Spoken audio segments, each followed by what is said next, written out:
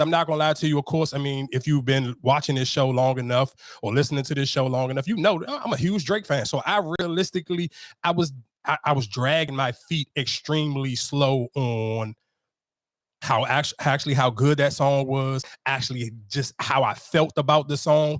And then after you watch it, and to me, I think it took over the weekend, and it actually, realistically, if I'm being honest, it took until the Indiana Fever and the Chicago Sky game.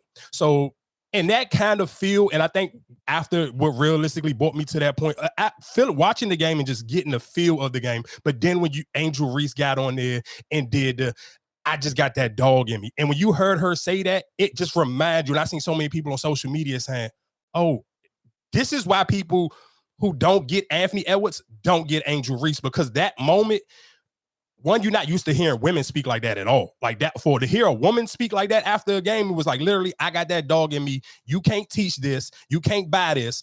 You just got to have it, and I got it in me. So to hear a woman say that, I was just like, that not like us. And I've seen so many people, I guess, get upset about, especially Drake fans, because I made a video, and of course, if you, especially on social media, if you just randomly catch one video on somebody's page, you don't necessarily know who they like or who they don't like. So you just make a comment, and people's like, man, they just dragging this song. It's just too much, whatever the case may be. But my only thing of it is like, bro, I'm a Drake stan. I really like a lot of his music, but I know now this song is bigger than just a Drake beef. Because literally, like I said, yesterday watching the game, my energy, I'm just so geeked up. I'm super excited. Like, oh my God, Angel Reese is literally balled out of her mind, and the entire world is watching because there's no other sports on.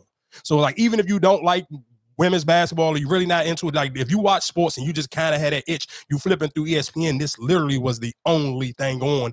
And I'm sure if you on social media enough, you had some reason to drown. Okay, like, cool, let me check this game out. People keep hyping it up. They keep hyping these two girls up, saying it's a beef, it's a rivalry, or whatever the case may be. Let me just go kind of really tap in. So tapping in, and I'm talking about, she set the stage so huge. And that's why when I sit here and say this song is bigger than just a Drake song, a Drake diss now, it's like even her coming in with the Juneteenth shoes. And the crazy thing is, I watched how a lot of people made a big deal about her shoes the Sunday before. She had the Joker shoes and it had the hi on the Johnson. People who don't know, Angel Reese is sponsored by Reeboks, and she has basically been having a young man out of Chicago customize her. Basically, the Allen Iverson, I want to say they called the questions, they the lows. It's basically the most popular Allen Iverson shoe, but it's the low-cut version of it. And she's been wearing it. He's been customizing the Jones, and people made a big deal about it when she had the Joker Jones. But I paid attention to how nobody really talked about the Juneteenth Jones. So going into that game, of course, it was literally Juneteenth was Wednesday. Most of y'all probably had off on Wednesday. So like I said, I'm tying all of that into the Kendrick Lamar situation, because you just watch it. Like, I seen people get upset because they was like, oh, why Russell Westbrook and why DeMar DeRozan and all of these people on stage with Kendrick, they from Compton, bro. They literally all from the same exact neighborhood. When Nipsey Hussle died and Russell Westbrook had that game, I think it was like, he had 20 rebounds, 20 points, and 20 assists. And it was like, and they from the rolling 60s, like all of that kind of just tied in together. So for you to think that Russell Westbrook or James Harden or any of these people who are actually from that area were going to miss out on that, you kind of just don't understand culture. And I seen, it was a video of academics, it was going viral. He was like crying, he was playing it, and he was like, I can't believe Russell Westbrook and all them on stage. But people, and it was a video going viral, and we was on Threads joking about it, and I reposted it and said, I never want to be a fan of nobody this much, especially a rapper. Maybe basketball or any form of sports is a little bit different, especially if you gamble. Because I can imagine gambling on my team, and if it's a Super Bowl playoffs, if it's a big game, period, and they lose, excuse me, you be sick. And then I got into a conversation with somebody on there, and the conversation was basically like, if you're supposed to be a media person, they were saying that you shouldn't have no type of bias. And I'm like, to me, the best media personalities have to have some type of bias, because that's where the passion comes from. If you don't have no bias, you can't realistically have no real passion about what you're talking about. Because if you're just like regular news reporting, and this is like, what's the elite news reporter? What's the elite radio personality without no bias and no real personal attachment to whatever they are speaking of? And I felt that way when it comes to just sports in general. Like, whoever your favorite sports announcer is, if it's from Stephen A to Skip Bayless or whoever, you know who their favorite teams are, because they speak more passionate about it. And realistically, for that fan base that they probably share a team with, it makes more people want to listen to them. It makes more people relate to them. Or even shit, you can look at it where any home team for any sports team, realistically, it trickles over because that's why you listen to the home team radio. Okay, well, this is the station where they talk about we live in the DC, or so this is when they talk about the Redskins or whatever. If you're in Baltimore, this is where they talk about the Ravens. You listen to those shows more often because they talk about your team. So I feel like you need some type of bias. Now, that what Academics was doing when he was on the live stream, I would never do that. That to me was like, bro, you were just being ridiculous. Like, Drake music can't really mean that much to you, one, because dog, you sit in the house all day. Like, you don't really have no real women attachments or nothing. I can't tell somebody how to feel, but just from what we see of you via live stream, what people know of your dating experience, Drake music can't mean that much to you for you to sit here and be able to not understand the Not Like Us. And I listen to what I'm saying. I literally, what you talking about? This happened maybe a month ago. The heat of this beef now probably was almost like a month old now. I came over here and I was defending Drake. I was trying to speak up so highly of him, but I'm listening to that Not Like Us. And I'm telling you, after that game, and shout out to Lizzo, because he texted me, he's like, bro, where your Angel Reese video? Like, you got her to make a video for her. I'm like, bro, I couldn't make a video in the actual, like, literally as soon as the game was, because that's how excited I was for her, because it was like, I knew the world was watching, and I knew everybody got to see how good I actually already believed it. And that was one of those moments where it's like, and I can't wait for Marcus to get in here, because if we just talking to him on sports, like, if this year, if you actually listen to me, like, I'm kind of listening to Mikey, I'm going to bet. I told y'all about Lamar Jackson early when they last year, when they was going on during the offseason, he was going back and forth about the contract situation. I told y'all what was going to happen with him. He got the MVP. They went to the conference finals. Cool. So if you would have bet money just listening to me, you would have won some money last year on the football season. Basketball may be a little bit off because I'm super LeBron biased. And that's why I said I'm cool with being a stand for who I stand for. But even with the Angel Reese thing, I told y'all literally before the WNBA season started, it was a plus 3,500 too. Now it is literally a plus 600. Though I don't necessarily know how many of y'all actually gamble or even be looking into this stuff, bro, but that is a dramatic drop. For it to go from 3,500 to a plus 600, dog, is ridiculous. Like, that kind of realistically don't really happen for real, because they try to kind of almost feel, but again, this is when I was talking to Lizzo yesterday, I'm like, I get it, and I only get upset because I feel like Angel Reese is a black woman, and I do feel like black men or people as a general, we should kind of, when we have the opportunity to defend, especially if it's something only on social media, like, bro, it's nothing to sit here and defend somebody on social media. I'm not saying be in the comment section all day going back and forth with bots and fake pages, but still to kind of just help this woman have some grace. Because people did it, we could tie this into Sha'Carri Richardson as well, because people did it to her when she had her little incident with the weed or whatever the case may be, and people was trolling her, and then she's making everybody and their mother eat their words. And that's my point of sometimes where it's like, I get it, black people, we be cool with the jokes or whatever the case may be, and it's sports. So I'm not sitting here saying everybody got to be an Angel Reese fan, but when you can clear as day see, it's just, oh, this is just absolutely the white media bias, and they just tagging and telling on this girl and trying to paint a narrative for her to be somebody that she's not or who they want her to be. That's, to me, just the black man in me always will defend that, because that to me is just corny, because it's a difference. Like, if we just talking, like, you don't have to defend LeBron. LeBron is a grown man. I don't have to, you know what I'm saying? Like, so it's completely different. But we talking about a woman that's 22 years old. I'm going to always get defensive for that. So it may be a little bit different, and my passion for speaking on that will always be tremendously different, because this is still a black woman. I don't never want, to me, it just seemed very hypocritical. And I love to even just get to watch like Stephen A and Shannon Sharp. Like, man, it was smoke. Every dude who was on the Caitlin Clark side all year leading up into this game, or when they was picking just the week before, was like, oh, the flagrant foul, and they kept using the word jealous and all that. And because realistically, and again, that's why I say I'm not mad at everybody. If you don't watch the WNBA, cool. But my thing of it is, if you don't watch it, then don't hit here and hit me with the takes that I know that you heard from somebody else. And that's what always used to get me upset with Marcus or anybody else who was kind of trying to pick the case. You don't actually watch the games. So you're speaking from whatever you heard somebody on a network that's ran by white people told you to hear. Like, this is the narrative they painted to you. So now you had this is the only sporting event on TV, and this is on the biggest sports network. No, you had to sit here and actually watch this girl take this girl to hell. Her and a whole team, she literally took their entire soul out the building. And that's what I mean with that Not Like Us. You gotta, and that's why, and then when I was telling people on social, I'm like, I don't never want to argue. I'm not here to argue and debate with bots and white people. I don't want to make y'all agree with me. I'm talking to my people who are just being super misled because you're not paying attention. You don't even care about the game. So if you don't care about the game, just don't talk about it at all. I don't talk about baseball. I don't talk about hockey. Don't talk about tennis. I don't talk about golf. Stuff you don't care about, then just don't talk about it. But don't sit here and try to pile on a black woman because you don't care about it. So the easy thing is to open like Caitlin Clark better. And shout out to Lizzo again for I respect somebody who can say, bro, I was dead wrong. I thought this girl was a hater until I actually watched the game. And I literally watched this girl take this whole entire team, put them on her back, and take the soul of the other team. And that's what I'm talking about when I said not like us. I literally, after that game, I ran for 3 hours. And I swear to God, I've never in my life listened to that much Kendrick Lamar. Because I'm not hearing the Drake diss part. I'm not listening. Like, of course, the certified lover boy, certified pedophile, wop, wop, wop. You hear that little part, of course, but I'm not still...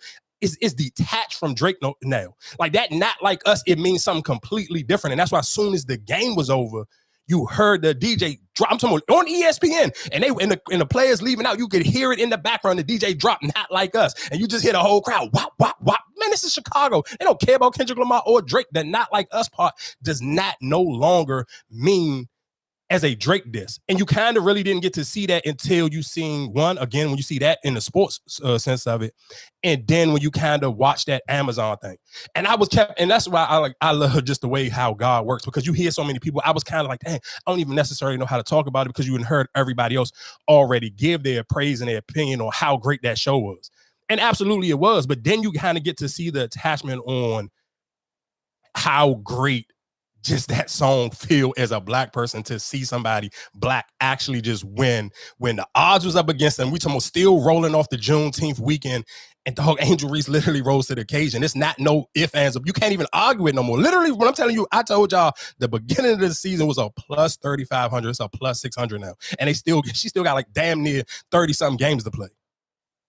So it's not going, and she's literally on a 8-game streak of doubles. And the crazy thing is when you hear people try to, and I seen somebody tweet this and like, I hate the Steph Curry era basketball. If you've been listening to this show long enough, you know I hate it. I can't stand it, but I've seen other people kind of sit here and when you watch the game, and a shout out to Skip Bayless. Because let's be clear, and I am one of those people who is like, I can't keep even following and seeing people's takes where it's like you bashing this girl and it's not nothing to do with basketball, because it was that foul last week or whatever the case may be, and they was just dogpiling on Angel Reese. But then again, like I said, Skip Bayless probably had, to me, out of all the sports shows that I listened to today, he had the best takes. Him and what's my man's name? Keyshawn Johnson.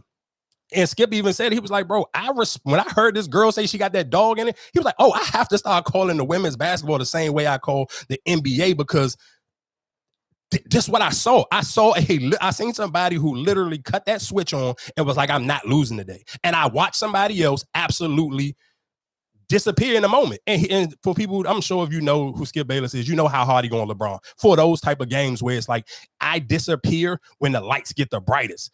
And that's basically what Caitlin Clark did. And when that girl, after the very first game, she said, what do this girl do besides shoot threes? And realistically, if you watch that game, that's what happened. Like literally she took, I want to say, let me look at this stat line, because my homegirl sent me these Jones. She literally took, 11 threes. She literally took 11 threes yesterday. She made 5, and that was it. Like that's my thing. She live and die on the 3-point line. And don't get it twisted, she had a great assist game too. But when it came to the fourth quarter, and when I say she disappeared, it was like, what else could you do to kind of help your team? You lost a 15-point lead. You was going into the fourth with a 15-point lead, and you choked it, because you bring nothing else to the table. And I think that's what people kind of realize. And I know a lot of people still kind of want to harbor on that, because it's like, it's easy. To me, that's the easiest thing. If we sit here and say, man, we get 50 people, just random people, be like, hey, can you try to shoot a 3? They do it like, if you go to any basketball game, they can just pick random people out of the crowd. Hey, if you can hit this half-court shot, you can win them $10,000 or whatever the case may be. And you see a lot of people miss it, and then you may see one person hit it once in a blue moon. But that's something you can do. I can't pick 50 random people out of anywhere and ask them to. You can't cut that dog on, dog. It's either in you or it's not. And to see it actually live in action, I was just excited. As a fan, I was just like, damn, I'm right. And you love to be right on the national stage. Y'all heard me talk like this when it was the Ravens versus the 49ers on Christmas. Like those moments as a sports fan or somebody, when I always tell Marcus, like, it's cool to have, you got to put your takes on whack. You got to have takes where people can literally and be like, oh, I heard this already before. I knew this was going to happen. I listened to somebody tell me this was going to happen, and then it happened. And that's what I'm sitting here saying. If you still in your mind think Not Like Us is a Drake song, I told Lotus, and when I posted, I said, I'm going to talk about, dog, Not Like Us is not just a Drake diss no more. That is a black person's just like theme song right now. When you just literally overcoming the odds of whatever people counted you out and felt like you couldn't do or you wouldn't be able to do, and you get to do it. It's that underdog feeling, because realistically, of course, I love Drake like everybody else love Drake. Drake was the megastar. He was the superstar. And that is the anthem that kind of sit here in the underdog won. This is America, bro. Everybody loves the underdog story. If you watch the NFL draft, you listen to any boxing thing, when they talking about tanking, he coming out to the ring, they tell you, but like, oh, he's from Baltimore and the poverty of this, that, and the third, and he had to sleep in shelters. They always paint, and that's something that I pay attention to. And listen to me, when y'all, for any time when you hear me talk about sports, know that I watch and listen to have commentary from what I'm watching. I'm not just watching just to watch. I'm watching to see what I'm going to talk about. How can I use this talking point from even just the way I'm breaking it down? I'm watching to actually have content. I ain't watching just to watch the game. So it's not, I watch from a different place. But when you literally hear, just go back and watch any NFL draft. That's all they tell you is how poor these people was, how they only came from a single mom. Even with Jason Tatum, and he got a commercial that's going on right now. He was saying, I'm doing it for my mom. She had to work this many jobs. Everybody wants to sell you the poorest story they possibly can, because that's a part of the American dream. Anything can happen in America. And then that's when you see that little Angel Reese thing. Like, I just love so much to watch how many people had to backtrack, because realistically, I'd rather you be honest and say, hey, yeah, I do work at ESPN, or I do work at this station, and I just ain't really watched enough games. So my takes is only going to be kind of like headline things where it's like almost like shade room commentary, but it's supposed to be about sports. And people, I know it will be disheartening, because you figure, hey, I watch these sports channels and I'm thinking I'm watching it for people who watch the game better than I do, or maybe know an insight about the game that I don't do. But I think realistically, and I've been telling y'all this for a while now, these people just got good jobs. That don't necessarily mean that they watching from a different point of view. And then sometimes when you can tell when that thing is painted, that narrative is painted a lot, and it's a difference when you get to break it. But like I said, shout outs to Angel Reese. Kennedy Carter had a great game. I believe she had how many? She had 23. Angel Reese had 25. Cardosa had 16 and 10 boards. Angel Reese had 25 and 16 boards. Man, Mayberry stunk up the place. And this is one of those things when I was talking last week about, or even just a couple weeks ago when they was about to play the Mystics, and I was like, I wasn't going to the game because, the God play on the Chicago Sky. They just take too many shots. Perfect example. Angel Reese literally only took 12 shots the whole entire game. Mayberry shot 10 threes. She was 1 from 10 from the three-point line, and she took 14 regular field goals. So she literally shot the ball 24 times. Angel Reese only shot 12. This girl had Mayberry had 6 points. Angel Reese had 25. That's my point of just, this is your God, and they just jacking up the ball, and that was kind of getting frustrated. So you got to actually see the difference between somebody who can kind of almost dominate their own stats if I'm Caitlin Clark, because I got the ball in my hand more often, than somebody where it's just like my gods are just jacking up bad shots. And that was the perfect example. So I am glad that the rest of the world actually got to see just that much of just how those two teams are totally different, but the better player just showed you they was the better player. And I just pick whatever your favorite sports, and please just go to their Twitter page. And that's what I love about Black Twitter. Black Twitter ain't gonna let you know nothing, because Stephen A. Smith, let's be clear, Stephen A. Smith is about to get that bag, or trying to get that bag. ESPN offered Stephen A. Smith $18 million a year. And I'm not going to lie, I was like, oh, this is why Stephen A. be walking and talking and acting as arrogant as he do, though. To make $18 million a year to talk about sports is probably every sports fan's dream, because that's damn near almost like you was a professional athlete yourself. And he declined because he said he wanted $25 million. So I'm not mad at Stephen A. for sitting here walking it like he talking and smelling himself the way he do, but ain't nothing better than watching black women and black men join together and sit here. Absolutely, dog. Shannon Sharp was in shambles yesterday. He was tweeting for it to save his life. What you mean? I wore Angel Reese's varsity jacket on my nightcap show. Did you missed that episode? And niggas was like, bro, nobody care about you wearing no jacket, dog. We heard you on First Take, and you ain't defend this girl the way you were supposed to. Now you sit here trying to call out her stats and tell me what an amazing game we just watched. Like, niggas ain't trying to hear that, dog. You could have rolled for this girl. She literally 8 games in a row, doubles, and not the Jason Kidd shit. And y'all know I say that all the time, even when I make my videos about Angel Reese. I'm not talking about 10 points and 10 rebounds, bro. She is literally right now, damn near the last couple of games, she almost going to be literally like 15 and 15. She's literally only behind Asia Wilson. And real quick, when we can get off of sports in 2 seconds. Sunday game was for the culture. Thursday game, when they played the Las Vegas Aces, I promise you that's going to be the game that she's going to solidify herself as a real live WNBA star. And like I said, I know most of y'all haven't watched enough games, so you don't understand. And I always tell you, just all you got to do is Google the girl highlights. She don't have a highlight on nobody who ain't a Hall of Famer. So I don't hope you sit here and think that when she go up against the Las Vegas Aces, ain't going to be no back down, dog. She gonna know that's the time for her to pipe up. Remember when she's literally, you talking about the other team that was in the championship, the Las Vegas Aces won. The person who won the MVP last season in the WNBA was Breanna Stewart. And shout out to Breanna Stewart. You look crazy thing is some people, why people always be like, damn, why do white people love Caitlin Clark so much? Have you ever heard Breanna Stewart talk? One, her name is Breanna Stewart. A nickname is Bree. Think about Breanna. Breanna is a black woman's name, dog. For a white woman to have a goddamn name as Breanna, I'm not gonna lie to you. Her parents kind of set her up to kind of be almost a nigga without people knowing. Nickname Stewie. When she talks, she sounds like, if you close your eyes and I just sit here and play a clip of her talking, it's going to sound like a black woman. She's a gay white woman. You know what I'm saying? So I understand. I'm not mad at middle of America for the reason why they ride for Caitlin Clark. I get it because I pay attention, and I understand stereotypes. I get it. I tell y'all all the time, even when it comes to the Trump people and how heavy they are in the Bible and this, that, and the third. I understand why a lot of middle of America rides for Caitlin Clark and don't ride for some of them. Because is Caitlin Clark better than Breanna Stewart? Ain't no way in goddamn hell. But again, this woman is a white woman who can boogie like a goddamn dude. And her name is Breanna. I'm not a person listening. If I tell you somebody's name is Breanna, you're gonna think it's a black girl from somewhere wherever.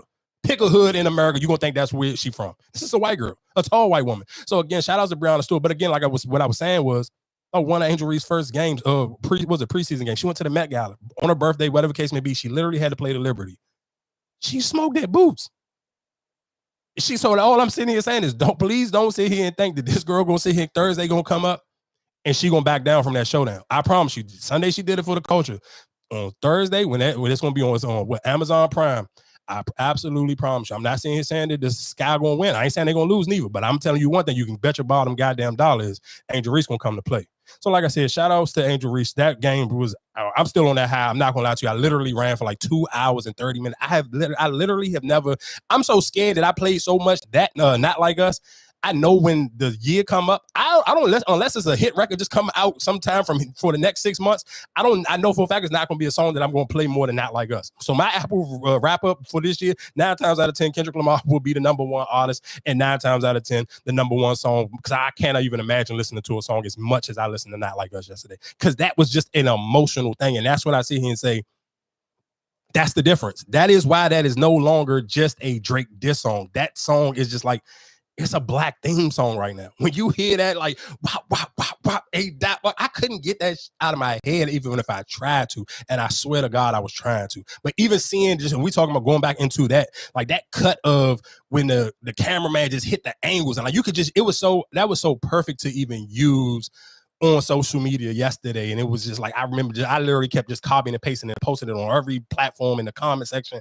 Oh, this is for Angel Reese and Angel Reese only. Big Reese F them up. Wop, wop, wop. I swear to God, I wish I really was that technical, sir. The way they be doing that little Uzi jump when he walked out and they be putting different people on that body now, or how they doing with the Chris Brown jump now on TikTok. I swear to God, I wish I knew how to do that for Angel Reese and that Kendrick Lamar jump, because that shit goes absolutely perfect with just that game and that response. So again, to all the men who was listening, you've been listening, and just listen to what I tell you. Niggas told me that Angel Reese was a role player.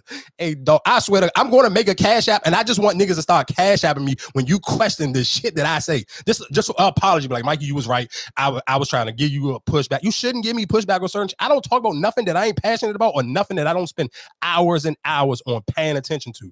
I don't just think about the shit I do. It's a million things going daily on the world. I don't talk about them, because if I don't care about it and I can't give you this level of conversation, I'm not going to talk about it.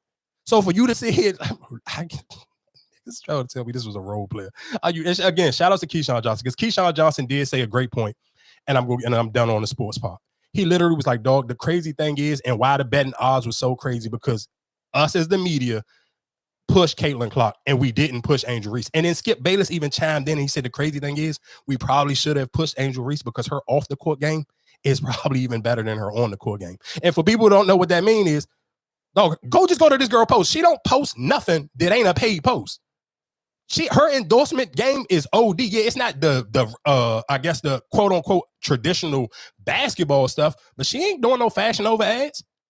Her Jones is like some big name brand stuff, like some top designer situations. So again, what I'm telling you, and I appreciate it when Keyshawn Johnson said that, and he would just end it. But for men, I think a lot of men were so enamored by that conversation. Her very first words out of her mouth was, "I'm a dog," and you can't teach that. If for any man who paid, and that's what I paid attention to, most men were so hung up and so amazed. That's how she addressed herself, because women just don't do that. Like, that's not a word or a term, because men be even scared to even say that when they talking about women, because you don't want it, because of course, you know, the female dog and the B word and stuff like that. So you kind of be very conscious on how you address these women and the verbiage that you use about them. So to hear her say that, they was in awe and they were excited. Again, I can't even apologize, because I feel like if you listen to this show enough, you ain't nowhere in hell Angel Reese played that game and you thought I was coming in here to start this show any other goddamn way. I do like the way that I spent it on the Kendrick Lamar thing, and that is absolutely sometimes why I do believe I'm just one of the greatest of all time to sit here and get on one of these microphones. So we're gonna switch these topics and get into some women conversations, and we can get into that plumber who lost his job. It's definitely a lot of regular stuff to talk about.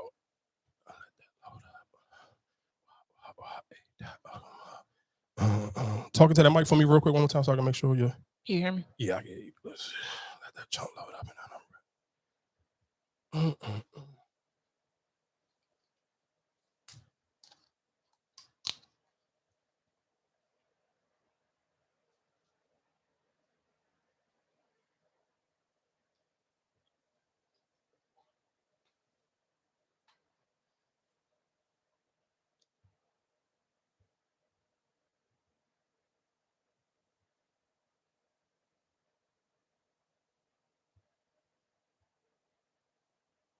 See just a little bit. And since you want to come at everybody over here, I'm going to get at you too.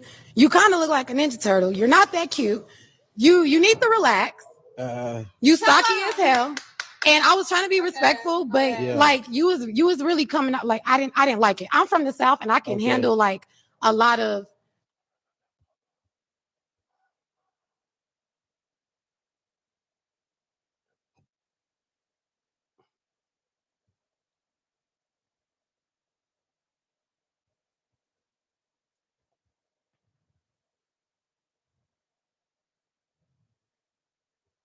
Okay, because last week we did talk about the dude running off from the Philadelphia Eagles, running off after not paying the girl for getting some cheeks. So she went on no jump. And this was one of the reasons why I always kind of tell y'all, I can't never really get mad at Adam, because who else gonna get this girl? Who else was gonna go to find this girl to give her on an actual real platform and give her a microphone to sit here and tell this story besides Adam 22? Fast, I was like, whoa. As soon as he got out the shower, he got dressed real fast. I said, that's a telltale sign. That's a red flag on the flag. Where the fuck are you going, sir? Where the fuck are you going? And that was that, Adam. Like, yeah, it got serious up in there. I'll be standing on business. Okay, so he sprints the fuck out of there, and then you guys take off after him to make sure you get the clip. I don't know why I was running after him, Adam. I was so pissed.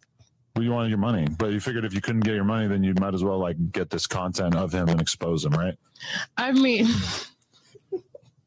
no, it wasn't to expose him. It wasn't to expose him in any way. I really was pissed at that point, and it was just like, what else is there to do? Like, I never have niggas do shit like that. He got dressed real fast. I was like, whoa. So, I mean, of course, we don't got to really revisit the conversation too much, but I do like Adam's questioning, because he kind of realistically called it out. Like, all right, so he ran off with the money, but you said, screw it. If I'm not going to get paid, I'm at least get some content out of it. And which she did. And you had your moment. And hey, now you on No Jumper. You take that for what it is. I mean, I guess if you like No Jumper's content, you do or you don't. But I mean, I ain't mad at her for going on there. And I ain't mad at her for even recording it, because it's like, I mean, we live in the world where we always kind of talk about, and one of Marcus' favorite things is the algorithm. And that is something that's going to eat the algorithm up, and it's going to have people feeling some type of way. So I ain't mad at her for getting her little 15 minutes of fame. You got thoughts on that one? No, just what other reason would she post it if it wasn't for, I guess, to get the content? Or to expose them. Yeah, of course. So and it's so crazy that I found this. Is this the jump? Hold on. Oh yeah. So it was crazy because it's a tweet that was going viral of a dude sitting here saying he paid. I think it was a woman who tweeted and she said, I went out on this date with this dude and he took a picture of me and he tagged me and posted it. So and this was their first date. She's like, we on the first date? Boom. He took a picture and he posted and he tagged me. So she felt some type of way, but then it was so crazy that it's literally a comedian. And I'm gonna play this clip of this comedian where she was literally talking about this, and then we can kind of tie that in and get into the whole conversation of tagging people or how long it take, or it was that out of pocket for that dude to take a picture and tag that lady. Post these niggas. Don't let these motherfuckers play with y'all. Shit. Oh, y'all cute in the front. Oh, y'all cute as fuck. When the first time you posted him? Oh, she ain't posting yet. Girl, fuck that. We finna post them today, bitch. We gonna post them today. Fuck that. I got it. Don't worry about it.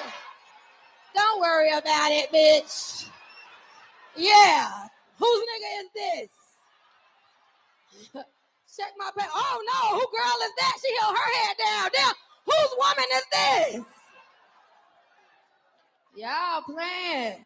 How long? When the first time you posted him?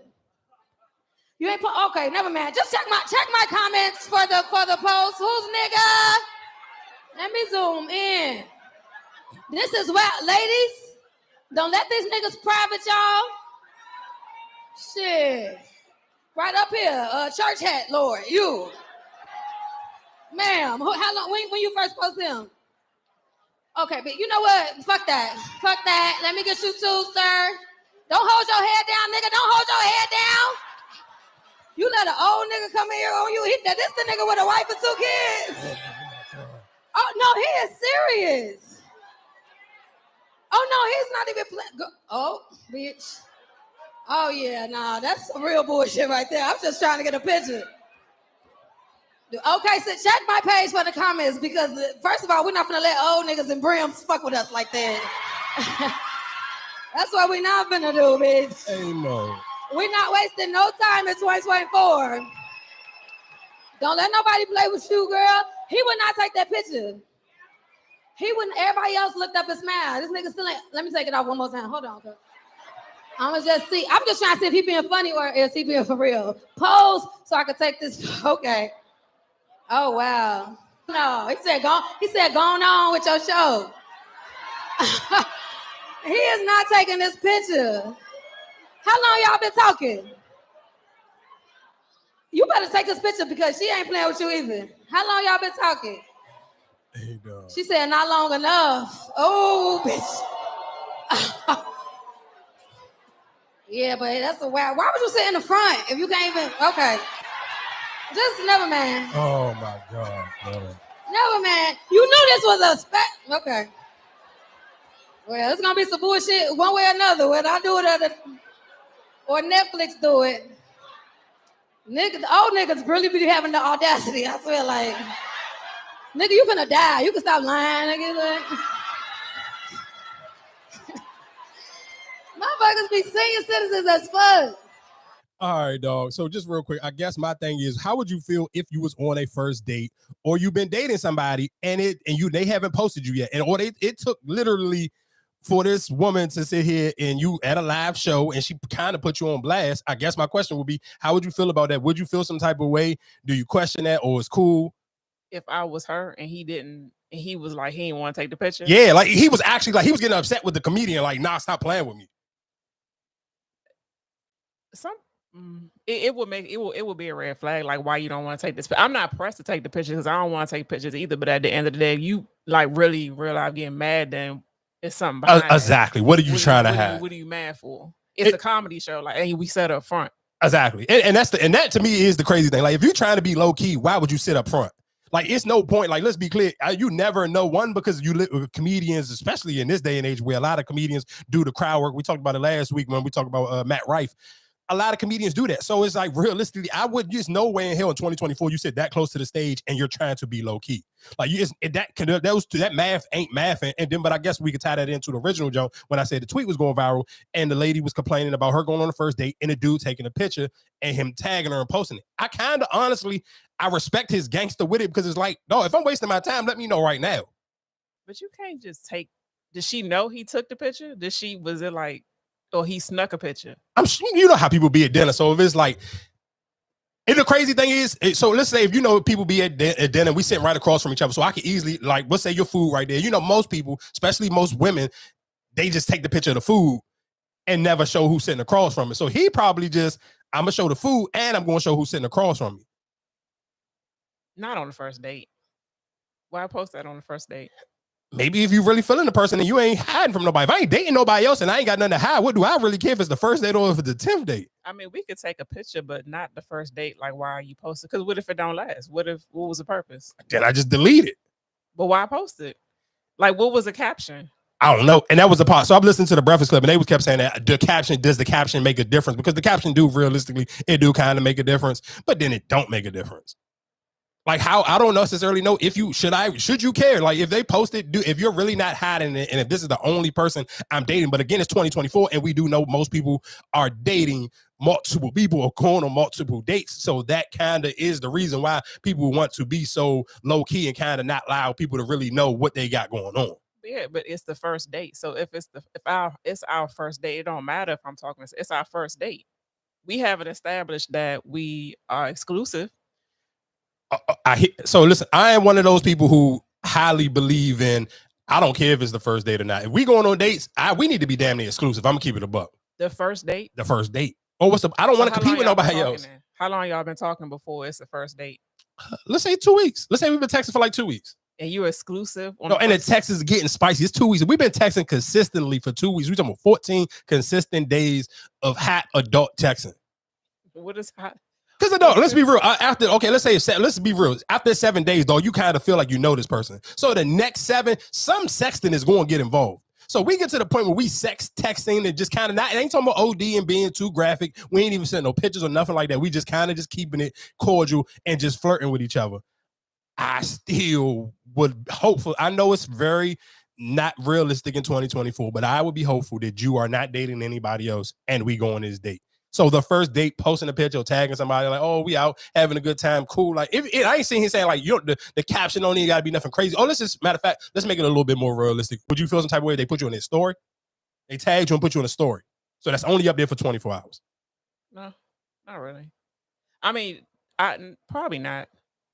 Because I don't have nothing to hide. So that's my point. I feel like if you don't have nothing to hide, there should be no room to actually get upset. But if you got stuff to hide, then it's a little bit different. But I feel like it's weird. Like this is our first date. We've been talking 2 weeks and we go on a date. Like how much do you really know about that person? But okay, so I did hear. So I heard this again. We're on the Breakfast Club. But Charlamagne was like, "But people do that all the time with just random people in the club. It's like, so you sit here and y'all just turn it up and y'all, oh girl, your outfit look good. I see you twerking." Or somebody recorded you and they be like, "Oh, you want me to sit here and tag you on this video?" And people do it all the time. That's why I say if it's in the story, it's a little bit more. I'm just out having a good time. It's not that deep. It's gonna be gone in 24 hours. Because like you said, if you don't have nobody else to I guess they're gonna question you, it really don't matter. No, but to me it's kind of weird. It's still weird. Like it's our first date. Like why are we posting? Why are you posting me and tagging me?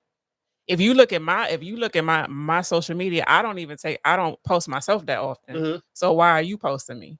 I'm gonna go like, girl, you saw he post me, and we gonna laugh about it because it's our first date. But so if when you take it to the group chat and you put it in there, girl, did you see him post me? What do you think the response will be? Like people will call him a creep, or people will be like, damn, that's kind of tight. No, that's a creep. It's the first date. It's the first date. Now, if it's the first date and we've been talking for a month or whatever, and we've kind of established something, then that's a little different. But like 2 weeks, what we know about each other in 2 weeks?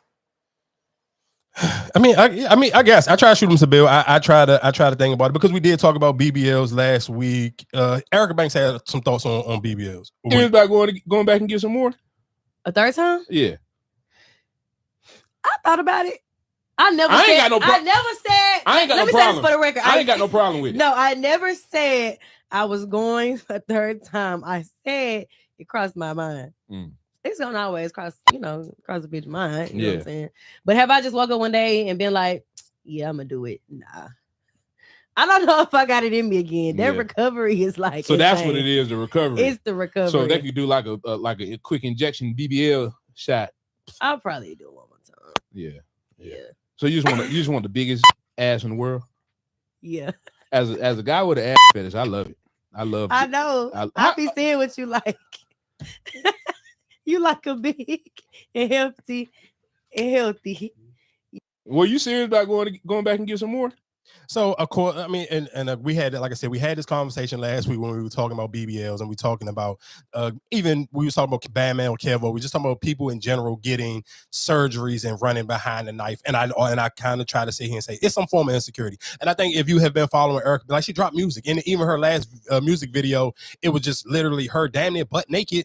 Like it was like a rap song playing in the background, but it literally looked like you could have almost been watching somebody's OnlyFans content. And that's my thing where it's just like, bro, are you a rapper or you want to just like, you want to create freaky content and put music behind it? Because I mean, that's what it almost feels like. It's like, bro, what do you need so much surgery for? The surgery is not going to make people like your music better. But when is it too much? Because the videos that I've seen, like it looked like it's too much already. Yeah. So when is enough? But that's my point. So when that goes back to the conversation we was having last week, where it's like, no, you can tell when sometimes, realistically, let's be clear. When I said it last week, body dysmorphia is a real thing. And hiding behind, even when working out too much, it be dog. Like sometimes you may see dudes in the gym, pause no homo, who be huge. Like these niggas be jacked up, walking around, literally looking like The Rock, and you be like, damn, nigga, what you still in here for? Especially when they in there on the weekend. It makes you be like, oh, bro, you have body dysmorphia or you have some insecurities that because you don't need to be in here, but you in here on a Friday night. So it's just like something, and that's why I always talk about that. I think that is, especially for men, I get for the normal man, that's where they kind of deal with their insecurities a lot, is in the gym. And I'm not saying, speaking it like I don't have none. I'm speaking on it from somebody who deals with body dysmorphia, somebody who deals with their own form of insecurity. So you sit here and can peep when other people have it. And I think the sad thing is when women can be more honest about why they actually get those surgeries, then I think the conversation can develop to be a different conversation. But because so many women try to make it like, nah, I just want this fat old ass because I want to have the biggest ass in the game. Yeah, for what though?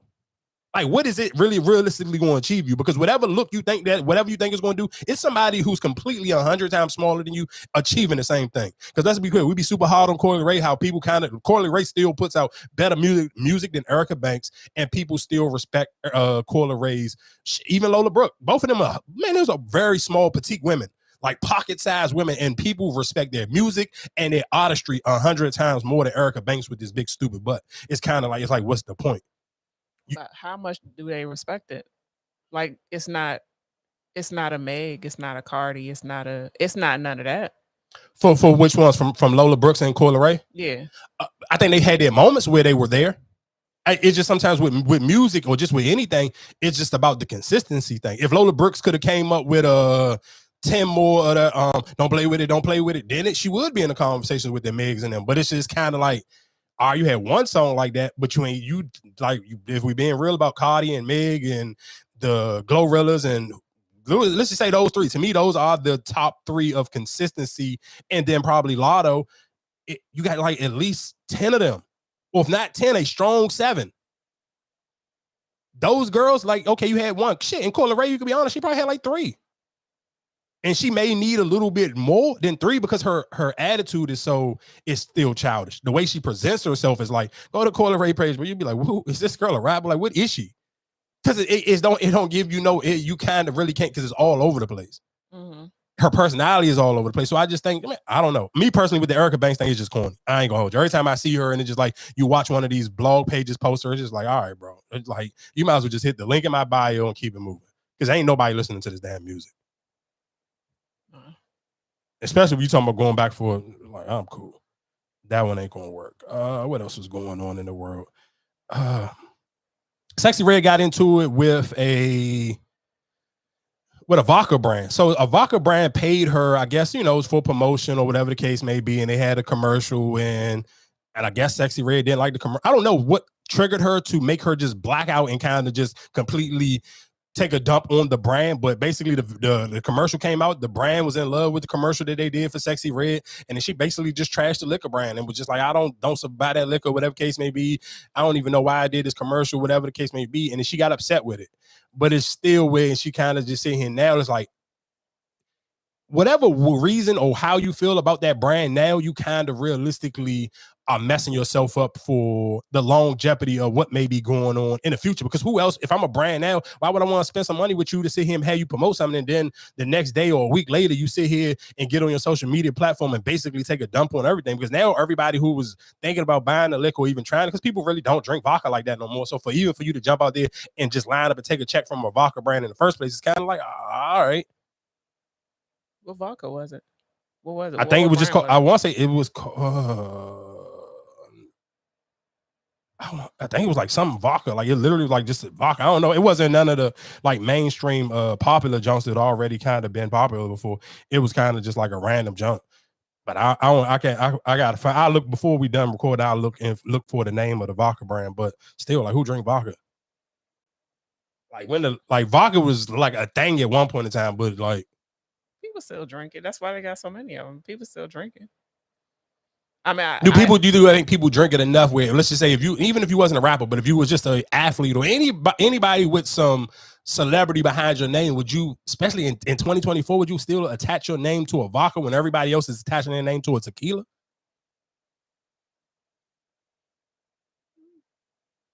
I guess. Like, if you just really think about it, like realistically, most people attach their name to, you think about from the Kevin Hart's to LeBron James, whoever, most people, especially 90% of celebrities now is either a tequila or a wine, or it's both. It's a tequila and a wine, or a cognac, but it ain't no vodka. Like vodka is kind of like crazy. Like I ain't really like the last three big vodkas was Grey Goose, Belvedere, and Belvedere was when Jay-Z and then was endorsing it, and then Ciroc with Diddy. Like I don't know too many other vodkas that kind of like, and I'm sure people just, if you really a real drinker and you into making mixed drinks or whatever the case may be, what is Fireball? That's like a vodka or something? No, that's like a whiskey, I think. Oh yeah, so all right, so yeah, so that's my point. Like I don't even know too many people to do anything with that, but we ain't got to stay on that story too long. I did talk about this plumber who lost his job, so I do want to play the clips of this. So it is a plumber, and where is he located? I thought they said where he was located at. I don't see it right there, but he lost his. It don't say where he from.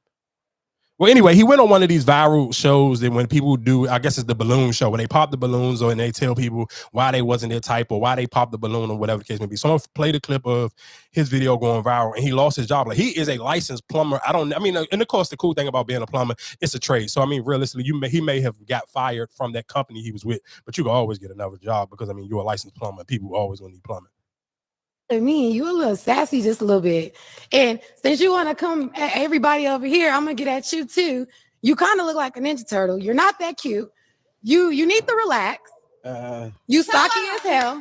And I was trying to be respectful, but like you was really coming out like I didn't like it. I'm from the South and I can handle like a lot of criticism and stuff like that. But the way you was coming, you just ain't like you got it all like that. And I guarantee you probably got a roommate at home and it's just not giving anymore. Yeah. Well, let me say this, Queen. I'm a licensed plumber. I do real estate and property management. I live downtown. So I live downtown. I stay by myself, Queen. You know, and you're not even qualified to be even dealing with me. Everybody not qualified. You definitely not. You know, if anything, it was one of these two. I wasn't even looking your way. You ain't the one that you wanted. If I seen, that's fine. That's totally fine. Okay. But one thing about me, I could pull 100,000 on the bank. Can you do the same? Get this man you can't do that. Daddy with me, you a little sassy. So he lost his job for that. I don't know why he lost his job for sitting here saying, was she not qualified? But then he even made a post and was like, trying to go viral for some clout when I lost my job. What was it? Was it like a... That was it. What I played was it. Was it a game? Well, like it was a skit? Or... No, it's one of those little YouTube game shows. So basically, it's a YouTube dating show. So you go on the show and it's called Balloon. So it basically, let's sit here and say if it's like 20 females and it's a dude and they trying to like see if they like each other, and they all got balloons. So if the women don't pop the balloon, that mean they like you, but the dude still get to pick. So he may pick a woman like she was just saying in that joint. It was a girl with a pink dress on. She popped the balloon. But that was the girl he was interested in. But so the other, like wasn't interested in none of the other girls, but the girl he was actually interested in, she wasn't interested in him. So it's just realistically just one of those dating shows that they kind of like, they be huge on like TikTok or something, but you know, they still post it on YouTube or whatever the case may be. I don't necessarily know how you can lose your job for something like that, because he didn't say, to me, he ain't say nothing crazy, he just said she wasn't qualified. Yeah, maybe it's a bad look on a job. Maybe they felt like it was a bad look. I don't. Because he didn't say nothing wrong. Maybe they felt like he was like putting her down. Black man, black woman. Black on black. Yeah, I mean, I guess, but it was kind of like they was putting each other there. I mean, like I didn't see the whole long clip. I'm sure because it went viral. It may be a longer clip where it was more detailed. But from that little piece right there, it did to me didn't just seem like anything too crazy to be like, oh my God, I can't believe that he said this. And he deserved to lose his job for that one. Like that was kind of wild. And then I guess if you got a job, bro, that'd be one of my things. Like again, we talk about that all the time. Just that. Is trying to go viral worth it if you got a real, like a career? Screw a job. A job is different. If you got a job, bang out, do your thing. We talking about, because I do think we have to sometimes distinguish the two for people. Like, I'm sure most people who listen, y'all know the difference between a career and a job. If you have a job, cool, do whatever you want, whatever you feel like, you take your risk, your opportunities, do whatever you got to do so you can feel like you can get yourself in a better situation. I ain't mad about that. But if you got an actual career, what you still trying to go viral for? Knowing that jobs they hire people to look at stuff like that, to like watch your social medias and.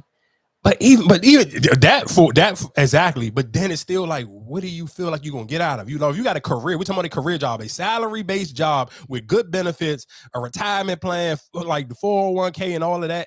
What are you doing this for? You know, 15 minutes of fame. Nah, you might be able to. Yeah, that one ain't gonna work. There's no way. I don't even want 15 minutes of fame if I got a career. What the hell am I gonna do with the 15 minutes of fame? It might be a career, but it might not be the career you're looking for, or you want it quicker. You want the money quicker than that, or you trying to open up a door to something else. You understand what I'm saying? Like you have that career to finance what you got a going dream on, or something that you really want to do. I just feel like careers ain't even that easy, and I might be wrong because I'm not a career person, but I feel like careers are a little bit harder to achieve. So I just don't. I guess I wouldn't understand. Excuse me, what's the purpose of getting a career job and then still trying to chase other stuff, like especially stuff where it could be controversial, like them social media things and trying to get viral moments is like, yeah, I don't know, dog. Is that one like really just worth trying to? Yeah, I don't necessarily know. I don't necessarily know if I would go sit here and go chasing waterfalls when it came to that type of situation. Where's this? Though he be going so crazy on people. Where my man at? Just blacking out. Oh, this is maybe. I thought I had it. Yeah, I might have did. Oh, did I may just gotta look for it a little bit later. But it was another clip of Birdman going viral. You can't really hear it in this clip, but you can a little bit.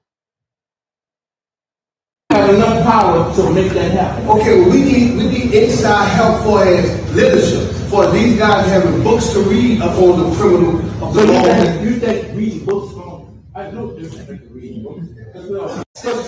So, of course, for people who don't know, Birdman was in a jail in Louisiana. He was going in there talking to some of the inmates. And basically, they was asking him, like, he was like, what you think y'all need to help yourself, you know, while you in here, to better your circumstances. And the dude was like, well, we need some books while we in here.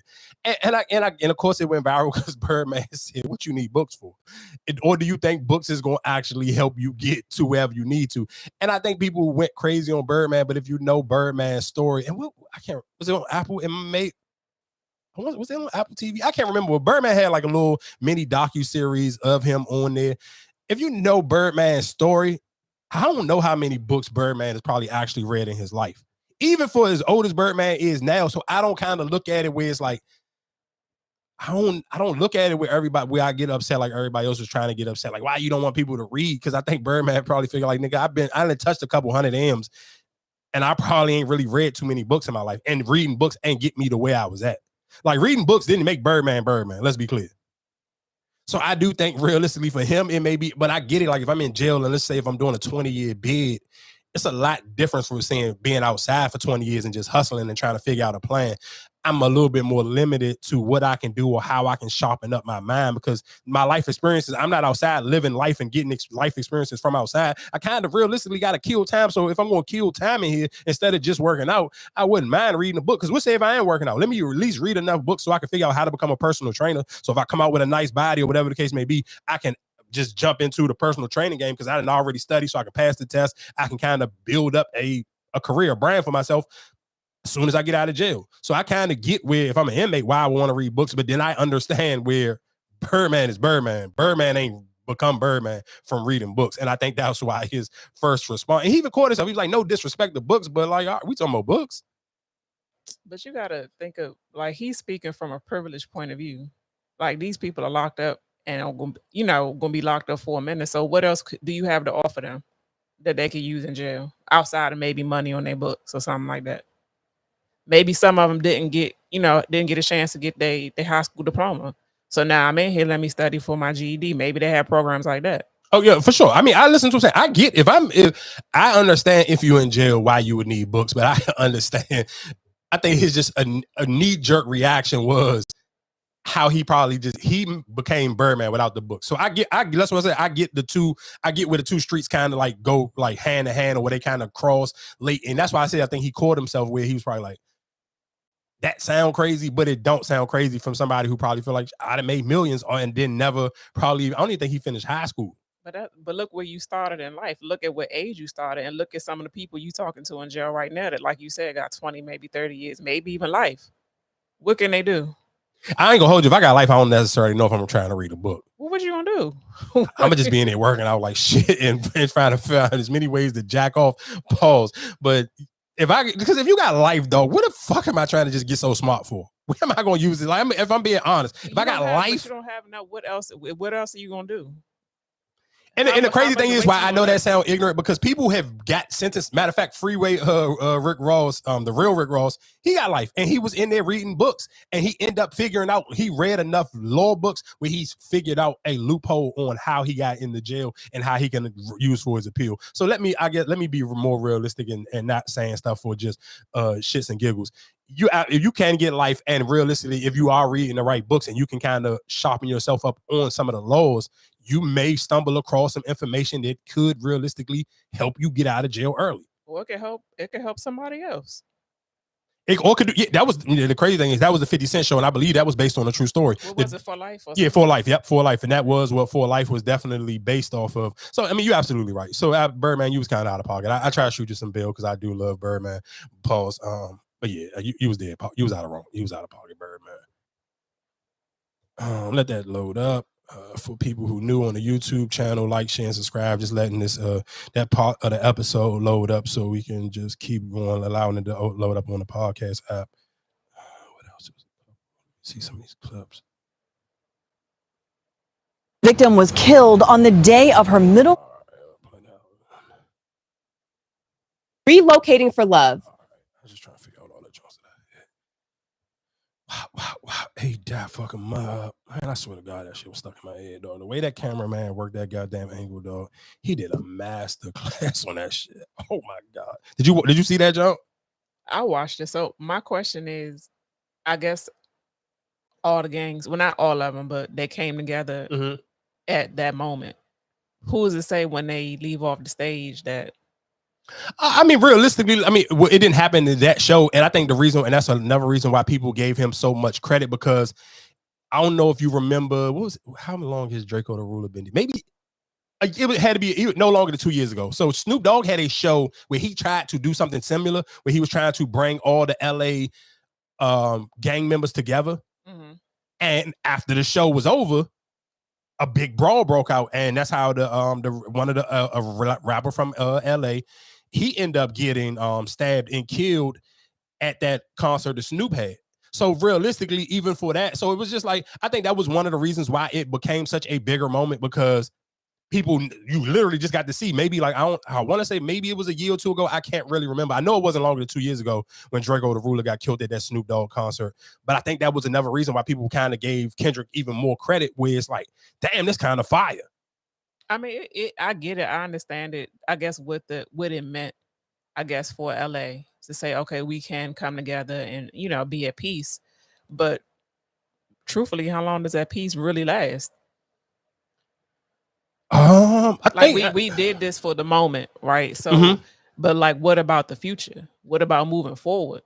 I think it lasts as long as people feel like it could benefit them. So let's kind of even look at it where it's just like, all right, while we all kind of get in a different spotlight and he's showing people love, or people got to see you on that stage, because it's almost just like performing at an award show where it's like, all right, you get to perform at the Billboard Awards, or you get to perform at the BET Awards, and you might not know some of these people. So now you're getting familiar with some of these names or some of these people you may not never heard of. So it's like, all right, if I'm a Crip from California, or I'm I'm a blood from Compton or whatever case may be, and we both got different areas that may support us differently. Let's kind of link up right now while we got the momentum, and let's put out a song together. But they not rappers. They gang members. No, some of them was rappers and some of them was gang members. So like realistically, most rappers are backed by gang members, or I mean, in the West Coast. But if this was the South, most rappers are backed by drug dealers. So it's kind of the same thing. It's like, yeah, okay, I may be a gang member and it may be a bunch of gang members on the stage, but I'm sure my little homie rap, oh, this is a big gang member from this neighborhood, this is a big gang member from that neighborhood. 9 times out of 10, most of them have a little homie to rap. Okay, I got it. So it's kind of like realistic, because trust and believe, if them niggas didn't have, if this was literally just nothing but gang members with no music ties or affiliation to it, they wouldn't all got on that stage because it don't serve me no purpose. But if I'm only a gangbanger, we just going back to what we just talking about with the careers. What purpose would it serve me to get on this stage with this nigga besides to send myself to fucking jail? If I'm only a gang member. If I'm only a gang member, me sitting here throwing up a set, and I don't know the laws in California, even how the gang shit it even work, because that was crazy too. Like if they gang members, why? I mean, I would assume they not, maybe the police not looking for them because it was only one dude I saw with his face covered up. Everybody else was showing their face, so they probably the attention's not on them. So and that's why I say I think that because most of we don't live in California, so I don't necessarily know what even, because I'm only thinking of course with my DMV brain, it's like I don't think you could get away with, hey, we're going to DC and I'm get a bunch of known gang members. And of course in DC, we don't actually like Crip and Blood gangbang, but you may claim your neighborhood. But I couldn't imagine, hey, all these big time whatevers from this neighborhood and that neighborhood all getting on one stage and the police not trying to lock nobody up after this was over. Yeah, that's what I'm saying. But they got away with it. So I think in California where it's kind of like, and it seems so crazy, but just think about every movie that we have ever seen from California and just general, from Boys in the Hood, Minister Society, the actual movie Colors, like they kind of all realistically not glorified, but that's a part of the background of shit. Even Training Day, when Denzel Washington went into the jungle, that's a real blood neighborhood. That neighborhood is designed exactly how it was on Training Day when Denzel went in there and said, "King Kong ain't got shit on me. I'm gonna put cases on all you niggas." Excuse me, that's a real blood neighborhood. Shit, the matter of fact, even on Snowfall, that same what's the nigga what was the nigga with the curly hair that played in the wood? Sully. Yeah, he was from that same exact neighborhood. And then think about on Training Day how it was, and it was the same exact way on Snowfall, because that's actually how that neighborhood is made. That neighborhood, the jungle, is a blood neighborhood. So I don't necessarily, like I say, I don't know what the actual law is in California, but just I'm not trying to use the word glorify, but it's almost damn near like they glorify gang culture because that is a part of. It's a part of their culture. Yeah, it's a part of their culture. So they don't shy away from it. So that's why you see it on damn near any TV show that's based out of California. Shit, even on Insecure when the nigga was he was a blood. Yeah. In the Easter building, it was kind of like, oh yeah, the blood, whatever. Like that was just a part of the thing, and that was just something small. And that's a show that realistically ain't trying to glorify nothing. They trying to just show you the black experience, but they still showed you like, oh, Easter's this cool such and such girl, whatever case me, she trying to figure out life, but her neighbor's still a blood. And I don't think he did it. It was done to glorify gang violence, like you said. It's just a part of the culture. It's a part of their culture, so they don't shy away from it. And I think that's what kind of make it cool. Yeah, I mean, so that's I figured that, but it's just like I didn't think of nobody up there being rappers like. Oh no, a bunch of them was rappers. Like even some of them, yes. Like I heard Schoolboy Q, whatever. It's like some of them, yes, but like the majority of them, they was probably just. Oh no, let's be clear. Some of the bigger dudes where it kind of just like you seen the brolic niggas who look like most of them niggas got home from jail. They had no shirt on with this strong nigga with the gang. Of course, no, them niggas are just gang members for sure. But I think it was a good. I mean, because even shit, look at Russell Westbrook and DeMar DeRozan, like they basketball players, but I'm sure they have some gang affiliation, even if they're not actual gang members. If you grew up in these neighborhoods. Even think about how Kendrick Lamar, even his very first album, Good Kid, Mad City, like I may not personally be in a gang myself, but I'm still gang affiliate. And nobody never knew because that was never his swag where he really never tried to glorify it, but he still never like YG glorified it. He never shied away from it. So like for the Russell Westbrook, that's not the NBA won't be like, oh, you shouldn't have did that. Like, nah, because I think because now you kind of, let's be clear, the NBA went crazy on John Wall when he was in a video, and I think John Wall from like Kentucky. So let's be clear, outside of California, it was still something. I mean, of course, we seen it again on Snowfall when they went to fucking where they went to Alabama and niggas was gang. Lil Rock. All you got to do is for people who too young, HBO, and it may be on YouTube. I'm not 100% positive, but I'm old enough that I seen it when it was on HBO. They had it was a HBO documentary. It was called Banging in Lil Rock. Lil Rock is crazy on the gang shit.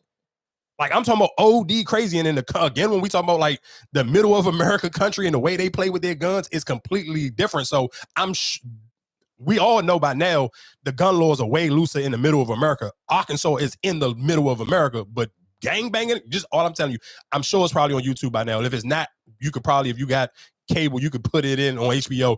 Banging in Lil Rock is a real thing. So that gang culture, the NBA went crazy on John Wall, but Russell Westbrook has been crip walking for a minute because even when whatever year he got when he got traded from the Wizards and he got traded to the Lakers, and his very first, soon as he got traded, he came home.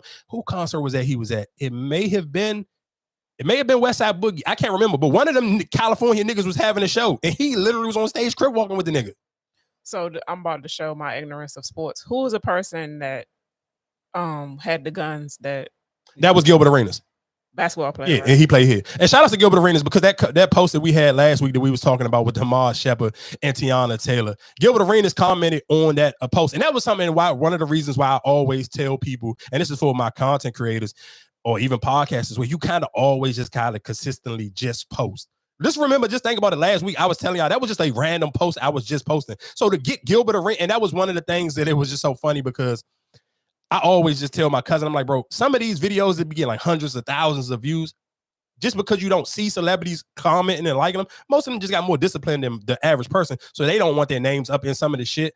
And my cousin was like, man, pin his joint. I'm like, the only reason why I wouldn't do it, because I'm not, like I told you, I'm not like DJ Academics. I'm just never going to be that much on some fanboy shit. But I still want to act like, nigga, this is a normal day in the office to me. But I was geek. I'm not going to be lie and act like I wasn't geek, like I wasn't screenshotting and sending it to my like immediate friends. Like that shit was tight to me, but it was just still like in the comment. I'm like, even when he commented on it, I was like, I can't even really, like, if this was a sports topic, I would debate the hell out of Gilbert Arenas. But because we talking about a basketball player who has literally smoked the courtroom when it comes to child support, divorces, and whatever, back and forth with girlfriends and money and shit, Gilbert Arenas is the undefeated champion when it comes to that. And I told him that in the comment. I'm like, bro, you are the king of getting over on women in the courtroom. So I can't debate you on this. I just appreciate you being a real nigga even commenting on this, because most people wouldn't. Because what did he say?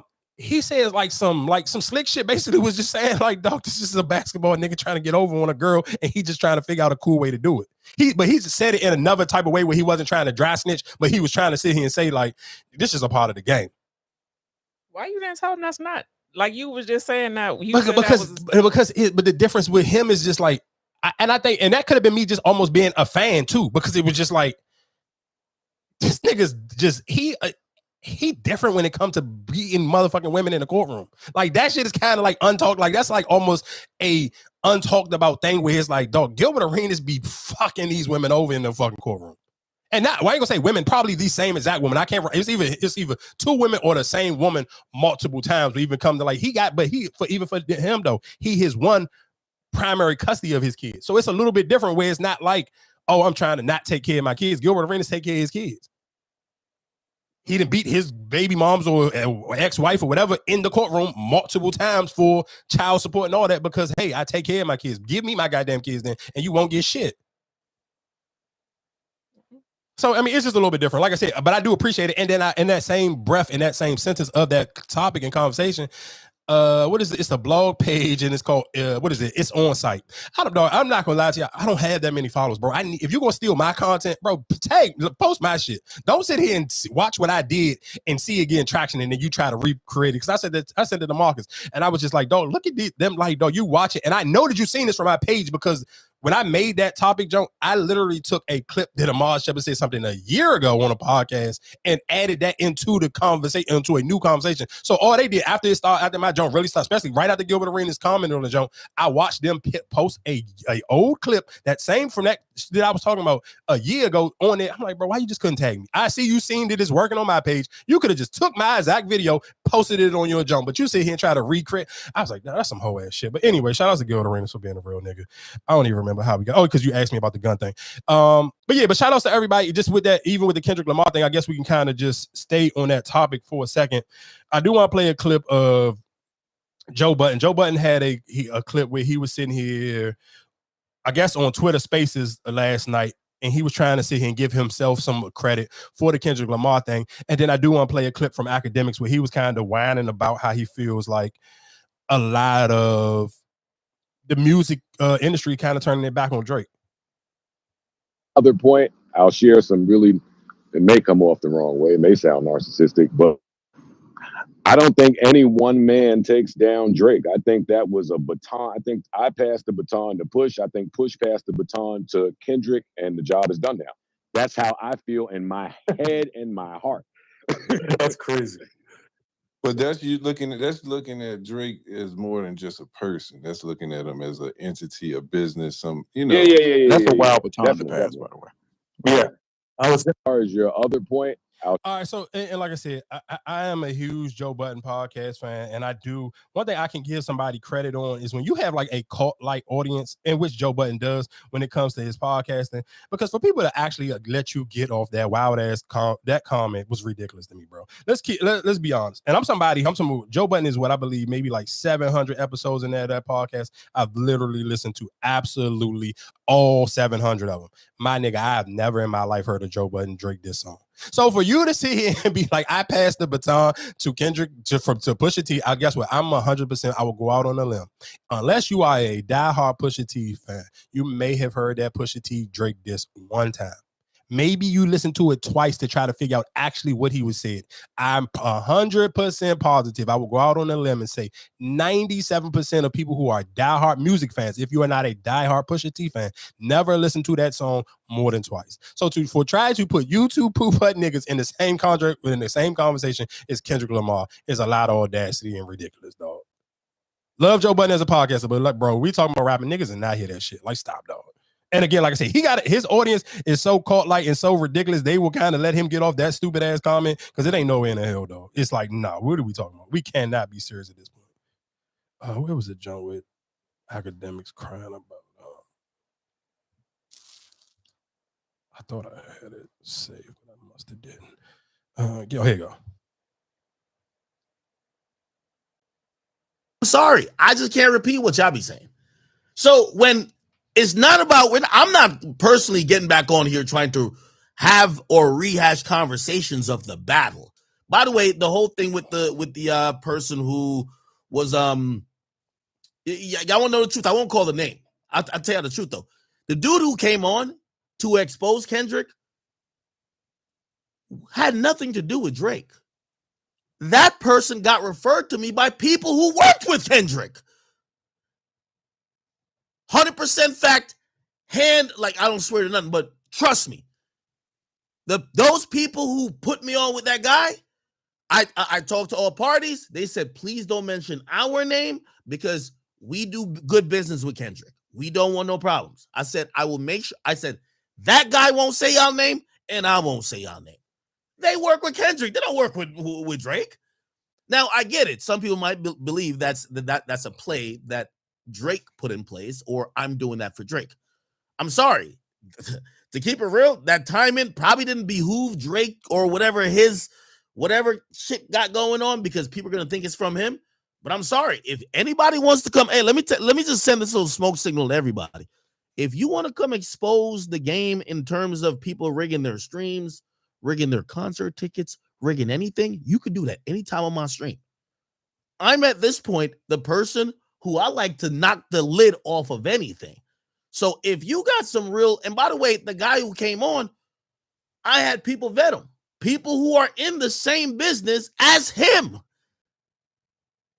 Keep in mind, who did I tell you put me with the guy? So So with all that being said, and I'm mad because I definitely played. I want to say I played the wrong clip. I did, but anyway, just real quick in that clip, and I'll play the right clip after that. I played that clip that I just played was Academics talking about. He had a dude come on his platform, and basically was sitting here saying he was paid like, I want to say it was something crazy. Was it like 3,500? I think it might have been like 3,500 or 35,000. I can't remember the exact number, but I know it was like 3,500 something. So it was either 3,500 or 35,000 to stream Kendrick Lamar's "Not Like Us." I want to say like 30 million times or something like that. It was something crazy, but he was basically sitting here saying he was a paid streamer to like boost up the streaming music. To me, again, when I'm sitting here saying like after, and I think this is something with nasty work when it comes to like Drake fans, it's like, that stan community is just weird because it's just like, bro, just take the L. Who really cares? Like, no, it's so. And I think sometimes even when I'm speaking, just like with the Joe Buttons or even just other older music platforms that I listen to, a lot of them don't, because they don't want to engage in with the newer artists. They be hung up on this conversation because I'd be like, bro, this shit is old. I don't want to even keep really talking about it. Like, who cares if you a Drake fan and you don't want to hear Not Like Us or you tired of people talking about it, dog? Don't pay attention to it and don't listen to the goddamn music, or don't try to be in on the topic. Like, I feel like Drake fans were trying to rain on people's parade, dog. And this is sometimes, I guess, when it comes to like with certain Drake fans, it's like you just may be a little bit more detached from just the black community, because even just the whole Kendrick Lamar performing on Juneteenth, it was like, bro, that Drake line in the Jones, like, you be rapping like you trying to free the slaves. That to me kind of like Drake almost literally he signed and paid for that goddamn concert himself off of that bar alone. I'm a Drake fan, and I can sit here and say the nigga said you rapping like you trying to free the slaves. Why would I not throw a concert when the slaves was absolutely free on the entire United States? And guess what? I'm not even a crazy history buff, but guess what? Let me tell y'all, ladies and gentlemen, it took Texas 2 years after the slaves was free to figure that out. That's why Juneteenth has been a bigger thing in Texas than it has anywhere else in the world. So for that, Drake to have that line, and then for Kendrick Lamar to do it on Juneteenth, nigga, that made no more sense than that. Drake put himself in that casket, dog. You gotta literally, that Kendrick Lamar concert was like going to somebody's funeral. Like, I don't necessarily know if you live out of the town or you live somewhere else and you never heard Shy Glizzy funeral. And the way he painted, and I told y'all about how I feel when I listen to that song, it just to give you an eerie feeling. But if you ever just kind of picture or thought of what a funeral would look like if you were just, bro, I literally felt like you was at a goddamn Drake funeral.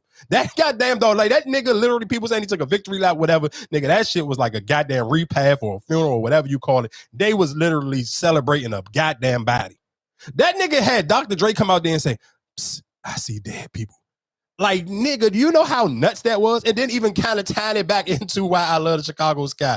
For Kennedy Carter, literally her very first tweet was, I see dead people. That type of shit right there. I'm sorry. That's why I like Lamar Jackson.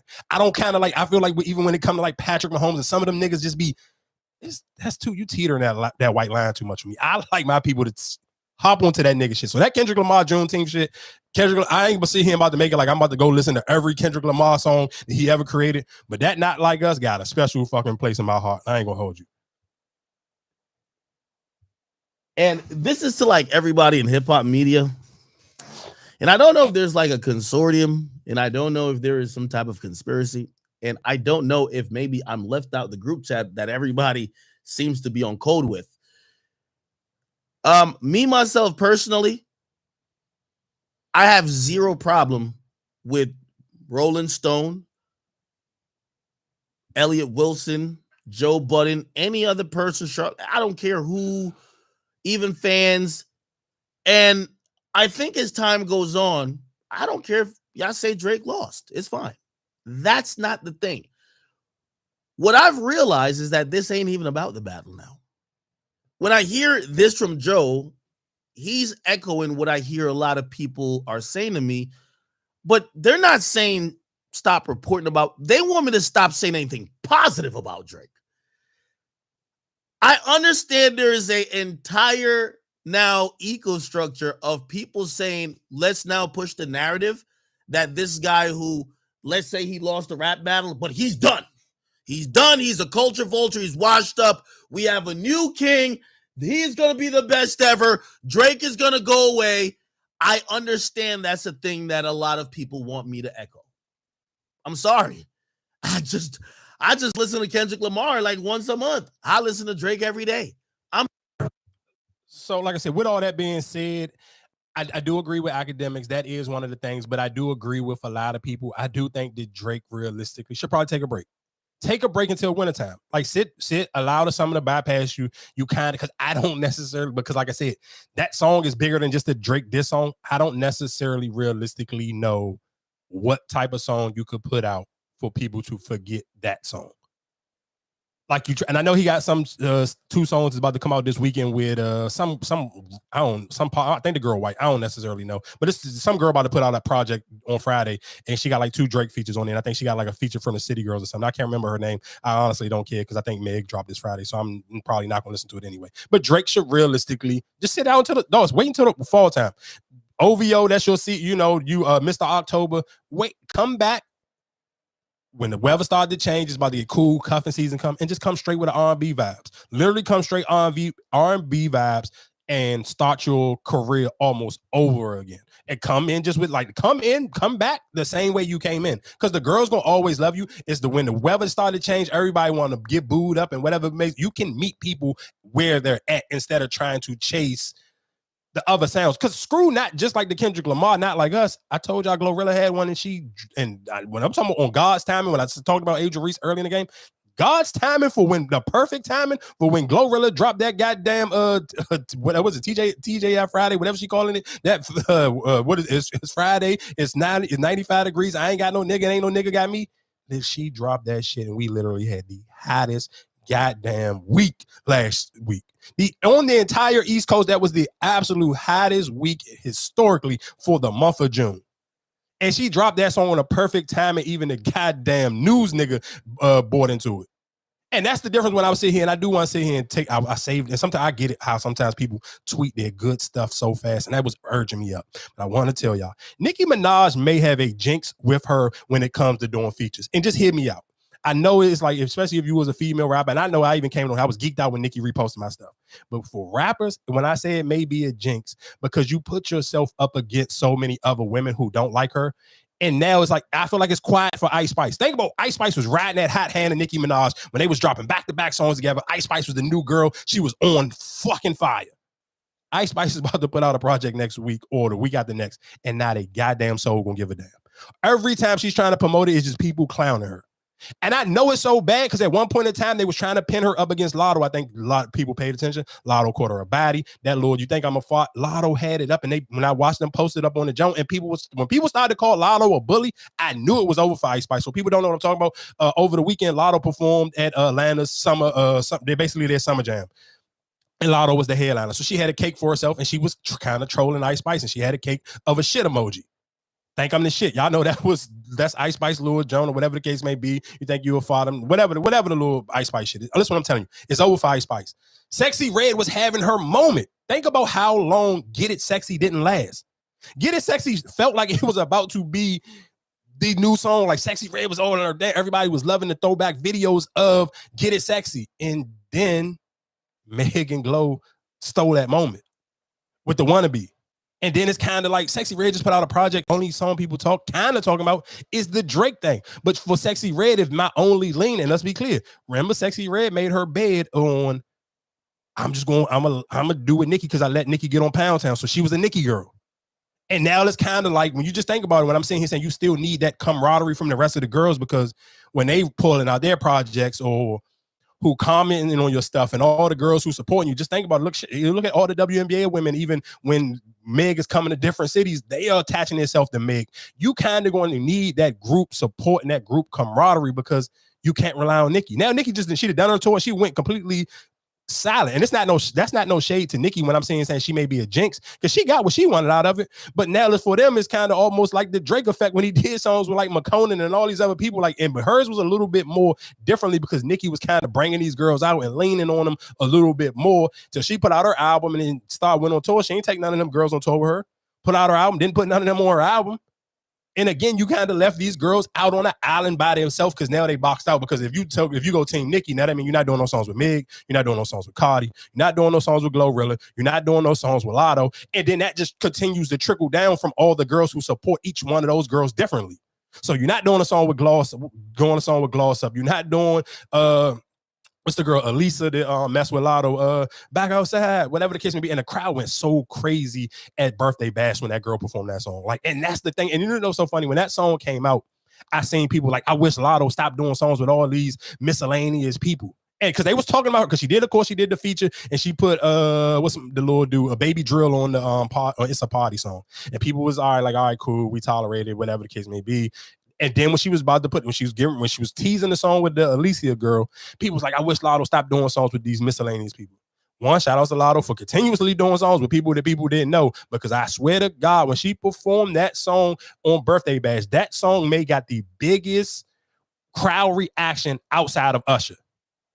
And that's what I'm sitting here saying. And that was the first time I actually felt like, damn, Atlanta really got behind Latto and showed her a lot of love, because she brought out Princess from Crime Mob. She brought out Roscoe Dash. She brought out Rashida. She brought out 21 Savage, Summer Walker.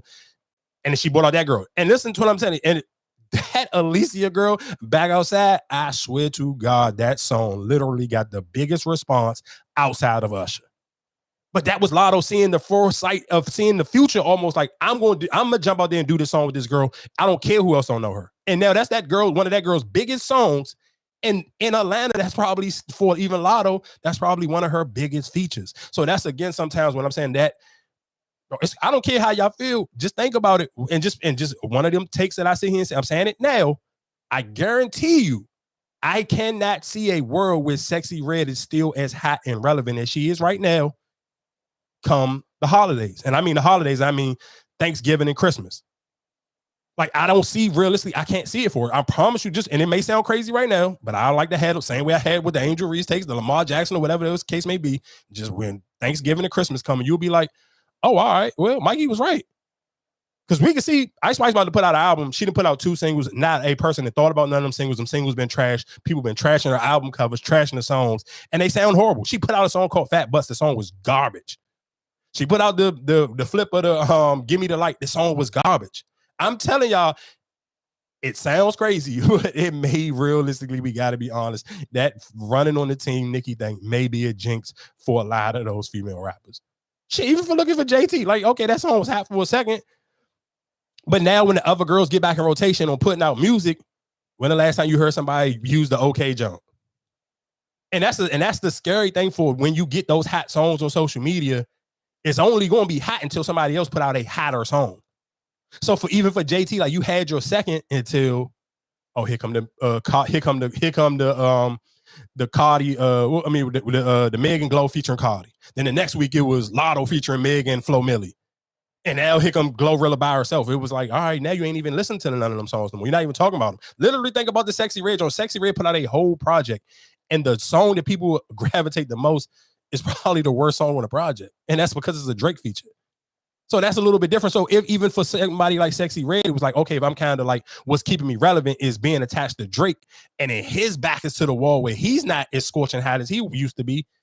Now what's going to keep me relevant? So, I mean, that's just something to think about. Like I said, that's just my take. I don't think Sexy Red, I think it's over Ice Spice, period. But for Sexy Red, give it to the holidays. We can double back. I promise you she won't be as hot as she is right now.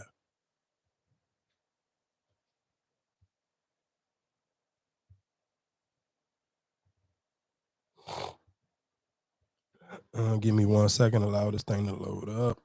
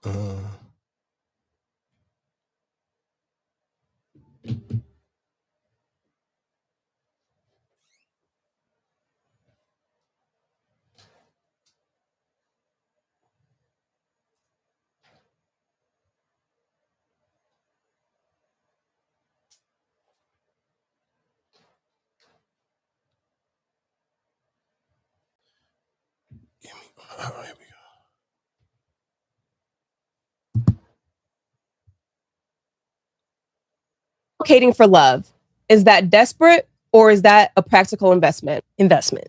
Why do you think so?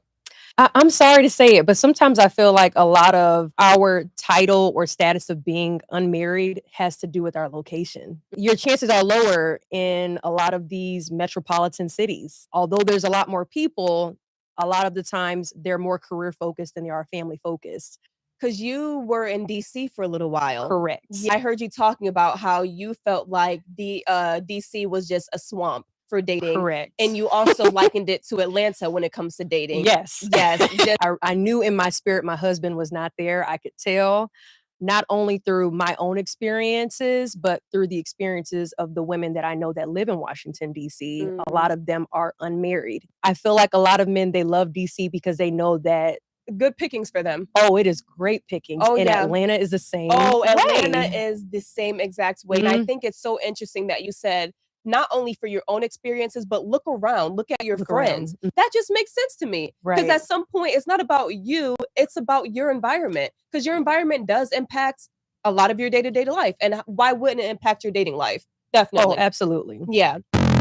So for people who didn't get or understand what that clip was, it was a lady who basically sit here and said, hey, you need to move sometimes to find real love. Because realistically, in certain cities, especially if you're in the DMV, where a lot of people are career driven, and realistically, that thing about that's what to me, and I think a lot of people sometimes when you meet like out of town people, that to them is their biggest turnoff is when people be like, oh, the first thing when they meet somebody, like, oh, what do you do?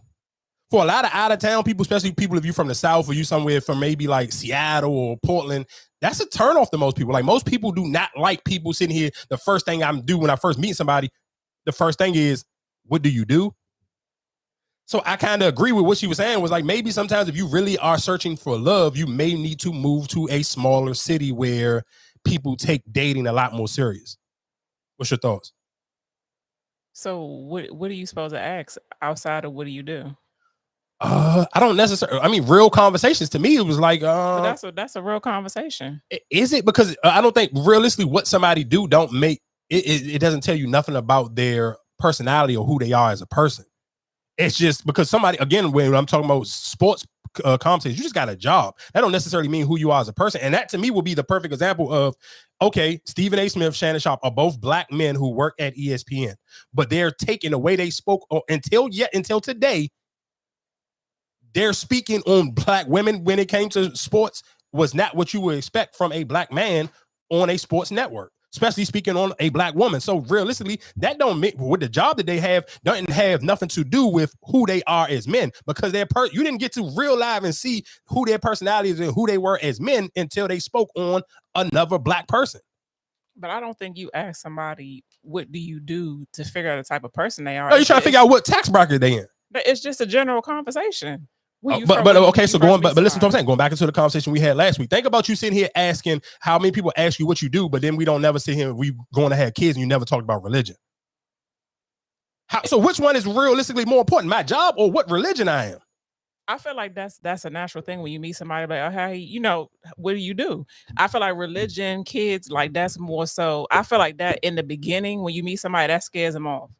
But hey, listen to what I'm saying. It's cool if it scare them off, but we're talking about what is more important, because where somebody work at, and if I sit here and say, oh, I got the greatest job in the world, but I'm a goddamn atheist, and you believe in Christ or you believe in Allah or whoever, what the fuck do it matter where I work at?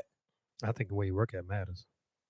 I mean, that's because the only reason I say that, because if you not, let's just say like whatever job, if your job is supposed to be sacred, you're not supposed to know. I get that part. But then at the end of the day, if I don't sell, you know what I'm saying? Like your religion, I don't think that's going to turn you away. Be like, oh, well, I'm, you know what I'm saying? Because how many people do you actually know that's an atheist? So I don't think that would turn anybody away.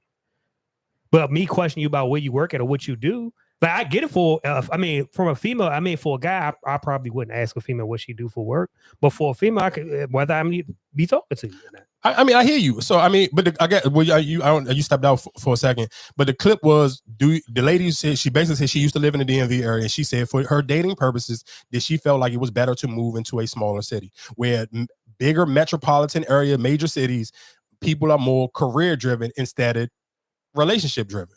So more people care about their career or what they do or where you work or where you live at than you actually do on getting to know somebody to actually want to settle down, where if you may have been meeting somebody in like a smaller city like a South Carolina or a North Carolina. Or shit, even somewhere like Detroit, where a lot of people in Detroit, the good job is working at Ford.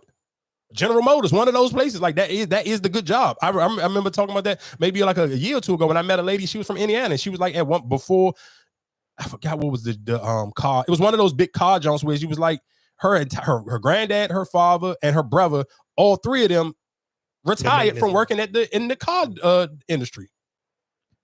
So you think that's not a good question? I mean, you no, I'm not. It's screw even if that's a good question. I'm just talking about. Do you agree with her saying that it's easier to find actually love in somebody who wants to settle down in a smaller city?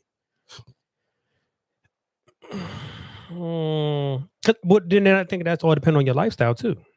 If you not the outgoing type, like I'm kind of chill, I don't, you know what I'm saying, that would be a perfect fit for you because now I'm somewhere where it's low key, it's not as busy. It's kind of so that's my thing. Even you can kind of tie that into it for major cities. That's a distraction as well. When you got too much to do and you can sit here and say, "Oh, I can go to brunch every Sunday, or I can go out to the club, or I can go to this hookah spot." That is a distraction from actually getting to know somebody, or actually sit here and say, "I'm going to date." Because in the back of your mind, when you always had that option where it's like, "Oh, it don't matter if this don't work, I go find me somebody at park on Sunday anyway."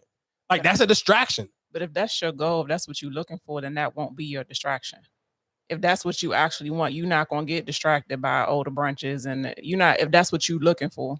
Because and then that's when you say she from the DMV. So let's just say, okay, most people she met or even dealt with was scamming, selling drugs, or whatever the case. No, she's talking about working class people. This wasn't. This is a working class woman. This ain't no. She ain't talking about no scammers or no drug dealers. She talking about regular working class people. Because I have a cousin that she just moved down south. She said the slim pickings down south. She's really like, it's no black men down south where she's at anyway. Where she move at though? She's in South Carolina. So it probably just depend on where you. I guess where you move at, you kind of gotta have the. But if they not looking for love, or that's not what they looking for, it don't matter where you move. You just not. It's not going. They not interested. I don't feel like it's a certain area where you can move to, where I'm gonna find love at. I think if you move somewhere where it's a lot slow and it's a lot less to do, I think the chances of you finding love is way easier than. If it's nothing to do, then you might get bored. Then whoever it is, they might get bored if it's nothing to do. Get bored in what sense though? If I'm getting bored, I'm in the house. We cool. We gonna be bored together. But how you find her if you in the house? Nigga, that's when you go to let's say if my still routine was just I'm going to church and I'm going to the gym. If I'm in a small black city like South Carolina, nigga, I'm gonna find somebody in church. That I don't even think that's even like that. Dog, even if y'all, and that's why I say, even if you go on YouTube and you just look at a lot of those services, like shit, even from somebody like a big pastor like John Gray, he preaching South Carolina, or shit, even Stephen Furtick, he a white pastor he in South Carolina as well. Him and Charlamagne from the same Zach Jones. Oh, this church be jam packed. You can find somebody in church in a smaller city because guess what? In the South, that's what they do. You can find somebody at a football game. If I lived in Texas on a Friday night, guess what I can do? I can go to a high school football game and not no Diddy or no funny shit, but that's where the whole town is. Everybody's here. Everybody at this goddamn football game. I can find somebody. Does that mean you want to find love? Because you can go to the grocery store and find, you know what I'm saying? I don't think it's. I can go to the Walmart if I'm in the South. But listen to what I'm saying. When we saying, are you going to find love? Of course, it's not no guarantee with it. But is it the chances of me finding love way higher if I'm not sitting here? If I know that my options is a little bit slimmer, because I'm not. Guess what? What we talked about last week. I eliminate the grass being green on the other side. Are you settling? Maybe that's.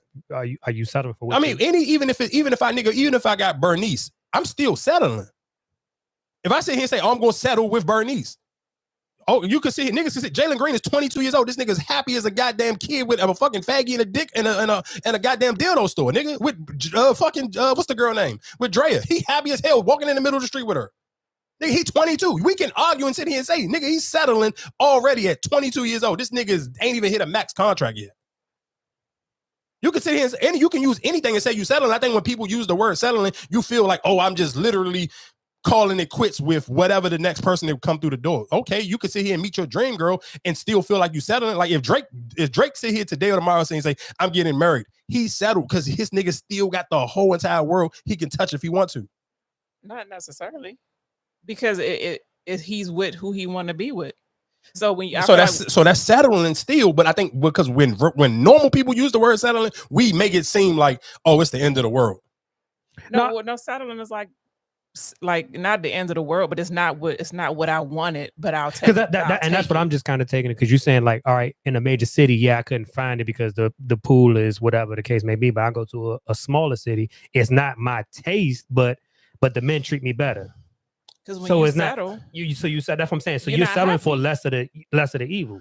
Oh, okay, you could tie. Well, we could tie it into school. Well, we could tie it in any school. If your kid want to go to college and they only get one goddamn scholarship, they settling, but they not selling. This is the only option that I got. I didn't get a bunch of other scholarships from a bunch of different schools to go to. This was the only school that accepted me and offered me a full ride. So is that bad? Because I took this one instead of waiting. Not bad, but it's not the one that you wanted. But it's that's not me. So okay, but let's sit here and say.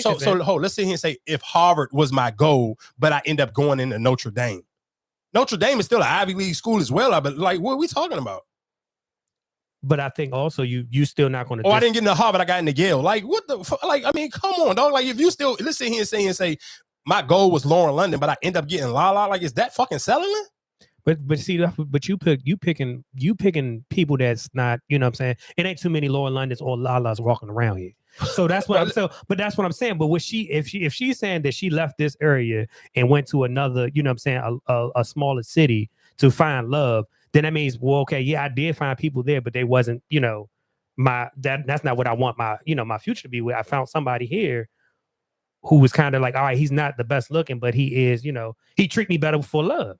So what's more important? Because you're basically saying the look. So I'm just gonna thug it out in the city with a better looking people and never find love instead of saying, all right, I may not be able to be. That's just even just kind of we could tie it into sports again.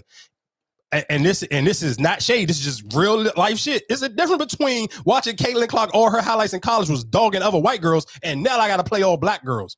It's a huge difference. I wasn't settling in Iowa, but I was just in a bullshit conference playing a bunch of white girls. Now I got to play a bunch of niggas. It's a lot different. It's just different. I look like the greatest show on planet Earth when I'm playing a bunch of white girls, but now I got to play a bunch of niggas. It just get different. Was I settling when I was in Iowa? No, this is where I was at. I'm hooping in Iowa. This is the conference I'm in. It's full of a bunch of white girls. My bad. So what the fuck do you want me to do? You want me to still sit here like I'm 100% positive? If just let's be honest, for most Caitlin Clark fans, or even probably Caitlin Clark herself, if she could find a way to play professional women's basketball play and still play the competition that was playing in Iowa, I'm sure she would rather play that. Is that settling? No, I just I'm the realistically of what I can actually thrive in is the competition a little bit less.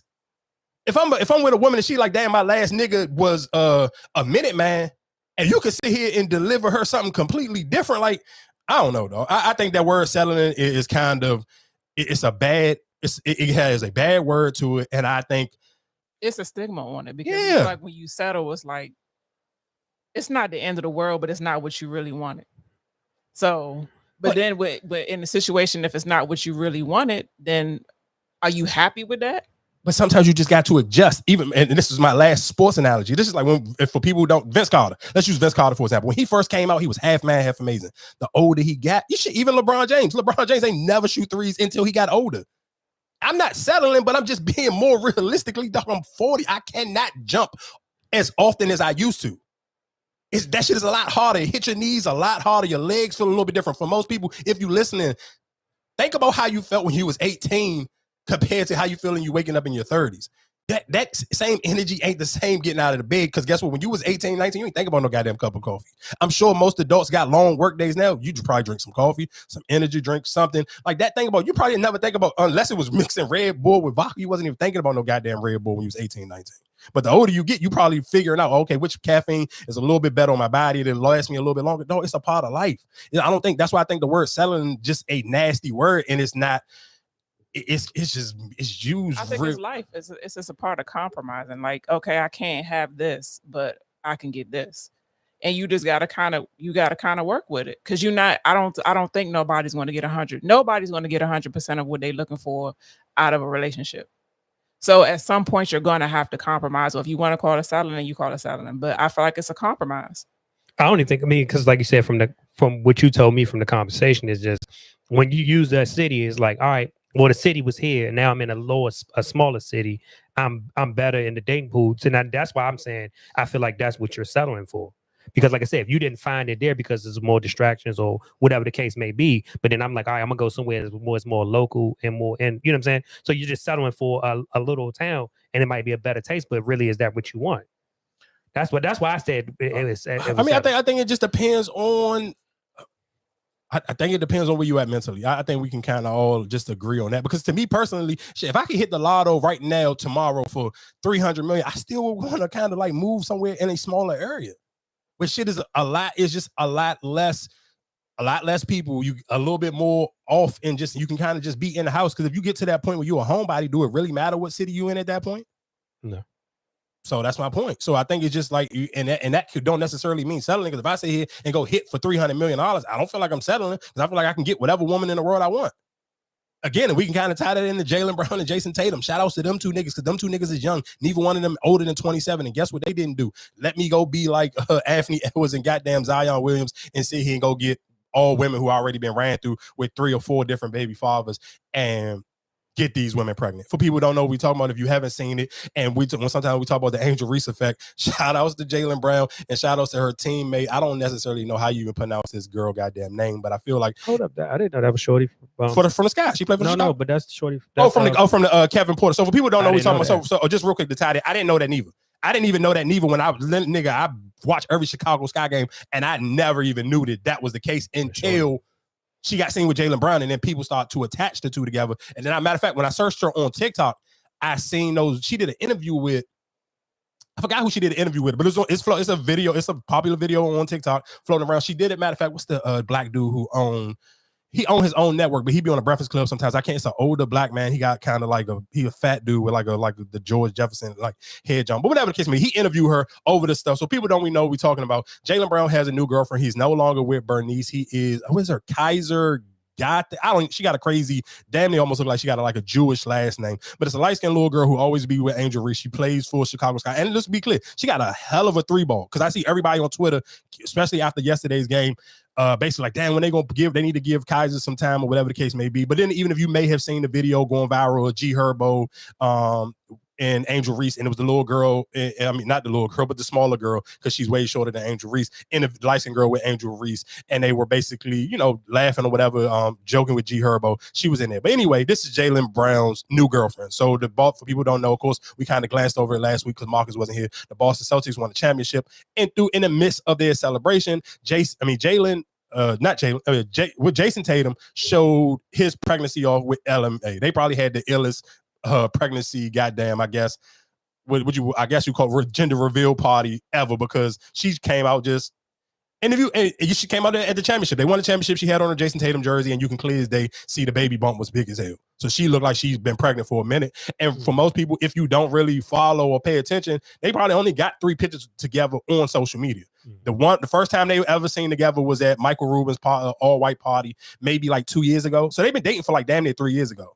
For 3 years now. So for people, of course, y'all know LMA, boot up. Her and Jason Tatum got a baby on the way. So they've been dating, like I said, for like 3 years. And Jalen Brown, at one point in time, used to date Bernice. And the crazy thing is, I want to say Joe Budden started that room and nobody never denied it, but nobody never seen them two together neither. Bernice. Yeah, with Bernice. Yeah. You never seen, but everybody ran with that story. Joe Budden ran with it. Charlamagne ran with it on the Breakfast Club. And it was just like a rumor that everybody kind of just stood by. Jalen Brown was dating Bernice. So on and off the court, it don't matter. Jalen Brown was the finals MVP, and he's real live. Go Google that girl I'm talking about. For most, and the crazy thing is, I didn't even know, and y'all know I talked about this all the time, but I am happy that the Shade Room, I'm not gonna lie, that was one of the things I talked about for at least a year. I was like, damn, I just would love for the blog pages to cover the WNBA the same way they cover the fucking baddies East and whatever the case may be. And they have been doing it. They have been, even if it's only Angel Reese, I don't care. They're doing it. They're still absolutely highlighting the WNBA, but they even started to tie a lot of the other girls in with their, their fits or whatever the case may be. They figure it's gonna take a minute. They gotta figure it out, just like everybody else gotta figure out who are the other girls that's popular, who are the other girls that's worth actually even posting and talking about, so people can kind of get intrigued. And the only thing, like I said, now, of course, over the weekend also was a video going viral of Angel Reese in the car with G Herbo. My thing, y'all know I love it. I'll defend Angel Reese, but I ain't gonna defend that shit. Because one, I'm just not a fan. Bro, you 22 years old. You do not need to be dating a nigga with two different baby mothers with 3 kids. He just had one, right? I mean, if he did, I mean, yeah, I guess. I mean, he got 2 kids with Fabulous. Yeah, that's what I'm saying. They still young. They got 2 kids that's under 5. It don't matter. She don't need to be dealing with that shit. And G Herbo just not, and no shade to G Herbo, he just not a lit enough rapper for that. He didn't have to do the time? Nah, he didn't. He got sentenced to, what was it? Some community service for like a year or something. It was something crazy. He got sentenced for some long ass community service. But yeah, she just to me, Angel Reese at this point in time, you just too lit. Like that kind of like you're dating down, to be honest. The little nigga you was dating in college, it was like you still in college. That was dating down too. Like Angel Reese, you kind of can like, bro, you OD big deal. But is it dating down if he's like because she's in Chicago. So that's what is that like dating down? For Chicago rappers, no, because I'd rather her do that because we're gonna get in a second. We're gonna start playing Polo G. I don't want her to be nowhere near that crazy ass family. And then Lil Durk already got fucking 11 kids. So if I'm complaining about 2 baby mothers and 3 kids, yeah, Lil Durk got fucking 11 kids. Chief Keef, he's fucking Chief Keef. So it's like, if you're talking about just off of basketball, just off of rappers that she would have to choose from in that area. Yeah, in that area, then okay, I guess G Herbo would be the best left out of all of them. But he's still, for her, is like her where her star power is and celebrity is right now. This is a huge date down. Because G Herbo probably ain't, nigga, he ain't top 5. He might not even be top, if we could say top 10 rappers from Chicago of all time, he not even in top 10.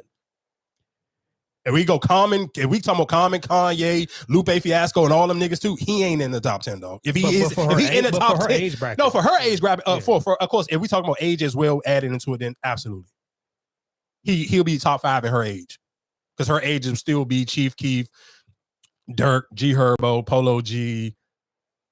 I don't even know how old Chance the Rapper is, but whatever. I mean, that was it. That was the sports dating report. Again, shout out to Jalen Brown. Jalen Brown, you are the man. Jalen Brown may be the only nigga who kind of just check off a lot of boxes as a man, just because what's his name too? I don't know how old she is though. But remember the shorty that used to wear the little thing on her head. She did take a picture of the trophy too. He used to date her? I don't know. Because I don't know her. She did take a picture with the trophy. I know he's talking about. For people who don't know who we talking about, it's the Muslim young lady who, and nigga, she got handles like a motherfucker. Yeah. If you be on Instagram and you pay attention to like basketball stuff, I'm sure this girl has came down your timeline at least once or twice.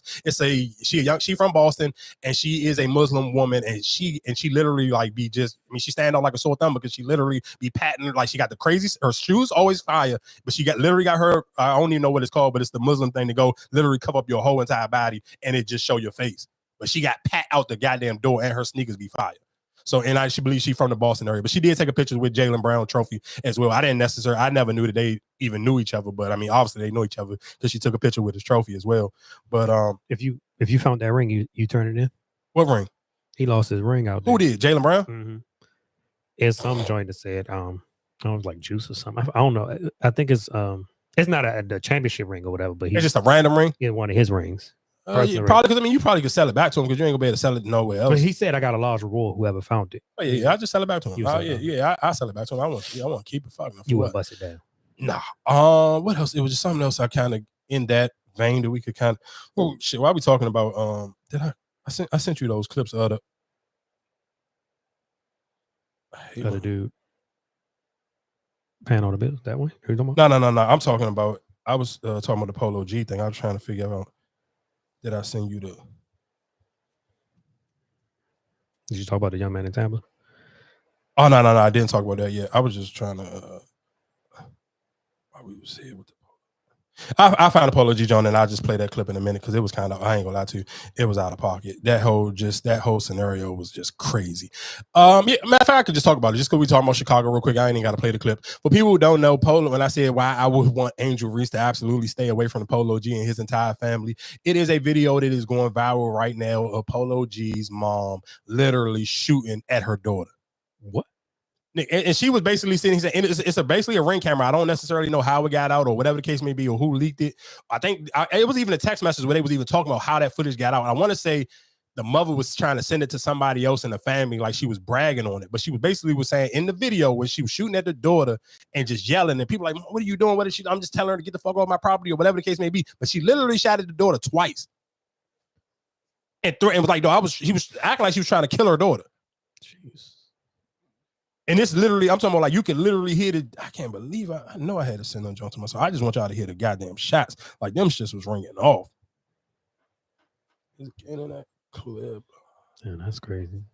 Yeah, She didn't hit her though, right? Nah, she ain't hit her. Because it's they got a big house. So I mean, it was like they was super Oh, they far wasn't from even each- outside. No, it was out. Yeah, it was outside. No, it was outside. And that's why you ended up in jail, because after the gun jammed with your scary, where's my chain? Where is this? Where is that? Your weak ass was scared because your mama was going to kill you. So let's talk about it. You know the mother gun jammed, and you know you was going to be over with. But guess what? Today, tomorrow, the next day, the only gonna bury you is me. Yeah, you're welcome. Bye. But you need to. What the fuck did she do? That's the mother talking. Yeah, I need to know the backstory. I mean, you. I send y'all the John. You can read it, but I don't feel like what could be the backstory that you would even. Nah, dog, that's crazy. I ain't gonna hold you. I don't even know if you need no backstory to that, because I'm not gonna lie to y'all. That's out of be extremely out of pocket. Yeah, that's crazy. I'm not even gonna hold you. That one was kind of crazy. I do just want y'all to hit a gunshot because her mother was going crazy with John. Just hearing Did that she right try there. to shoot her back? Like, No, hell no. The daughter just hell no. Would you shoot back? what you gonna do? Tell Ma don't shoot me? Like what? I don't think I can do that. Yeah, I don't know if you can shoot back. I mean, I think it's different for here you go. Fuck up my shit. You talk, bitch. Get the fuck up my shit. You talk, bitch. You talk. You talk. You talk. You talk. You talk. You talk. You talk, bitch.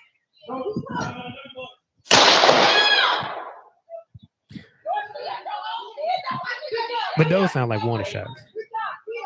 It don't matter. Yeah, those sound like warning shots. It don't sound like she was like trying to shoot. It sound like she just shot in the air type like. Maybe she was.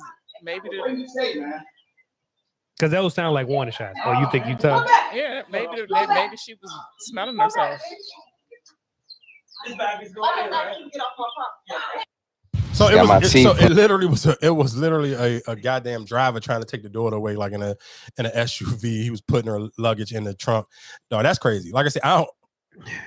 Again, if Aunt Teresa, that's your only choices that you had in Chicago was either Polo G or G Herbo. I guess G Herbo was the best pick, but I just personally just stay the fuck away from any of them niggas, bro. Your career is too goddamn bright at this point to be dealing with. And in Chicago, so why can we be surprised? Yeah, they don't live in Chicago no more, but they don't even. Hell no, I think they live in like Georgia or something. Hell, nigga, nah. She was in. If they was in Chicago, I think your ass would be locked up because you get that. You still can't, even though you ain't hit her, you can't just be shooting at somebody like that. Maybe she was going for the gun. Maybe the daughter was talking shit and she was going for the gun. Man, y'all are two crazy ass parents. Y'all be giving motherfuckers a lot of goddamn leeway. Yo, we talking about, I'm gonna kid on y'all two motherfuckers. The shit I heard y'all talking about last week. Y'all are crazy. Yeah, it ain't nowhere in hell. But I'm not saying it was justified, but I'm just saying maybe. All right, well, we'll let this joint load up real quick in our next conversation while we stand on parenting. We definitely got to talk about Remy Ma and her son. Jesus Christ. Let that joint load up. Give me like 2 seconds. I need to piss.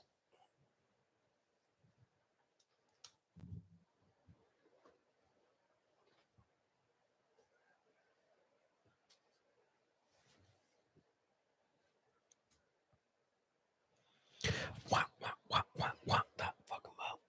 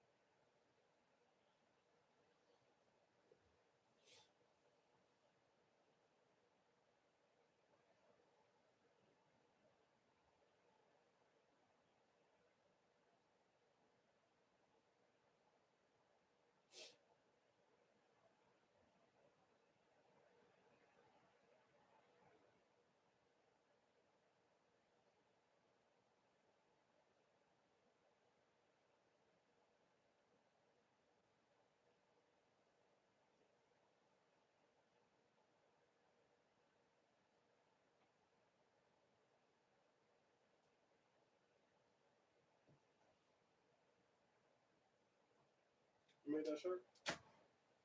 Why you make my shit like that? So, come out like what? You don't clear as shit. Look at it, because I did it different.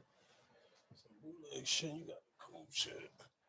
Oh, that on that one, because I changed the her picture out.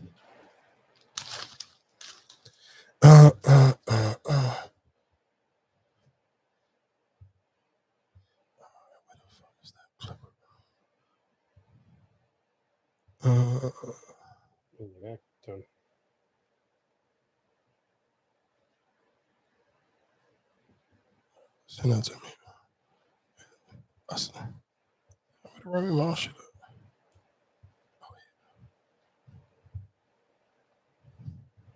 Breaking news, Fox News' Lisa Evers has learned from multiple police and law enforcement sources that the son of rapper Remy Ma, 23-year-old Jason J. Scott, along with another man, have each been charged with first-degree murder, 2 counts of weapons possession, and reckless endangerment. The charges are in connection with the June 7, 2021 murder of 47-year-old Darius Gullibo in Queens. Investigators are looking into the possibility if that was a murder for hire. An arraignment is expected later today in Queens County Courthouse. We're going to have much more on this breaking story coming up at 5 p.m. Breaking news, Fox News' Lisa Evers has... Again, and I guess this kind of almost goes back to the conversation that I had early in that show. But it's almost, as a media analyst or I guess cultural commentator, some bias. And you did realistically, you got Remy Ma has a lot of friends in the music business because they shot her a lot of bail from not really talking on this one, on this conversation. But I do like how Joe kind of dressed it up a little bit where it was like, how would you feel if that was your kid? Do you stand by your kid? What is the excuse? Because, and then I seen a post that kind of go hand in hand with this from, what was it? One of them DMV pages. And it was basically saying it's so crazy how people can, afford bottles and you can do all this, go to the club, do all these trips or whatever case may be. And then it just, when it comes down to parenting, people just lacking parenting. Like people have everything else, got everything else life rocking and rolling. But when it comes down to parenting, it's just a horrible job. So I guess my question to y'all is, as parents, I guess, how do y'all feel about this story? And I mean, knock on wood, of course, just hypothetically, if that was your kid, how do you still support your kid and stand by them if they try to say that they're not doing it? Because y'all are the same ones who kind of told me a couple of weeks ago, you don't know what your kids do when they're outside. You could try to raise them to your best of your ability. So I guess, as parents, how do y'all feel about it first? You stand by your kids. For real? Even with that? You're gonna have to. You're not, it doesn't mean you condone it. I don't condone what they did, but I'm going to stand by them. I'm not going to try to justify what they did, especially if it was unjustifiable. Then I'm not going to justify, but I'm always going to stand by my kids. So, like, you would pay for a lawyer? Do you have a choice? Yeah, if you don't stand by it and you don't get it, depends on how you feel about what they did. So for people who don't, if that news clip wasn't clear enough for you, Remy Ma's son is being charged with a murder, and they're saying the murder may be a murder for hire. So, and this happened in 2021. So I'm sure realistically, he might have thought it was sweet and he was going to get off. You told me that happened almost 3 years ago. Because what's their relationship? Ooh. That's her son. That's her oldest kid. I'm saying, but do they have a relationship? That's why. Yeah, of course. They got a relationship. Okay, that's what I'm saying. I didn't know. No. But the sad thing is, you got to think about it. She went away for 8 years. And is that the one she had with Papoose? No. This was her kid before. Both of them, I think, came into the relationship with their own kid. Okay. Yeah, if you want to, because you don't know if your child did it or not. Of course, as a parent, you're going to hope that they didn't do it. But so then my question would be, is as a parent, if you don't know that your kid did it, then I will kind of lean on to, are you really a good parent? Because listen to what I'm saying, because it's a difference between like. Listen to it. Who? With Remy? Yeah. For shooting a friend over a stack. So then, but you about to miss my point. What I'm saying is, and this is just from somebody who's the bad child in our household.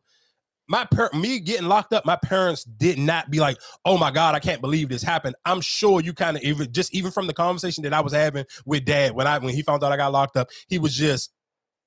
You were tying so much other miscellaneous stuff together. Was like, oh, I should have known. Why was you coming in the house smelling like weed? That realistically, yeah, I was selling weed. I wasn't never smoking weeds. But in their mind now, you're trying to put all of these things together on why this happened or why that happened. So my question is, if you are a good parent and you actually kind of have a real feel for your kid, do you kind of have Not saying that you know if they did it or not, but should you have some inkling to believe that this may or may not be true?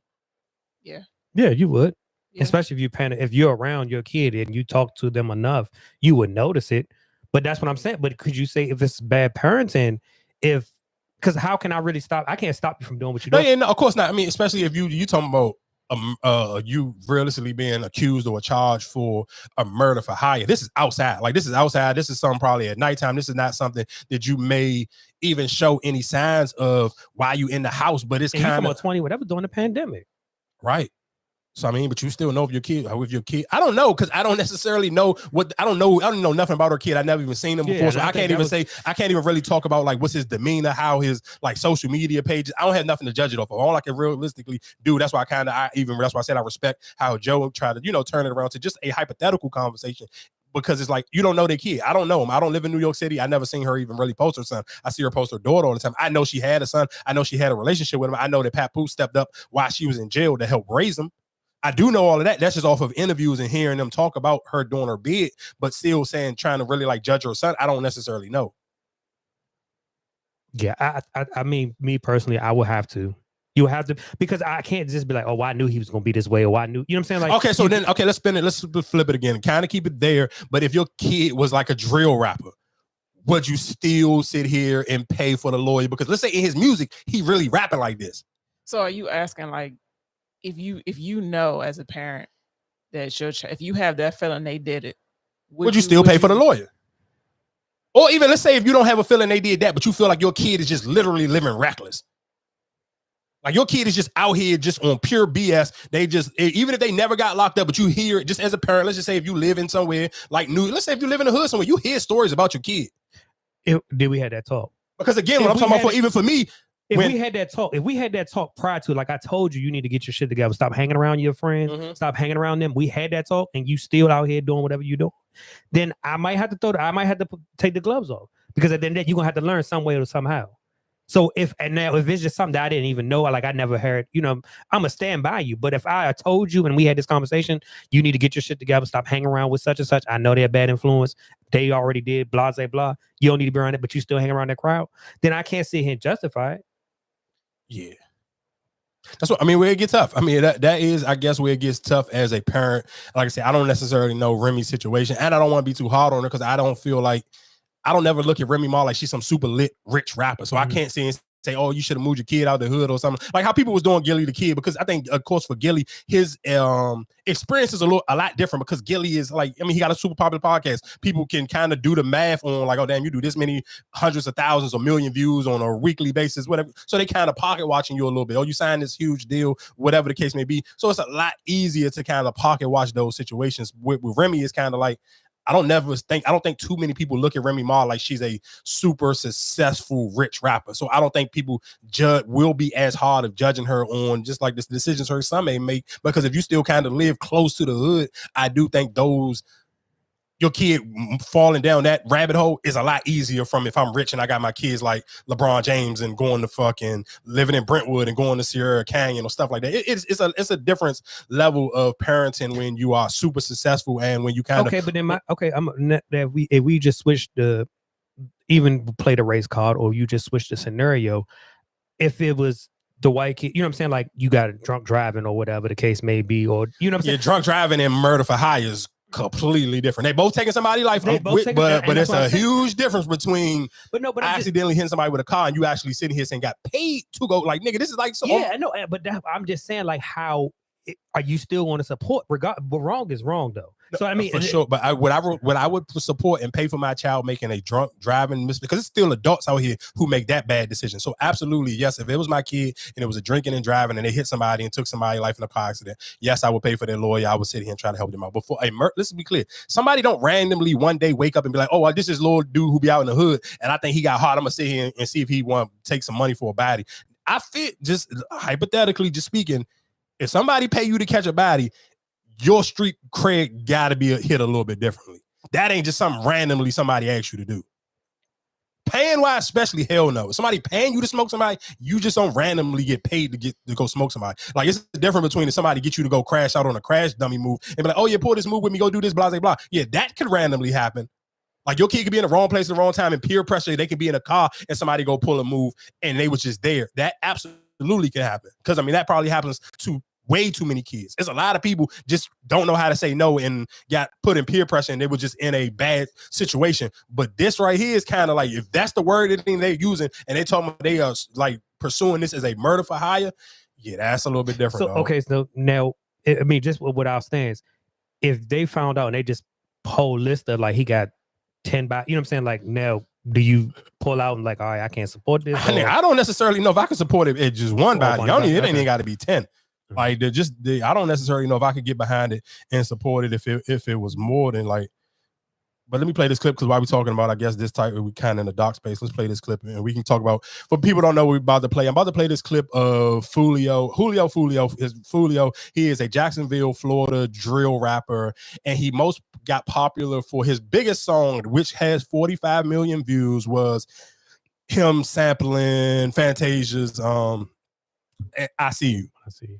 So, and for people who don't need a little bit backstory, realistically, he had an ongoing feud with a young rapper also out of Jacksonville, Florida, named Yungeen Ace. Yungeen Ace had the popular song. They put out, Yungeen Ace and his group of guys put out their song first, and that song was, of course, they flipped the joint. What's the joint off of White Chicks when they were singing the joint? I smell you. They flipped that. So that was the original song. So Yungeen Ace and them put out that song originally, and that was a diss song to Foolio and his friends or whatever the case may be. And then Foolio made a video with the Fantasia joint at this dude brother funeral, talking about how his brother, Yungeen Ace brothers, got killed at a birthday party. And that's for people who don't need a little bit more on the backstory. Like, when I see that. So. All of those, basically, he made a video. He made a video at their grave site, sleeping on their grave. They was talking. We might have. I'm sure we probably have. But the video was super disrespectful. Both songs was extremely disrespectful. Foolio jump maybe a little bit more disrespectful because it wasn't as catchy as their jump was. Theirs was a little bit more playful, a little bit more friendly. And they was at the golf course and all this, but his was at somebody's graveyard. And the way he even describing and was laughing and teasing Yungeen Ace, and like I said, Yungeen Ace, I believe it was either his brother or it was his birthday. I can't remember, but they was out like at a Kobe's or something, celebrating a birthday, and it was like 4 dudes in a car, and 3 of them got killed. Yungeen Ace was the only one to survive, but he was literally on life support, and that was like a life-changing event for him because I think I want to say even his own mom felt like that he had something to do with that, and she was like, "Oh, why would I sit here and do something like that to my own flesh and blood?"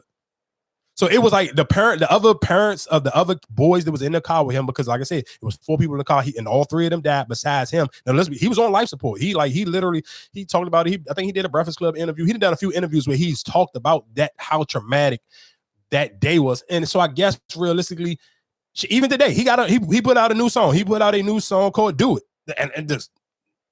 Rest in peace to Foolio. No disrespect, but that's on crank. He never mentioned his name or nothing. It was a lot of indirect shots, but of course, y'all know how social media be, and you know how kids are who are really fans of the drill movement or any of these type of rappers that's really back and forth with bodies and beefs.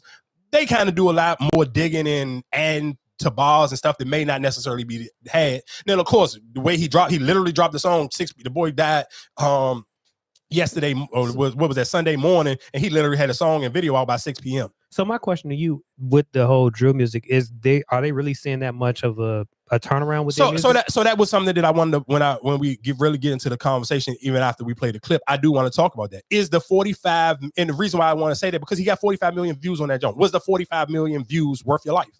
And the reason why I say that, because let's be clear, he got shot last year. He got shot in the foot last year, literally like they blew a hole in his foot. So, and his mom housed him and shot up, and like his mom still had work a regular job. Yeah, no. So he never seen enough success to the point where it was like, I can move my family out of the hood. Like, you probably made enough. You made like, you realistically off of his rap career, to be honestly, he probably made it like street money. He ain't never make rapper money. He ain't never, because it's a difference between like, and I said this when I made a video, it's like, it's the difference between like, it's other rappers from Florida that's popular. Rod Wave is from Florida. Rod Wave don't make drill music. Boss Man D-Lo, he make get money music. Boss Man D-Lo came out after them. Like, Boss Man D-Lo just got hot this year, but Boss Man D-Lo don't make drill music. Boss Man D-Lo, and that's probably one of the reasons why he stand out like a sore thumb, because there's so many rappers trying to diss people, and even in probably in every major black city is rappers who are trying to become popular off of dissing other rappers or doing stuff in the streets and you snitching on yourself, going to jail, getting your friends killed, getting your neighbors shot up or whatever the case may be, it's not worth it. You're not making no real money. Even in the video for his birthday, bro, you got killed at a Holiday Inn parking lot. That ain't getting no money. For people who don't know, just because you see somebody with a bunch of views and that's what the sad thing is. I had this argument with young rap dudes all the time. Dog, views do not equal money if you don't know what you're doing.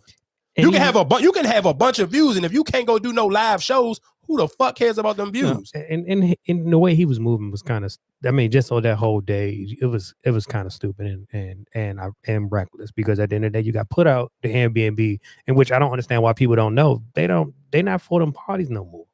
Because a lot of people done fucked up these houses. That's how he got put out of there first, and he had to end up going to the hotel where whatever. No, but let's be clear. And you had everything on video. Listen to what I'm saying. But when we talking about money, let's keep it on money, because you asked me, was it worth it? No, nobody with money is going to a Holiday Inn. Yeah. They not. Holiday Inn, that was like your struggle shit when you first trying to get some pussy and you can't have sex in your parents' house, but you ain't got no money to get your own place. You going to the Holiday Inn, you going to the Motel 6, you going to Express, something like those are the cheaper holidays. Cheaper hotels. If you got some real money, you are not stepping foot in no fucking Holiday Inn. On your birthday too? Hell no, nigga. So if you asking me, is that 40? You got 45 million views on your biggest song and you got smoked and you had to get killed in a Holiday Inn parking lot, bro. That song wasn't worth it. None of that shit was worth it. If that's what even if I'm looking at the video, if I'm just going off of the rapper eye test on what you feel like a rapper supposed to look like, that video that he was uploading the day that he lost his life, no way in hell you could tell me that was worth it. He looked like he was a broke ass nigga from regular whatever neighborhood. He just looked like a regular dirty nigga from whatever neighborhood in somewhere in America. And again, rest in peace to him. That ain't no disrespect, but I want to sit here and be very clear for everybody who can listen to my voice. You watching this on YouTube, bro. You got to sit here and don't keep getting enamored by, this do a bunch of views. So what, nigga? Did you get some money? If I look at you and you look broke, I don't give a fuck how many views you got on YouTube. Around 4:40 this morning, we received a 911 call about a shooting that happened here in the parking lot behind me on McKinley and Fowler. What we have learned, and again, this is all very early in the investigation, is that 2 cars were shot at. 4 people were shot in total as a result of this. 3 of them were transported to hospitals, and 1 was pronounced deceased here on the scene. So we are working to learn what led up to the shooting, motive. You can see behind me, a lot of officers are here. They are talking with witnesses. They are looking for video as it pertains to the shooting. As far as the people that are at local hospitals, we are working to get an update on their condition. It seems like they will survive their injuries, but again, that's very early in the investigation. Those are really the details that I have at this point as we're unfolding and getting updates. I'll take a couple of questions for what I can say. Julia, were these guests at the hotel, do you know, that were staying here with some kind of beef or rivalry? At this point, it's part of the investigation, but it seems that they might have been coming here to the hotel to get a room. Can you say anything about the guests that were staying in the hotel? Did they have to be evacuated, or were they told to stay in place after the incident this morning?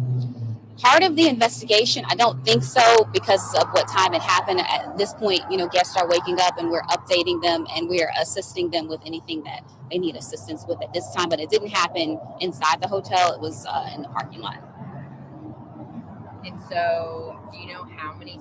All right, so they don't have any suspects, and they didn't realistically. That was still like right after it all happened, so they didn't have any real takes. And then it was a tweet and delete from Yungeen Ace, even before the actual thing happened. He was like, "That boy gonna sit here and leave on the same day he came in." And like I said, again, is any of those things, like, to me, doing that type of troll? I can't, and realistically, I cannot tell Yungeen Ace how to respond or how to feel, because this, I'm not gonna lie, like, Foolio took the top tier level of disrespect to him and his brothers when he lost his brother in that like to a very high level. So I can't tell somebody how to feel. I can't never tell nobody when beef is over, your date and your karma on your revenge tour, whatever the case may be. So you can't tell people how to feel. So I only can speak where I will only want any younger dudes listening or hearing my voice right now. Bro, like, just sometimes you gotta do the math on some of this stuff. Like, if you just trying to chase clout, then all right, knock yourself out. But then you're gonna have to ask yourself, is it really worth it? Like, if your real goal ain't clout and it's money, then you got to sit here and say, what is the real longevity play for how I can succeed on? Because it ain't too many rappers you can sit here and be like, oh, they made a bunch of millions of dollars, or they had a real live long career off of drill rap. Because you only can name two if we keep it in the buck. Chief Keef and Lil Durk. And look at how both of them, their careers had to dramatically kind of change. Like Chief Keef had he came in the game with a classic one album, and then he kind of just like, bro, he just finding his swag back maybe the last year or two. Okay, but so then my question to you is, what is, because I mean, just looking at them or just saying in that area, are you saying will you see success more in a drill rapper or being a drug dealer? And because that's what I'm just kind of, because I mean, it ain't no other, you know what I'm saying? Like, what other options do they really have? Because I'm looking at them and I just feel like, all right, it's one of the two. Because I forgot. I think you can still. I mean, let's be clear. I think the easiest thing is, and this is just even like we tie this into the streets. Of course, the easiest thing is to do is to buy a gun. So if to be a drill rapper, the easy thing is to just I can go get me, because you can think about it. It's cheaper to get a gun than it is to get a brick. Like if you talking about, hey, I want to be, or even get a pound. Like you can go get you a handgun from, so you know the right person. You may be able to get you a handgun for $300-$400, and then like I said, if you a crash dummy, somebody may throw you a gun off the strength and just have you crash out for them, and you can keep the gun after you crash out. So yeah, that is easier probably to get into than being a, like if you see him saying, do I want to be a trap rapper? Because trap rapping, you got to rap in way more detail. You got to kind of really be able, that audience got to damn near really feel what you're talking about. So I do feel like if you're sitting here saying, what is the easier entryway as a rapper? Yes, rapping about being a drill rapper is way easier than rapping about being a trap rapper, because nigga, you got to really be able to talk that talk if you're talking that drug shit. Because niggas who really sell drugs can tell and listen to a nigga who sound authentic and a nigga who sound just like some fugazi ass nigga who just rapping about some bullshit, unless you like the Migos. The Migos kind of felt they like a clever club way to sit here and kind of rap about trap music where it was no detail, it was just catchy and it was fun. Like the Migos made trapping sound fun, and it was like, oh, bando. Like they found a clever way to do it. But the easier way that it takes less of a skill and just take bullshit is becoming a drill rapper. And so that is realistically, that is the easiest thing for people to do. And that's why so many young dudes start at it, because, hey, it's easier for me to get a gun than it is for me to get a pound. It's easier for me to get a gun than it is to get a brick or half a key or 8-ball, whatever you selling. It's way easier to get a gun than it is to get some drugs and get some clientele for you to actually have some money and be able to present. Because guess what? As a drill rapper, you can present yourself dirty as hell. All you need is a gun in the video, and all the niggas can be dirty with a bunch of shiesties on. But if you talking that money talk, you got to kind of look like you getting some money. So I do understand what is the easier way, but we talking about longevity and real success from it. I can name you a bunch of drill rappers who are literally just local drill rappers. Think about New York City is the biggest city in the world. And them niggas they are like, nigga, Fabio Foreign is a fucking local rapper. That's it. Bobby Shmurda and Roddy Rebel are fucking local rappers. They just in the biggest city in the world with the biggest media people. So it's Joe Budden, it's Hot 97, it's the Breakfast Club, it's whoever else, it's academics, all of them, nigga, yeah, but that's it. So yeah, the outlets are the bigger outlets for me to go get on, but nigga, you still a local rapper just from the major city. Compared to the niggas who like a Boss Man D-Lo, compare Boss Man D-Lo to Fabio Foreign. Fucking Boss Man D-Lo from some middle ass bubble place in Florida, but he's still a bigger rapper than Fabio Foreign right now. He got way bigger songs, way hotter songs than Fabio Foreign. So you asking me because realistically, guess who's gonna be in the club? And you're not gonna get booked in no clubs by talking about killing people, but you're gonna get booked in the clubs. You talking about spending money, or you making music that make all the drug dealers want to come out? ESTG. Another person, he fucking from Louisville, Kentucky. Not most people listening to can't even fucking spell Louisville. So this nigga from somewhere you don't know where it is, and the only thing you know about Kentucky is fucking the chicken and Jack Harlow. What the fuck are we talking about? But this nigga is 100 times bigger than every New York drill rapper. ESTG is literally about to do the arena in Kentucky. He promoting the joint on his Instagram story. These niggas, whatever drill rapper from New York City cannot do a fucking show in Barclays Center or the fucking Madison Square Garden. Local drill rappers from Chicago, excluding Lil Durk and Chief Keef, them niggas cannot go do no goddamn show at the fucking United Center. So if we talking about what's the bar, and I'm not just chasing some YouTube numbers. Yes, if what's the quickest thing that's gonna give me some YouTube views, nigga, you don't even have to rap. I can flash a gun on here right now and sit here and just load it up. People just gun videos on YouTube all day to do numbers. You can go on Instagram, shoot guns in the woods or whatever the case may be. Them shit's gonna do numbers, but that shit is not going to turn you into a successful rapper. Are you chasing digital numbers, or do you want some actual physical cash in your pocket? Google, guess what? I'm sure everybody, you can guess what you can do. You go in the bio of Fabio Foreign, try to book him for a show, tell me how cheap that shit is, and try to book Boss Man D-Lo. And that's the end of the conversation on that. Again, rest in peace to Foolio. If you little niggas want to sit here and chase stupid ass numbers and end up going to jail or fucking getting your ass smoked, knock yourself out.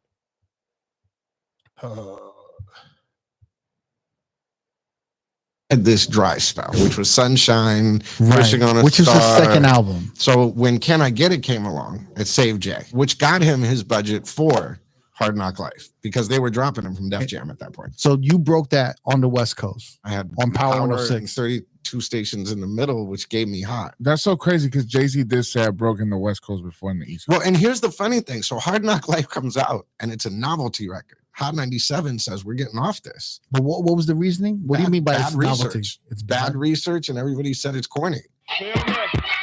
So okay, I just played that just because I just needed to give myself a goddamn like a 2-second breather from that. I really don't have no real takes or no real opinions on Jay-Z and the Hard Knock Life. I do want to play this Matthew Stafford. People who don't know who Matthew Stafford is. Matthew Stafford is the quarterback for the Los Angeles Rams. He took them to the Super Bowl and he was the Super Bowl MVP because Odell Beckham did get injured that game. And matter of fact, he didn't get the Finals MVP. Fucking Cooper Kupp got the MVP of that game. No, I Cooper Cup. I thought it. No, it was Cooper Kupp. I'm 100% positive Cooper Kupp. Yeah, I'm definitely. I thought it was Stanford. No. Cooper. I'm almost 100% positive. You could Google it, but I almost won't go out on a limb and say it was Cooper Kupp. But anyway, Matthew Stafford girlfriend. I'm gonna play this clip. She went on a podcast, and the crazy thing is when people seeing this clip is like, why did she even go on this podcast? Because one, let's be clear, the Rams is cheeks. Matthew Stafford is kind of just like he's just a white quarterback, so he kind of. They went to the. They didn't go to the playoffs last year. No, they did. Who they played? Yes, what's the little Bama the rookie who probably should have won Rookie of the Year. But who they played? They played who did they beat? Because they ended up playing Detroit in the second round. Detroit put them out. You're absolutely right. You absolutely. I forgot who they played. But they did play each other because both of them got traded for each other. The nigga with the pretty hair. I don't necessarily. I know that you absolutely. They did make the playoffs. You're absolutely right. They did make the playoffs because they did play each other and they got traded for each other. The Detroit Lions and the Rams. They absolutely just traded quarterbacks. You are absolutely right. They did make the playoffs. The Rams still some shit, but anyway. Is he trying to casually date and you were all in? Yeah, girl. Anyways, long story short, it wasn't that cute of a relationship at first. I hated him. I loved him. I dated the backup to piss him off, which worked. Yes. He was like, that'll do it. He was the bad boy too. Like Matthew's so sweet and Southern gentleman and all that stuff. And the backup was the complete opposite. Yeah. Ooh, and it upset him. So they lived in the same dorm because athletes lived in the same dorm and he would see my car there. And so at one point he like waited and followed me out and got in my car and wouldn't get out. And he was like, this is so hot. I was like, this is amazing working. Yeah.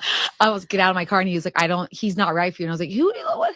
You can't tell me that. Wait, so was he trying to casually date and you were all. So for people who don't get the backstory, basically that was Matthew Stafford. This is his wife now. Matthew Stafford's wife goes on a podcast, a random ass podcast. And I'm not gonna say random podcast because this may be big in the white world. I don't necessarily know who this woman is. So I don't want to sit here and just act like this. She may be the biggest thing in the white community. I don't know. But anyway, she went on this lady's podcast and told a story about how she was dating Matthew Stafford, backup quarterback in college. And they both lived in the same dorm. They had a breakup. She basically still in the dorm. He see her car. She hanging around, basically sitting here letting him know, like, I'm cracking your backup. You are the starting quarterback, and I'm giving this pussy up to your backup.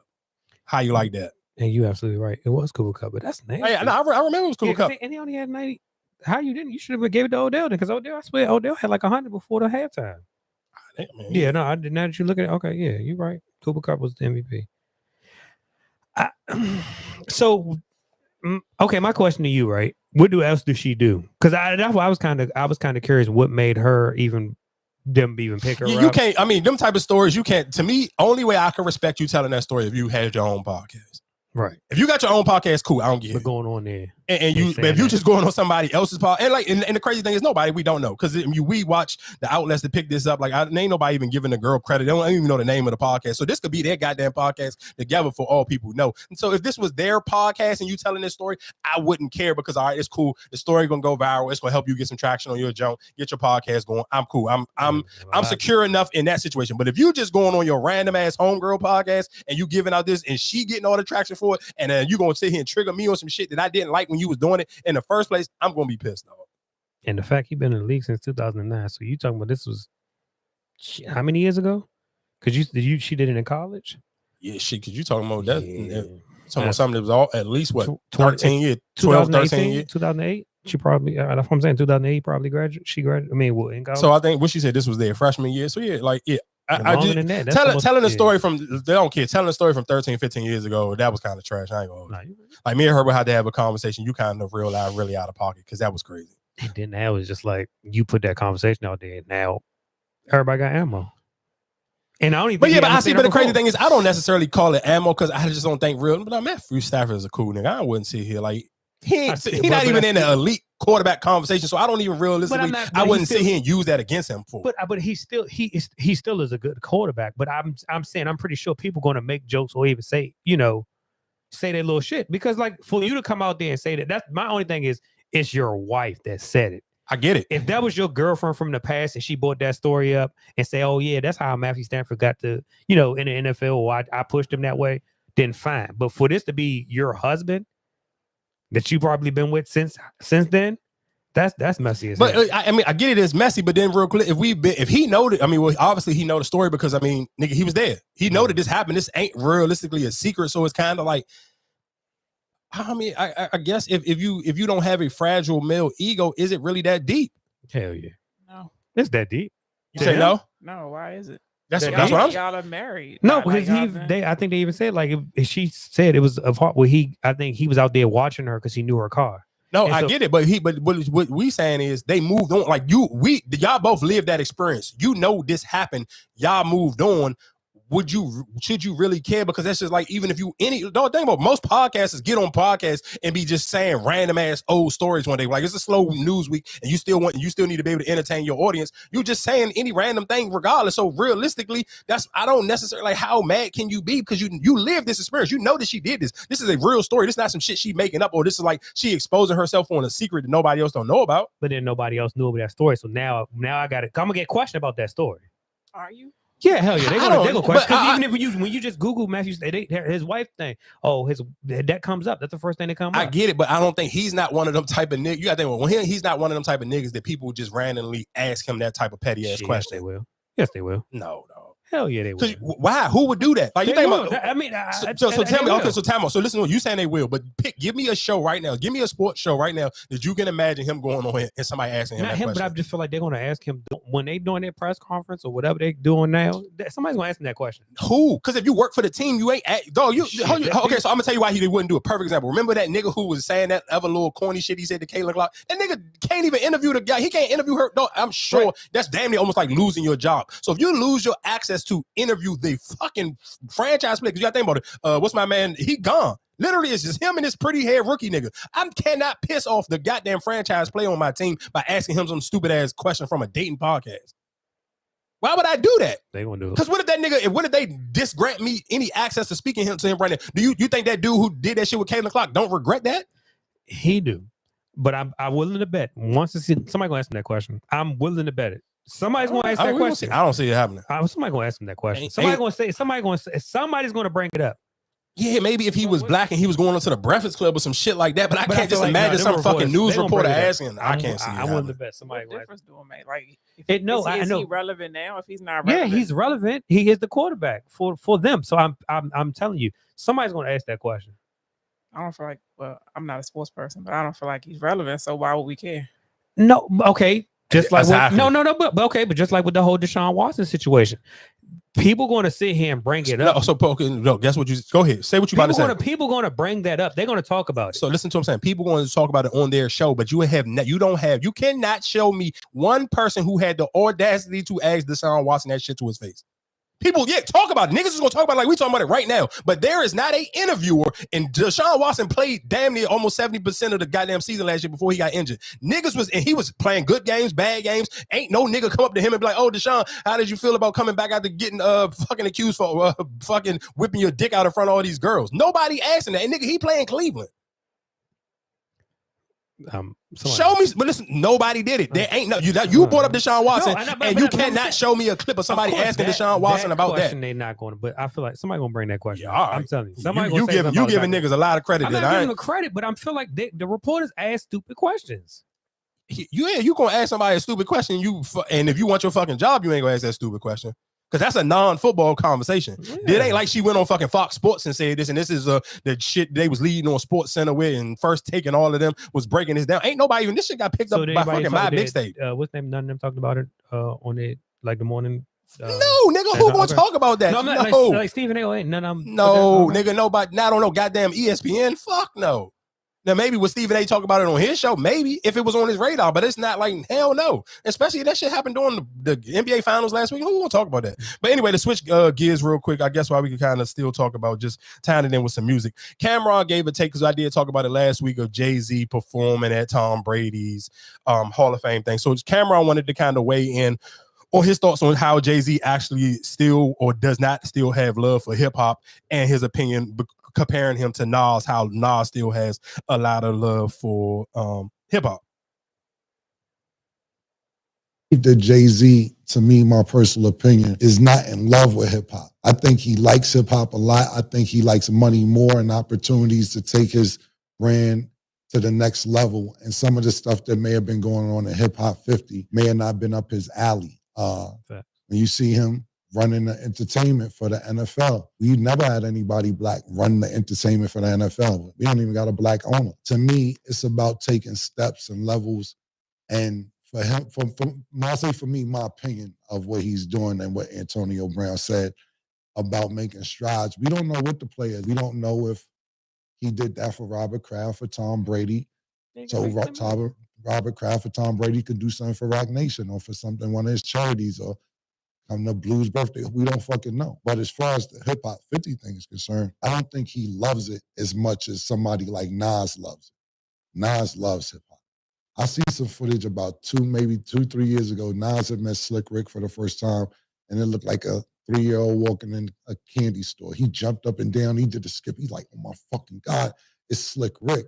And the homage he paid to Slick Rick, as he should, as we all should, for a pioneer who paved the way for us to all be doing our thing today, it was just like refreshing to watch because Nas is on he's another money nigga too, but he loves hip hop. Nas do a hip hop 50 shit at Yankee Stadium. You don't get no more hip hop than that. I believe that Jay-Z, to me, my person. So, I mean, I just wanted to play that clip because it was just off of what we was talking about last week with the Jay-Z, Tom Brady thing. And I do agree. I think somebody can be great at something, but then sometimes you can absolutely be when you have ran your race and you just kind of can be over it a little bit. Don't mean you don't have love for it, but you may not still be as passionate about it as you used to be. And when you're not passionate about something that you are great at, it's easy to shy away. And I can only tie my own life experiences into this. It's just from like with Go-Go. I've made a lot of big Go-Go songs. I've thrown endless concerts, parties with thousands of people on a weekly and daily basis. And I just don't have that love for it no more. So I wouldn't even cheat the game to sit here and allow, like, don't get it twisted. If a nigga's coming with me, like, hey, Mikey, can you come here for a couple hours and you ain't got to do nothing but just show your face here, post a flower on your Instagram, I'm gonna take that 500. You can give me that 500. I'm going to take that 500 every time. But am I sitting here about to sit here and like try? I've tried it. No, let's be clear. Niggas have offered me money to be like, hey, come to the band practice, do this, that, and the third. But when you just don't have it, it feel like, bro, this shit feel like worse than a job because you're doing something that you know that you can do at an elite level. And when your heart ain't there, it's not enough money that can make you want to do this shit because you feel like you almost shitting on your own brand that you built. And I think with a lot of people even saying that, I'm like, even with Antonio Brown, my only thing is you're not going to turn down that money. That's $10 million. You talking about they paid him $10 million to perform that, and he didn't even perform he didn't even do a whole set really. So I wouldn't turn down that money. And look, we clowned a lot of those hip hop ceremonies or whatever they did. So I'm like, at the end of the day, why do I feel like you don't have to do it, especially if you're not even in that space right now. So I'm not mad at what he took that offer. Yeah, I ain't mad at him at all. But I guess real quick, while we in other news and while we kind of talking about hip hop legends and people were shocked or outraged at them, I do want to play this clip from Amanda Seales because I do feel like Amanda Seales is one of those people where it's like you either gonna hate her or love her, but when she's kind of spot on certain things that you may not be as sharp or as well versed in, I do feel like she is a great person, especially when you talk about some woke black shit. I do feel like Amanda Seales is the go-to person to talk about. So of course, for over last week, one of the huge stories, and the crazy thing is, and I do like I believe Charlamagne gave everybody who still on Twitter actually tweeting about how they were upset that Swiss Beats and Timberland are taking verses to X. They will be doing, I guess. I don't know how they're gonna do it. I mean, they probably do it live, like the WNBA do it. Some games you can watch, like they do it like probably like once a week. You can watch a WNBA game live on X. And let's be clear, and it's streamed well. I watch it like to me, it's no difference if I watch a WNBA game on Twitter or I watch it on the WNBA app. It literally looked the exact same. It sound the exact same. So there is no comments. Can you see the comments? Yeah. Yeah, but not while you're watching the game. You will have to like on Twitter, like they have it. Like if you look on sports, right? Like it's not. Well, it's the hockey game going on, right? I don't necessarily because I don't search it, but it's over. Yeah. Did that team that was down 3-1 come back? No, Florida won. Oh, but anyway, like let's just see and say it would be like this. So if I clicked it, like, well, it's a baseball game. Well, it was 45 minutes ago. So it's the Dodgers and the White Sox. Like I can click on it, and let's just say if it was playing, it'll be playing right there, and then the comments is down there, like people comment on it, but you can't actually see the comments while you watching. No, not while you actually watching the game. You can't see it. But you will have to just scroll out and watch it. So like I said, so anyway, so they doing a deal, and I do before I play the Amanda Seals thing. I'm gonna keep it a buck. I don't think nobody even care about verses. Like I can't even close my eyes and try to imagine a versus that will make somebody care. Because if you don't do it right now, where of course, like if you're not a WNBA fan and then you don't watch baseball, then okay, like all right, it's nothing else. You will have to absolutely start versus absolutely right now because you can't wait until the fall. Because if you wait till the fall, it's football. I'm not giving on no goddamn watching no versus during football season. Nobody gonna do that. Like that's not like, let's be clear. Versus was versus because one, it was something very new and it was doing something during the pandemic when people had no options. But still, even realistically, they got most of the good verses already out. Who else can you do? So if they would have announced it with a headline, like if they would have had, hey, we about to go, let's just say for hypothetically, Chris Brown and Usher. But it's going to be on X, the new, like that would have been. I mean, of course, people. Let's be clear. If they could get Chris Brown versus Usher, people absolutely will go want to see it. But then I think realistically, now where the point with Chris Brown and Usher are right now, even in their careers, especially even Usher, how you gonna be able to get them to want to do it? Yeah, I think you would. Yeah, you're gonna have to have a crazy bag for them. But that's why I'm pretty sure why he went to Twitter. And that's why I said I'm not mad at you. But what's so that's one. You said one. So Chris Brown versus Usher. Tell me another versus that you would actually care to watch. That will get other people engaged to watch. And what time of the year we talking about? Because I still think you got literally only a 2-month window. To what? To put something together? Yeah, because if you don't put it out before football season, niggas is not going to watch it. And you got to kind of move before college football. So you got until August. You got literally until the end, damn near like the close to the middle of August. By the time the middle of August comes, dog, it's a wrap. Football season is here. It's college football, and then fucking the NFL start the Sunday after Labor Day. So you got a 2-month window right now to either hurry up and come up with a versus, or you got some money from Elon, cool. That's why I said I feel like if they would have announced it, an actual verse, like, hey, we got this. But okay, but give me another one besides Chris Brown and Usher, because Chris Brown's still on tour, so he can't do it. He gonna probably be on tour until the summer over. Lil Wayne. We haven't seen Lil Wayne. Lil Wayne and who? I don't know who, but I'm just saying we haven't seen Lil Wayne. So that's somebody you could use, or you can even use the Cash Money versus No Limit. Niggas ain't watching no Cash Money versus No Limit. Yeah, Lil Wayne during the pandemic, niggas would have watched Cash Money versus No Limit. Now nobody would draw. I don't like, dog. Yeah, Marcus, niggas be outside. You be outside. You just was on a vacation. Niggas is not like, this is the difference between. but still, people will watch it though. Man, all right. It depends on who. It depends on who it is, dog. It depends on who it is. I still think people watch it. It depends on who it is. That's all I'm saying. Think about the difference between how in detail we was watching and talking about what was the first Dreamville Fest that they did, and it was on streaming because that was like still kind of like coming right out of the pandemic. Like, yeah, it was easy to sit down and watch it because everything still wasn't open. The stuff that was open, it still had restrictions. But you talking about open now, and the world is open, and people just moving around, people working back even way more. I don't know. I don't necessarily know if it's going to be the same lock-in. Well, but that was only because it was on. Are you talking about that time when it was just on Instagram? But I feel like people still go back and watch it, or still, you know what I'm saying? Like, that's what I say. I'm not mad at it. I just wish they would have announced it actual verses and say, hey, we about to bring such and such, you know. I mean, we're going to see, but I'm going to play this clip of Amanda Seals and let her get off her opinion on how a lot of people felt about them doing business with Elon Musk. Community, stop acting like taking pictures with people who have actively harmed us as a community with their words, with their money, with their actions. Can we once and for all acknowledge that taking a picture, smiling with them, whether it's Elon Musk or Donald Trump or Joseph Biden, like taking pictures with these people is not you infiltrating so that you can be the savior. And this idea that if you go in there and smile up with them, that you're going to be the next Martin Luther King is really wild, because you know how Martin Luther King left this earth? He was assassinated. So let's learn from history. Let's take a different route. And instead of ponying up to people to think that, you know, you're the good Black, how about you squat up with real ones and approach them with a real agenda that doesn't include simping. We as a community stop acting like. So I mean, she had her opinion on that. Like I said, I'm not a huge when it comes to like the super woke black stuff. I miss out on some of them things, so I don't really even go down the rabbit hole of what a lot of black people beef is with Elon Musk, because I know he had something with some tweet or something he liked that was super racial last week or something. I can't, like, before they posted that picture. I don't know. I don't pay it. That's not the rabbit hole that I go down when I'm on social media, so I don't necessarily know. I'm not even talking about none of that. I just honestly think it's over for verses. I think some things have its moment and it has its time, and it just be like, bro, people don't care no more. But I agree with her, because it's just like you had the conversation last week about Donald Trump going to a black church or something. Mm-hmm. It's the same thing. You coming in here and you smiling with somebody just to say, yeah, I'm down with the black people, they're going to vote for me, instead of coming in trying to, with a plan, trying to make a change. I mean, I'm with you. And even just, I guess, even on that case, because you just mentioned Donald Trump, and we talked about it last week when he went to Detroit. Donald Trump went to Philly this week.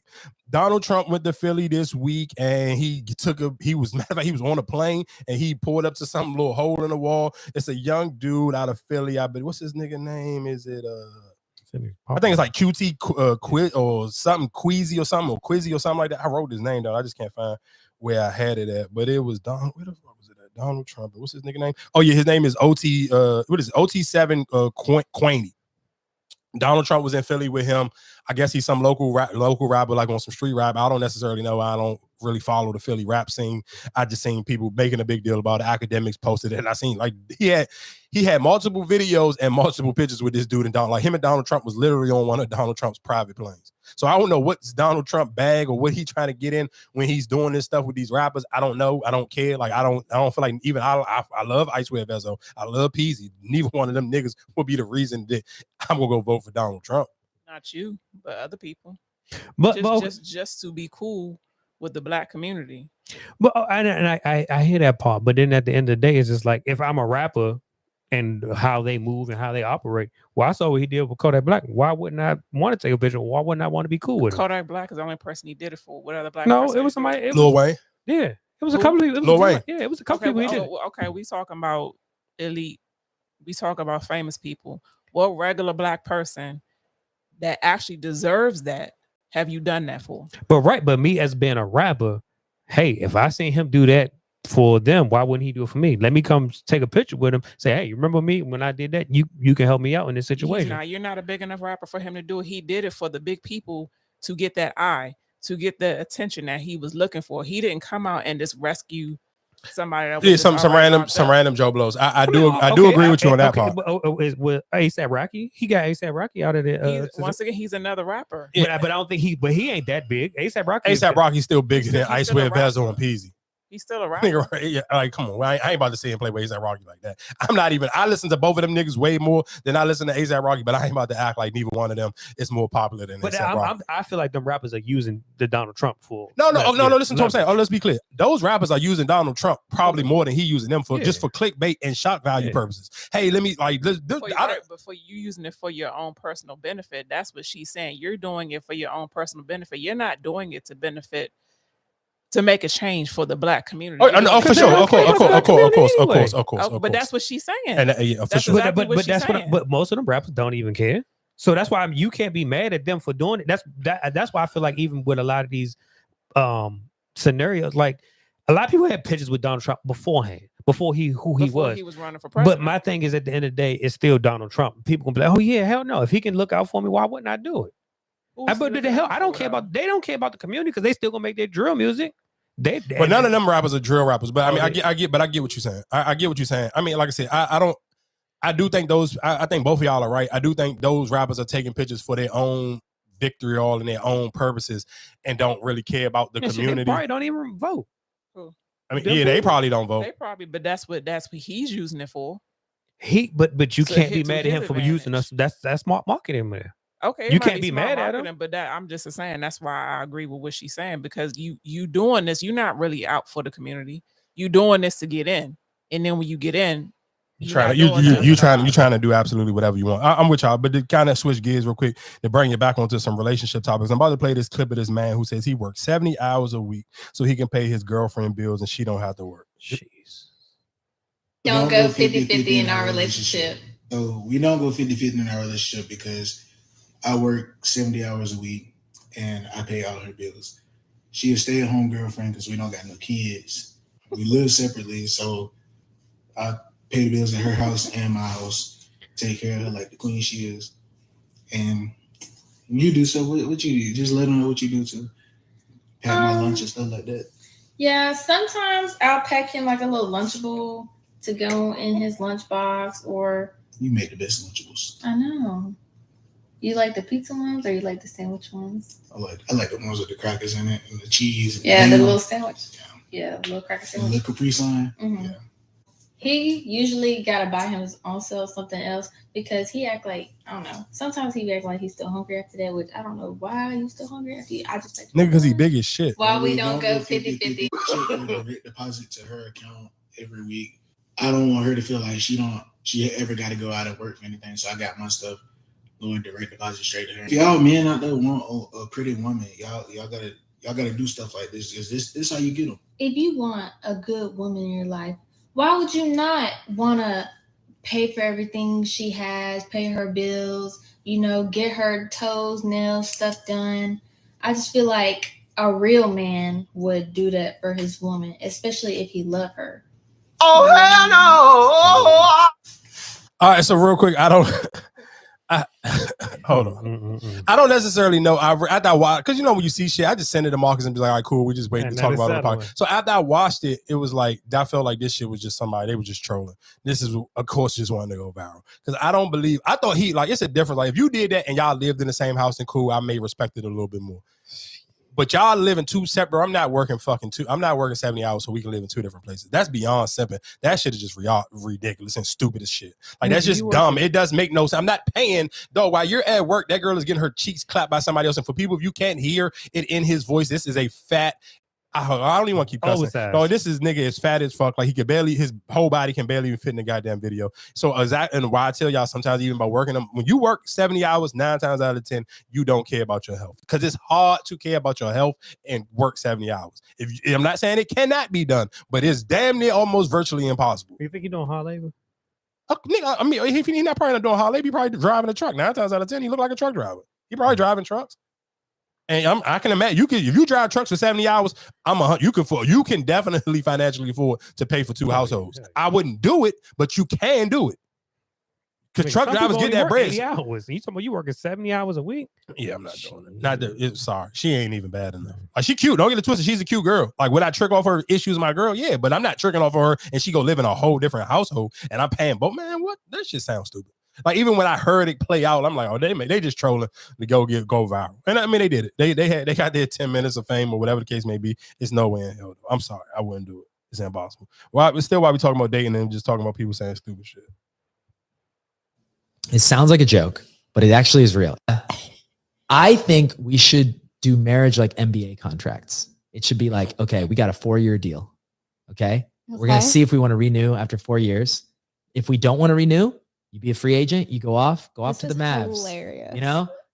But if you do want to renew, we'll have another little party. We'll invite our friends, and that strengthens us. And because your term is coming up, there is a little bit more work you put in. There's a little bit more like, oh, we got to stay focused on this. Oh man, my contract's coming up. But if it's just like, well, it's forever, stop trying.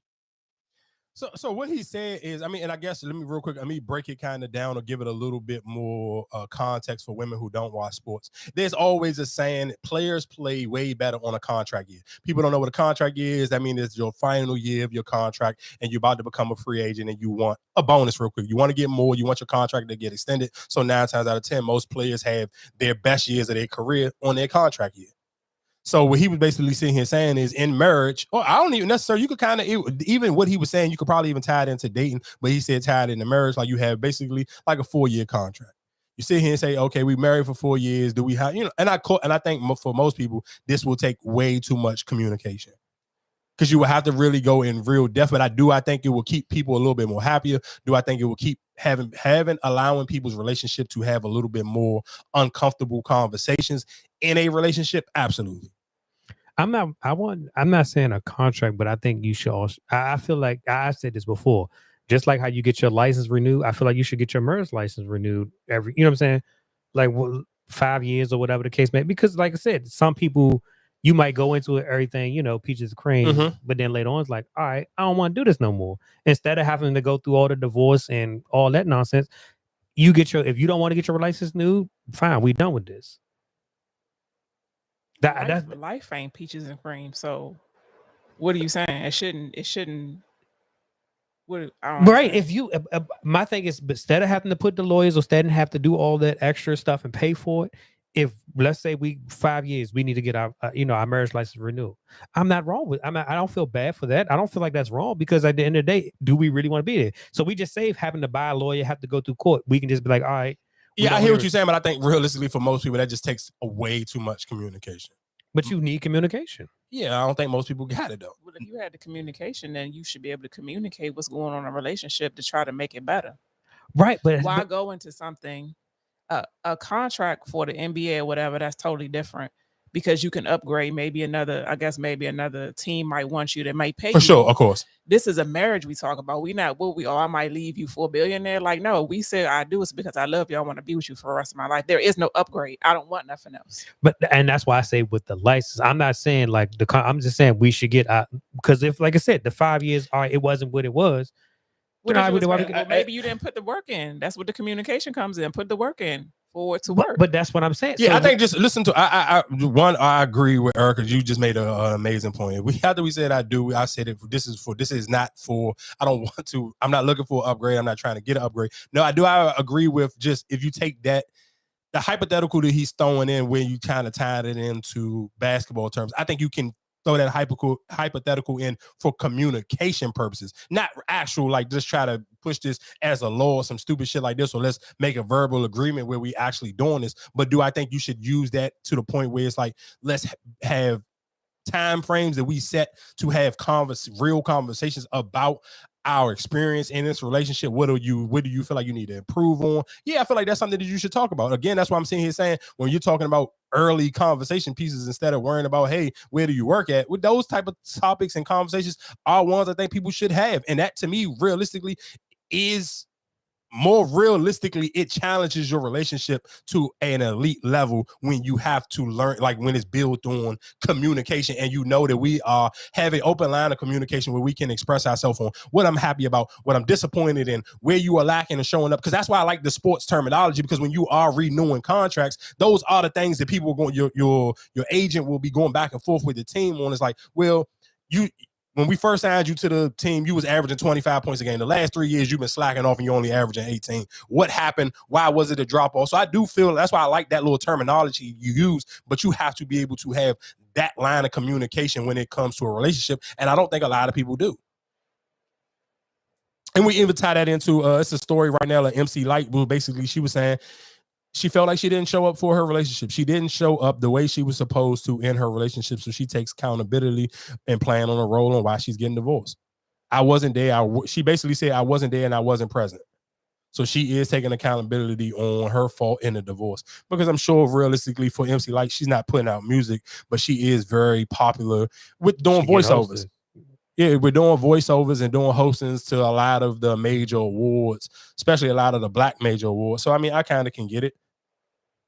But again, it goes back to communication. I feel like most relationships, when they kind of fall off, it is from a lack of communication. Because when we was in sports, I forgot to sit here and say, rest in peace to the legend, Willie Mays. For people who don't know, of course, of course, y'all know I don't watch baseball at all, but I do want to play this clip. It was over, of course, on Juneteenth. I believe they had like some baseball thing where they were having communications, where they took some of the older baseball players from the Negro leagues, and they played a game where it was still a major league team, but they played in one of those old arenas or cities that they played in during the Negro leagues.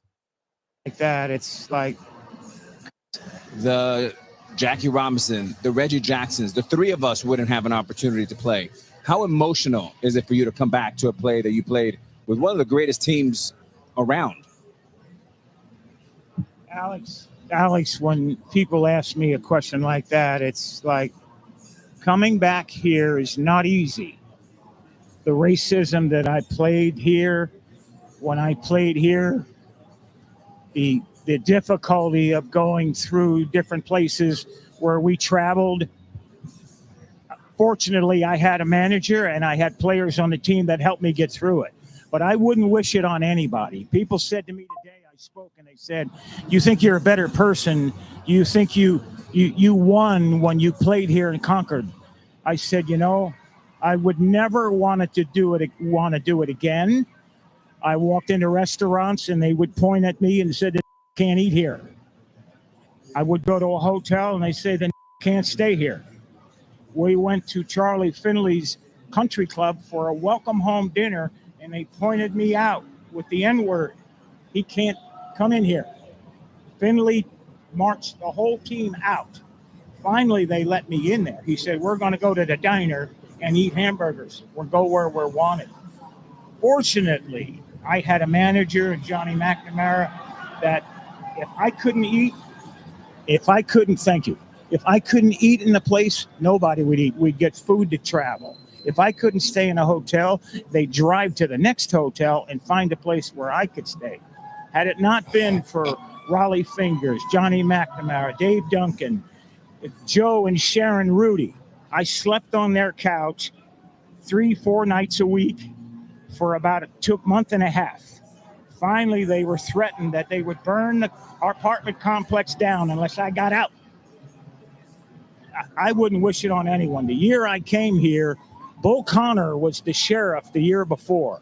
And they took minor league baseball out of here because in 1963, the Klan murdered 4 black girls, children, in 11, 12, 14 years old at a church here and never got indicted. They were from the Klan. Life magazine did a story on them like they were being honored. I wouldn't wish it on anyone. At the same time, had it not been for my white friends, had it not been for a white manager and Rudy, Fingers, and Duncan, and Lee Myers, I would have never made it. I was too physically violent. I was ready to physically fight I'd have got killed here because I'd have beat someone's ass, and you'd have saw me in an oak tree somewhere. Reggie, I can't. So, I mean, for people who don't know who that was Reggie Jackson. And again, of course, like I said, rest in peace to Willie Mays. Willie Mays passed away at 93 years old. So, of course, living to see a long life. And when you make it to that age, people don't be as sad where it's not, of course, like somebody young passing away. It's more just celebration and people speaking highly of who you are, your legacy, or whatever the case may be. Because, I mean, 93 years is a long time. I'm sure most people, if you're listening to my voice right now and you're still in your 30s or your late 20s, or even if you reach your 40s, like you could just pray and hope that you get to live to see 93. Like most people will be super happy to live to see 93 and be able to say like you had such a accomplished career. You had an accomplished career. You had a successful career. But that was Reggie Jackson, of course, another former Negro League player, and just being one of the first players to, when they made the merger to making it Major League Baseball, with one of the people that was his experience. Playing in a city that was super racist, and it didn't matter how good of a baseball player he was. They didn't want him to eat at these restaurants. They didn't want him to stay at their hotels. And that is something, I guess, like the luxury of, like, if you was a millennial, you don't even have some of those experiences. But like even listening to some of them stories, and I kind of was like, damn, my parents is old. Like they experienced some of that stuff. Now, it probably depends on where you live at, onto the extreme that you may have experienced some of that stuff. Because, of course, if your parents was maybe born in like D.C. and at that time D.C. was real live, Chocolate City, they may have not experienced some of those things. But for some of these people who may be listening to me right now, you may be from like Alabama or Georgia. Shit, I think even not necessarily even Atlanta. Before Atlanta was Atlanta, like certain parts of Georgia, they ain't going for that shit. Certain parts of Georgia right now still extremely racist. Certain parts of Florida, South Carolina, North Carolina. So you can only kind of imagine it. And I do know sometimes when we get to having some of these conversations, I always sit here and say we get to speak from a very luxurious space, because you got born in a different time. And the only time you may see some form of racism right now is if you're on social media and somebody trying to troll you. So I mean, I just again rest in peace to Willie Mays, and shout outs to Reggie Jackson. We were talking about Birdman. Who else did we talk about? Cole. It was just real quick, just a little back and forth between Big Tigger and Miss Pat. Miss Pat went on to the Breakfast Club, and I guess Miss Pat was on the morning show with Big Tigger. And it was her and another lady, I believe one of the ladies from I think it's Real Housewives I think it's Real Housewives of Atlanta. I believe she's one of the new cast members.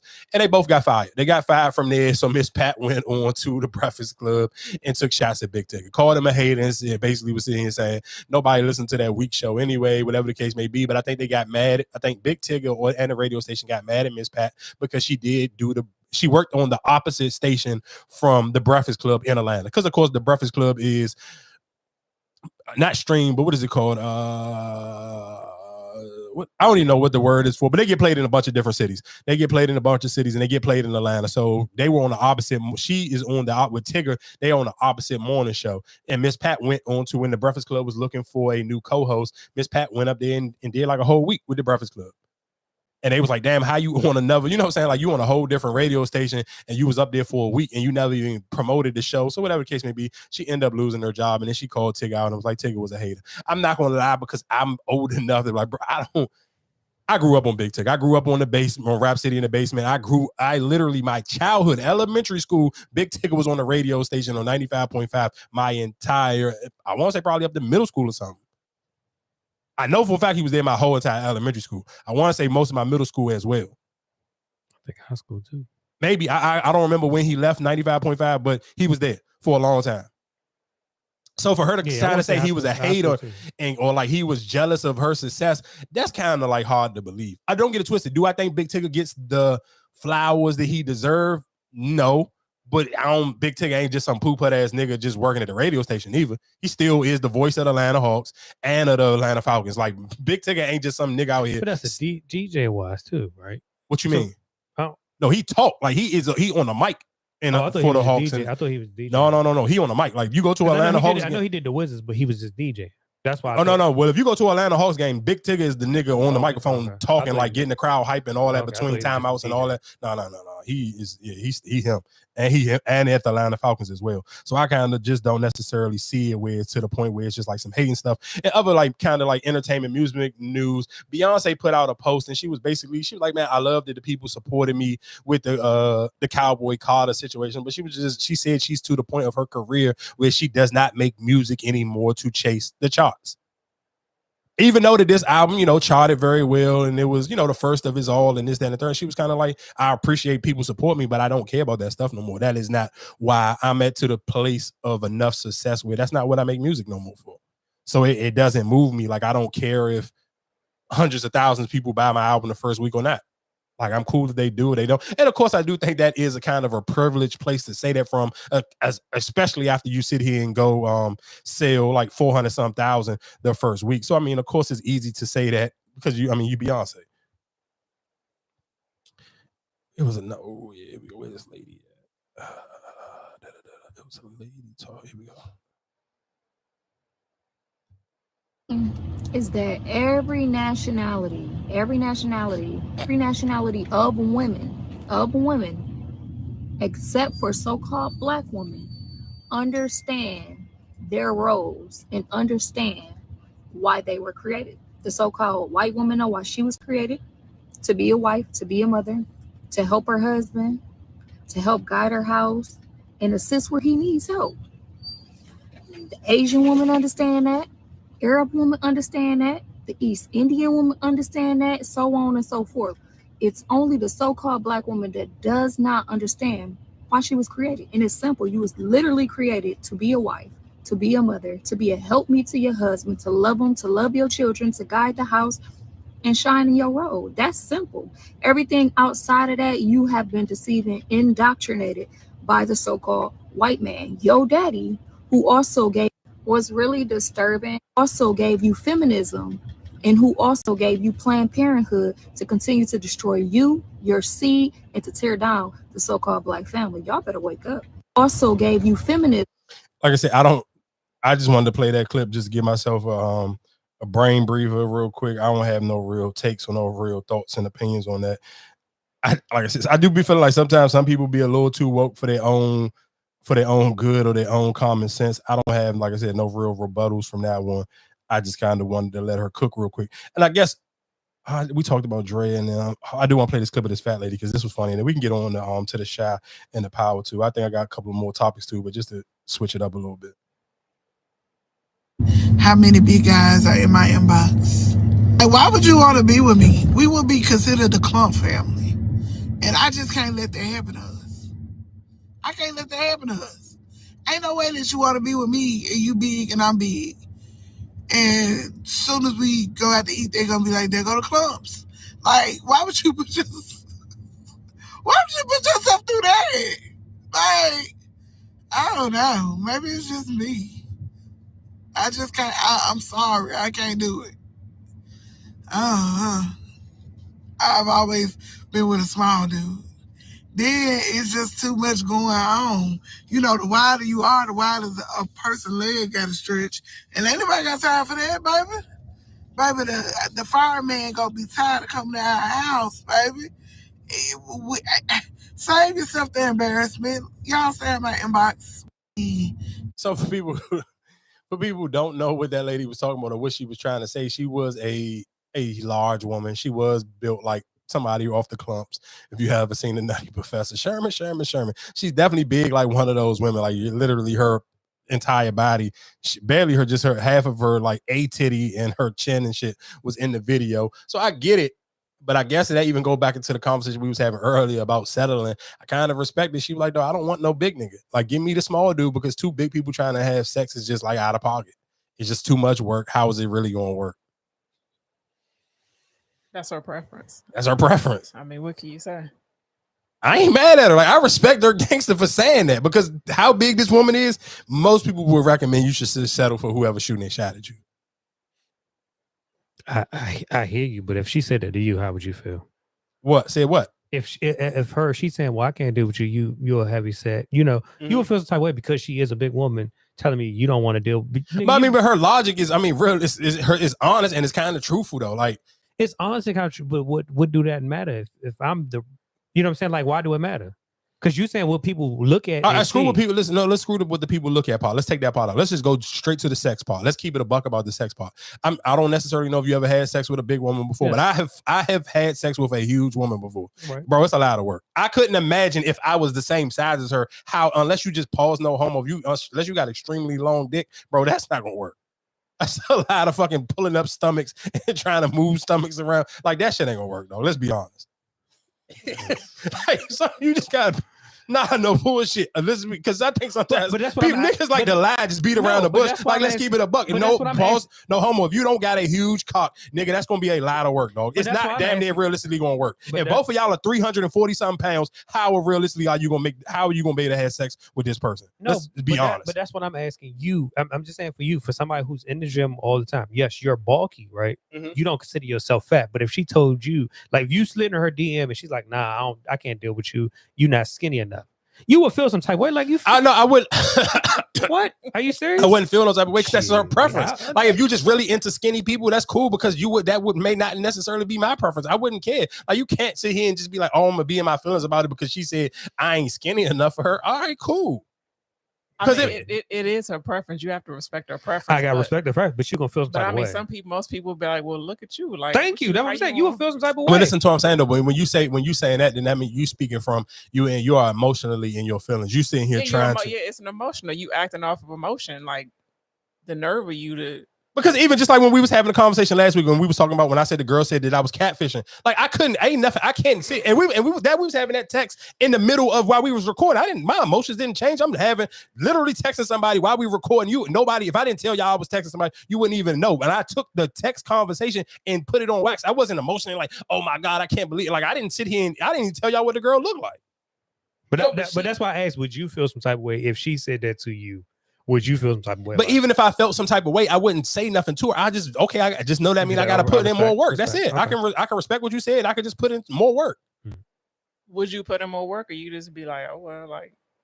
It probably depends. If I wanted her, let's just say if I really wanted her, like if I knew her type was like, let's just sit here and say if I'm into a gym girl, but she sit here and say, oh, your arms got to be bigger than mine, and she got some nice ass arms, like, and I'm really geeking over her, yeah, I might put in the work. But this is a girl that I really just don't really care about. It's just somebody you stumbled across on social media. I'm not about to allow their opinion or their preference to sit here and make me have to work even harder or put myself on a crazy diet that I don't feel like being on. But if it just, I think it just depends on how much you actually like the person. That to me, it depends on if you allow it to change your mood or not, or allow it to even make you feel any type of emotion or get emotional about it. Like I wouldn't do it. And me personally, I just wouldn't jump out the window on it. But I guess let's get into the Shy first. I guess the biggest takeaway, I guess, going in, I mean, of course, it's always going to be the new storyline is Nuck being the father and how excited he was when Keisha invited him to Thanksgiving. Can I just a quick personal pet peeve? Bro, I don't like watching shows during the summertime and they got winter vibes to them. Like, bro, bring them shows during the wintertime.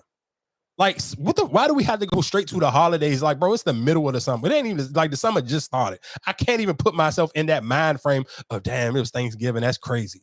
Like that, I feel like those episodes will be way more relatable if the show is on during that whatever season it is. But they had I think it might cost more. though. Yeah, I mean, yeah, they did have a writer's strike. I think it might cost more. To do what? The televised show during the wintertime? Yeah, because like that might be their prime time. Like I don't know what runs. I don't know what's a prime time Showtime show besides that come on, the Showtime? Shy. It come on the show. Yeah, it gets on Showtime. See, I don't know what comes on Showtime anymore. But So that's my point. But that's why I'm just wondering. Maybe it's a different. Like yes, it's more openings during the summer than it is during the winter. I guess. I mean, I guess I don't necessarily know, but like I said, anyway, just going into that storyline. Keisha invited Nuck to dinner. And for people just, I guess, let me slow down and back it up a little bit just to give it a little bit more context. So the episode started off with Rob and Emmett at the dinner table, and they was debating on who was going to host Thanksgiving dinner. And so Emmett wanted to have Thanksgiving dinner at his house, and he was like, because hey, my house is bigger, we got more room, y'all know I got a bunch of kids, I'm inviting my parents, you know what I'm saying, my family coming, my dad, my mom, whatever case may be, my brother gonna come, and then Keisha mom gonna come, and then Keisha, of course, Keisha mom taking care of the little girl, so they do have a bigger family. Where Rob was like, well, come now, let me host it, whatever case may be, I'll cook or whatever case may be. So of course Tiffany and Keisha bumped into the conversation, and they all kind of agreed with Rob, like, yeah, we should host, because they wanted to cook or whatever the case may be, and Keisha didn't feel like cleaning up. I think my question is, what is the difference from he's okay with the ex-girlfriend, Tiffany's boyfriend, right? Mhm. They cool. What's your issue with Nuck? Because I think What's the difference? I think realistically, because he called it quits on Tiffany. He was the one who called it quits. No, he didn't. No, he didn't. She cheated on him. Yeah, because he kept cheating on her. Yeah. So she called it quits. So Yeah, what so- would be the difference? Why are you so But I think at first, but you got to think about it at first. But you got to think about it first though. He took some L's because before it even got to Rob, you got to think about it. She was messing with the plug. I'm about to say, who was she messing with? So I don't even think initially, I think about him and Rob wasn't originally on that page. Like they didn't get on the same. They realistically kind of just became cool when Keisha made him and Rob and Tiffany all become cool because they kept having problems with the way their son's schooling was going. And you got to think about and Keisha was the Keisha was the at that time she was trying to come she was trying to come a parent, and it was the teacher conference, and she was just like, dog, we have the at that time you kind of needed Rob to be the middleman to Emmett and Tiffany for real. Okay. So it wasn't necessarily like he wasn't kind of cool with Rob. He really wasn't cool with Rob, and they was kind of raising their kids completely separate. Keisha kind of brung all of that together, to be honest. I see the problem though. Because like you said, at the end of the day, we do have a kid. So we have to be, you know what I'm saying? Like, all right, I got to accept Rob. But then it's like, Emmett now, me and what's name don't have a kid together. It's your kid. Mm-hmm. So now I see like I said, I can see where the problem will lie. And you really can't, you know what I'm saying? Like you can't throw no, because he's there and he's trying to step up. He's trying to be a part of it. So you can't like with her and Rob is kind of different because yes, we have a kid together and that's who you're dealing with. So I got to accept that. But me and you are in a relationship right now. And then now the baby father is coming around trying to be a father. So I can see where it is like, it's an issue for them. I mean, I guess I don't see what the big deal is. Because like I said, it's a part of co-parenting. I could see why he would feel some type of way. But at the end of the day, why is it such a struggle? Everybody should just be able to get along. Because our relationship probably ain't that perfect. Okay. And now this, I'm not saying it's a new nigga, but now he's here interfering about our relationship. He's not interfering in our relationship. He's only here for the Oh, child. so he still ain't, and he ain't made no moves. Okay. You know, he ain't made no move, but listen, but you could tell Emmett feels some type of way. Like, nigga, he felt like when she invited him, he was like, how the fuck you gonna invite him to, like, you ain't even asked Rob, you just inviting this nigga to an already small house to add an extra body in here for the dinner. Like, he feels some type of way because even just watching, like, nigga, Nuck and his son is already picking up like daddy and son vibes. So that's kind of like and let's be clear, we have never seen Emmett realistically with none of his sons in that same type of role. So it's just kind of like, I don't necessarily know if that's a little bit of your immaturity and your insecurities kicking in because it's like you kind of almost left. Oh, I mean, you didn't ask for this, but you kind of left that door open. And we only I'm judging it off of what we've seen on camera time. We have never seen you in this role we are watching Nuck in right now with his son. So who got the invite? Did Emmett get the invite or y'all a couple get it? You know what I'm saying? Like who? No, ain't no invite because they was debating on who was going to host it. So it's not an invite. This is a group thing. We decided this is a group. Ain't what you can't. Oh, so it's a group. It's a whole group effort. It wasn't just like. No, they was all at the house. They was all having a conversation. Yeah. Okay. So it ain't no. It's not no. I thought maybe Rob and them was just having like, hey, we having Thanksgiving dinner. Y'all come it was over. Like they was all at the house talking about it. Yeah, but I'm not gonna lie to you. That one was kind of crazy. That was like, because why would she not invite him if he's the father and like, you know what I'm saying? Why would she would be wrong? But I'm in a relationship. But we not having at your house. I didn't invite you for me. I invited you to be a part of your son. Right, but the son can spend Thanksgiving with you early that day. I mean, let's be about doing it as a family. They're saying come together as a family. So we're not a family though. If you're there for your child, right? Mm-hmm. That's what you're there for. We're not a family. We're not in a relationship, and so that's why I say I feel like I understand why Emmett has a problem. Rob don't have no kids with Tiffany, but they're in a relationship. For you to invite him, we're not in a relationship. With Emmett and what's name are not. I mean, they're in a relationship. So for you to see him invite, this is not a baby shower or what I'm saying, your birthday. This is supposed to be family order. He can spend Thanksgiving with you beforehand. Then he's with me. Maybe she don't want him to go with him without her. Yeah, I'm gonna say let's be. I guess to kind of tie our points in a little bit. Let's be real. From what we seen, Nuck don't got no family. So I kind of understand why she opened that invitation. Now, if I'm Emmett, of course I'm going to feel some type of way because I agree with Marcus. Y'all don't have like. And I agree with Marcus, but the realistic thing is, I think Keisha wants a family. And I think that's what's really triggering Emmett a lot because that door is open now because you're absolutely right. They're not a family. Yeah, they're not a family right now, but he conceded. Nuck still got. I mean, you've seen it. The last episode, he asked her, did she love him or whatever the case may be. That for him, that door is still open. He wants a family. She wants a family, and that's why she invited him. Like, hey, we're going to send out holidays as a family. You're absolutely there. Mark is trying to look at it like it should just be baby daddy, baby mama situation. No, because they didn't break up. They didn't never have no bad animosity before she got kidnapped. So that little space and window is still there, and that little lusty energy is still there because they didn't have a bad breakup, and that's why that baby got pregnant because they were in a relationship before. The thing about it, when she first got kidnapped, the first person house they went to was Nuck house. He was living in a trap house or whole house, whatever it was. Fucking Jacob and Kevin and them banged on his door. They were in a relationship before she got kidnapped. So realistically, she was kind of like, she was shady as hell because I can't say she was shady because she was healing on her own way or how she felt, but she never revisit their relationship that they had before that stuff happened to her. Yeah. So that realistically, you see that right now where it's like, that's why I think that's why that whole him coming up as a dad, and I kept telling y'all, it's nowhere in hell that's going to work because it's just like, it's too fresh. It's too much. Like that's just like them too many unclosed doors, and you're playing like. And Emmett, he kind of can't say nothing. Like he got to just kind of take this shit on like the chin because what can he say? Who else was coming to Thanksgiving? Just their whole entire family. Realistically, it's gonna be the whole show. I'm also like everybody else like this. Probably not Jacob and not obviously not Jacob and Victor because Victor went to the house with all the trans women, and then Jacob supposed to be getting invited to the goddamn pastor's house. So like his mother, father. Yeah. Emmett's mother and kids, father. yeah. But not everybody. No, what I'm saying. So it's not like a whole group, like the whole group. How they do the little what's the joint they did in the, but that's basically the whole group, because it's going to be his father, his Emmett mother and father, and then Keisha mother and the other girl who lived with Keisha mother. So that's majority. That's going to still be majority of the show, and then of course is Rob mother and Tiffany,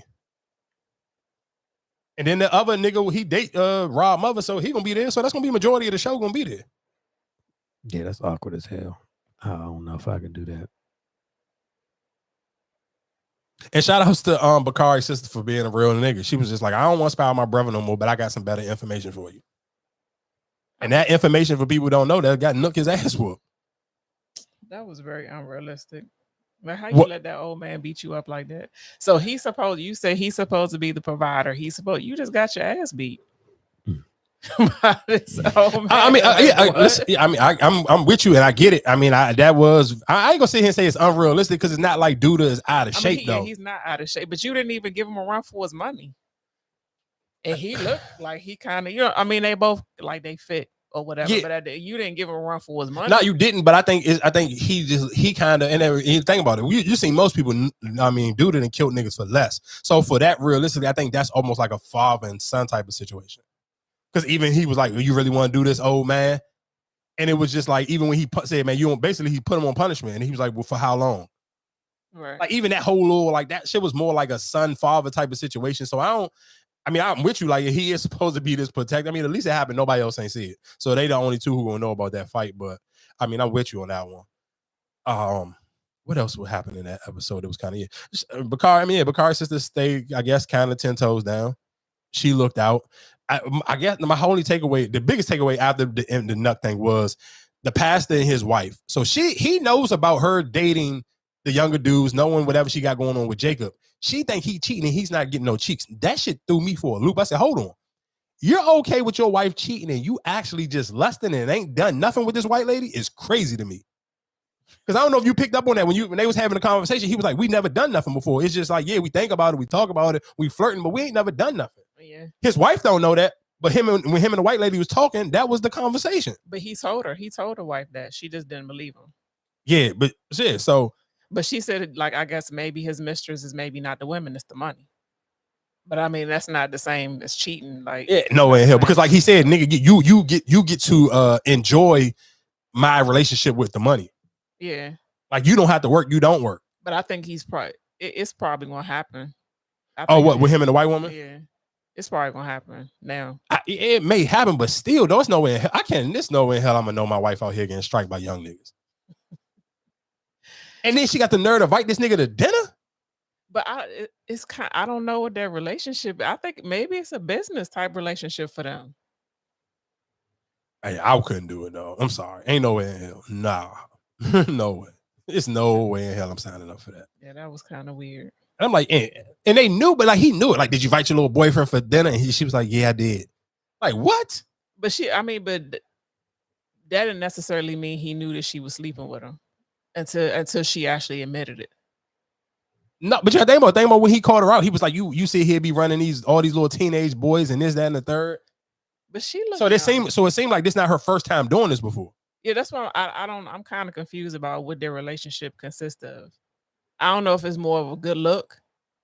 Like, you know what I'm saying? It kind of could probably be realistically one of those things where it's almost like political. Like, you know how like most political candidates, they be like, you got to be married because there's not no, and you ain't never seen, it's never been a single president before. Yeah. So you got to have the pastor got to look. Almost damn near had like a first lady, because it's not, to be honest, there is not too many, especially off of just me, somebody who watch a lot of pastors on YouTube. I don't think it's not one popular pastor that I know that's single. That could be it. Because like I said, I don't understand. It has to be something with their relationship. I don't know what it is. I have no idea why he's cool with it. Yeah, it's no way in hell I could be cool with that, dog. I'm sorry. It's no way on God's green earth I could be happy with my wife knowing that my wife cheating on me and knowing that she's gonna bring the dude she cheating with to Thanksgiving. Bro, it's not gonna happen. And then I guess he's saying what he's doing is to better them. Like, you know what I'm saying? Put them in a better situation, maybe financially, in a different lane. What she's doing is just like, I'm just doing it for fun. It's just what I you got getting out of it? You're not benefiting. you're not benefiting nothing. You're not benefiting nothing at all from it. That one is kind of crazy. It was just real quick, just a sidebar, just to take it out of the shower real quick before we get into power. I got a question for y'all. When did y'all know what do you know what a 304 is? No. You know what a 304 is, Marcus? It's a term that kids use on TikTok for hoe. A 304? Yeah. What is it? I mean, Okay, I see it. You see what? I see the correlation. How? I guess because the numbers is supposed to be age. Okay. Yeah, I see the correlation. Why not just say a hoe? Or what you would have been? Oh, my bad. No, it's a 403. Yeah, my bad. 403. Oh yeah, I didn't know. I didn't either. No. And I kept, you know what? I kept seeing people like, y'all sitting here cheering this girl on for being a 403, and I'm like, what the fuck does that mean? Is that a censored word? Like, I mean, on social media, it's a lot of shit you can't say. Like, your page get flagged. Like, even when people talk about murders and killings, and like them blog pages, pay attention to how they always blur. I mean, they take some shooting. They something. No, they take the O out and put the little like the little pound sign or whatever it is, or the little diet sign. But when they kept saying, well, I'm like, what the fuck is a 403?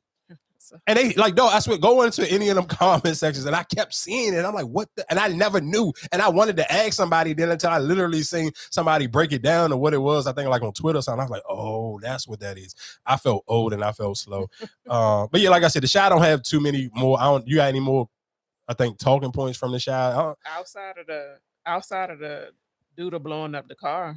Oh my God! Thank you. I don't know how the hell you almost forgot that. No, I swear to God, I thought Keisha was gone. Yeah. The way they ended that was perfect. I'm not gonna lie to you. That, oh my God. Because she was just like, oh yeah, I'm about to go out to the car, whatever the case may be. And he get the text, your time is up. And then boom. I'm like, oh shit. So it's setting up to like anybody, but I think it might be nuts once he finds out. But I mean, it's to the point where anybody could take him out because nobody really likes him. Yeah, that's the only thing I don't like about that show, because I think that's, to me, is the part that's kind of unrealistic.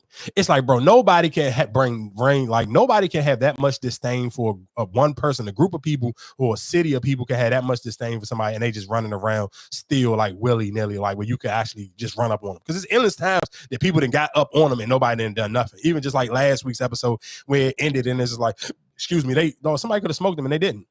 Yeah. But even the dude that he put in the number, what is it, made his number 2 to do that's dating the pastor's daughter, like he could do it. Yeah, I think he's trying to get from underneath him anyway. Yeah, so I do want to kind of see how that play out. And now, like I said, we can get ready to get into power. Let that joint load up, and then we can talk about power.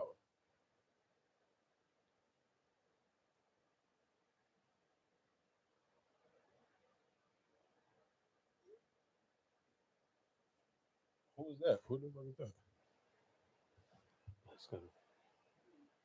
All right, 8,000. I mean, who did that go to? That go to Drake, or did that go to Metro Boomin? He ain't make that song. No, I think they have been wrestling still Metro. Oh yeah, I mean, I don't get it. I don't know. Because it was a sample, right? Sample of what? I don't know where I don't know what the sample came from. I think it was a sample, an old sample.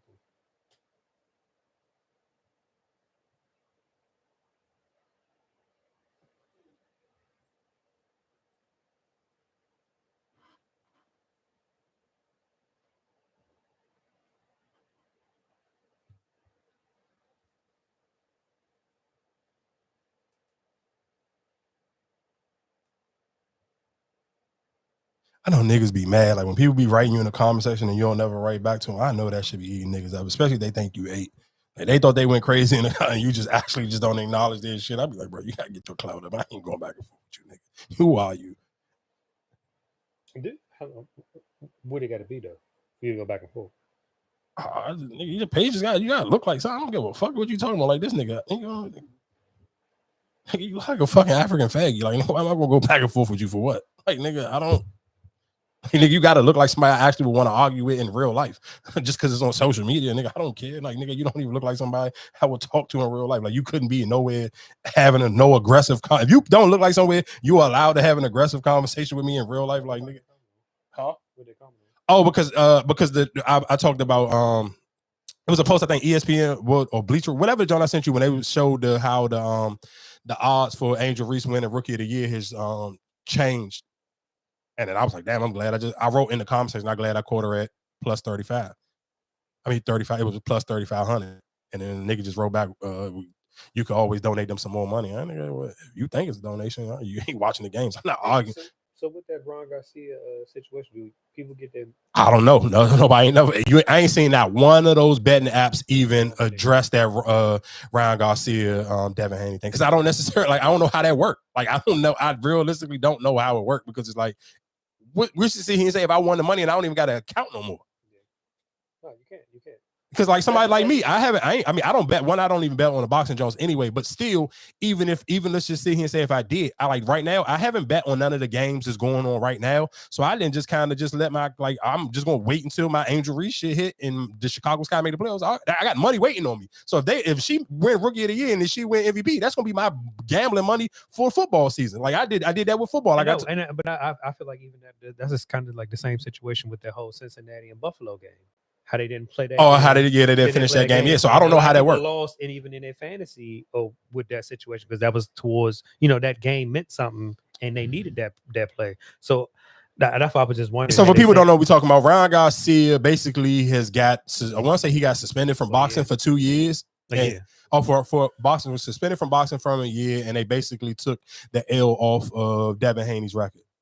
So it's basically a DQ. It's a no contest. So he still didn't win or he still didn't lose. So I don't know how that worked.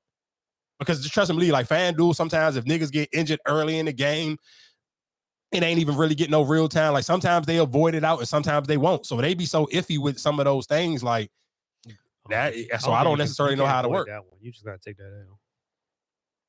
I don't see how you can avoid it. Because you can't. What you saying? You saying that you feel like the app should give people their money back? No, I shouldn't give you your money back because at the end of the day, he did win it. Yeah, he did. Yeah, and if let's just say if he passed the test, he didn't have it in his system. Then what? And I mean, even to me, the crazier thing is with that whole situation, it's just like, bro, even with Devin Haney, like him just being so pressed to get, all right, it's so cool. You don't have the L on your record, nigga. We still watch this. Yeah. That's my like you can't like whatever your record say, nigga. We still watched it, like nigga. Like what do that mean? Just because you don't have a record on, like I'd rather have a L on my record than people actually watch. Like just even when we were just talking about the Nook and Duda thing, like I'd rather get my ass beat and nobody don't see it than I get my ass beat and the world already saw it. Like you can't erase that. Like you can't. Them videos ain't off the internet. Them videos still gonna be on the internet for the rest of your life, nigga. Who cares? We watch you get dropped, and like nigga, you look like you wasn't even in the same. You didn't even belong in the same boxing league with Ryan Garcia that night. So whatever your record say, who the fuck do that care? Like that don't make niggas want to go, oh, like you deserve a fight with Tank or whoever. No, nigga. Like we don't care. We watch you get cleaned to watch the fuck up. Like nigga, go to bed or something. Like nigga, what are you talking about? Oh yeah, I was trying to sit here and say, matter of fact, damn, the XXL cover. I do want to talk about that. I'm sure for some of the older people, y'all probably don't even care about the XXL cover, but I do want to kind of address this one real quick because I keep up with a lot of the newer artists and a lot of the younger music. To me, this is probably one of the hardest stronging XXL covers I've seen in a long time. So I'm just going to run this off for y'all real quick and tell y'all who some of the people are. And the only person I may not know who is Lay Banks. I don't know who that is. I never heard of them. But I know Maya the Dawn, and of course that's the girl who had the Telfie song. I know who Big X the Plug is. I'm sure y'all remember when I had a conversation. I said he sound like Fat Trill. Honcho, I'm sure we all know who Honcho is by now. Skilla Baby got enough hit records, especially for the women who love that. Damn, baby, you fine, baby, whatever you find. Like, okay, everybody know who Skilla Baby is. Cash Cobain, me and Marcus talked about him. Maybe what was it like 2 weeks ago? Where we like shit. He had a week yeah, I mean, well, everybody heard the For Sure song for now, but I'm just talking about even that week when we talked about him, and he had like 4 brand new songs on Apple Music from different features or whatever case may be. Mexican OT, for most of y'all, I'm sure you've seen at least one of his freestyle videos, or even seen his song. What, Mexican OT? I don't necessarily. I couldn't tell you what would be the signature song. The one Paul Wall. I think that was his one, right? I mean, I know a couple of his songs, but I don't know. I couldn't tell you just off the top of my head what will be the song that everybody know him from. I would say the Paul Wall one. Oh, maybe. But to me, I think he had one. I mean, we talked about the Llama Llama Llama John. Like he smoked that. Like he the only person that he was kind of like close to him with the Llama Llama John was Glorilla. Four Bats is the one with no shirts on. Mm-hmm. Okay. Then we had 4 Bats, Boss Man, D-Lo. I don't know who Richard Amari is. I guess that's that girl. I don't know who she is. I never heard a song from her. Who else is on here? Yeah, like Bossman D-Lo, Scarlett, and Full Bats. So, I mean, to me, that's out of all the jumps in a long time. I feel like most of these people are damn near almost solidified. If you still keep up with new music, I feel like you should know 95% of that list. Who was on there last year? I Was can't Sexy remember. Red on there? I can't remember, to be honest. You would probably have to Google it. I couldn't remember off the top of my head. Because that's what I don't. If Sexy Red and Glow really wasn't on one. Yeah, I can't remember. So if I'm being honest, I just can't remember. I can't remember off the top of my head. That would be how to something like you probably had to Google. It was one more jump. It was this lady. Did I send that to you?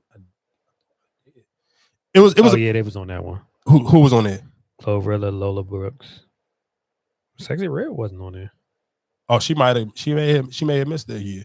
Okay, so it was this post that was going viral, and it was this dude. I mean, it was this lady sitting here saying she curved this dude. She been curving him for weeks. He been like, I guess they live in the same apartment complex. He been shooting a shot, trying to holler at the girl, and she just kind of like been shunning him. And again, one day he's like, man, see, you need a man in your life to help you do whatever the case may be. She still carried him. So one day she was trying to take in groceries. And she was struggling. And then that's when the dude was like, see, I told you need a man in your life. And she was like, so you don't want to help me? And he was like, nah, I tried to holler at you a couple of weeks ago and you wasn't messing with me. And then I gave you a call. Of course, it's the brown bag era now. So one of her bags ripped and her waters fell. Her case of waters fell and some of the water started rolling down the street. So do you feel bad for the lady, or was the nigga kind of right? Or was he too petty for his stance that he took? No, well, she did comment in there. Patty.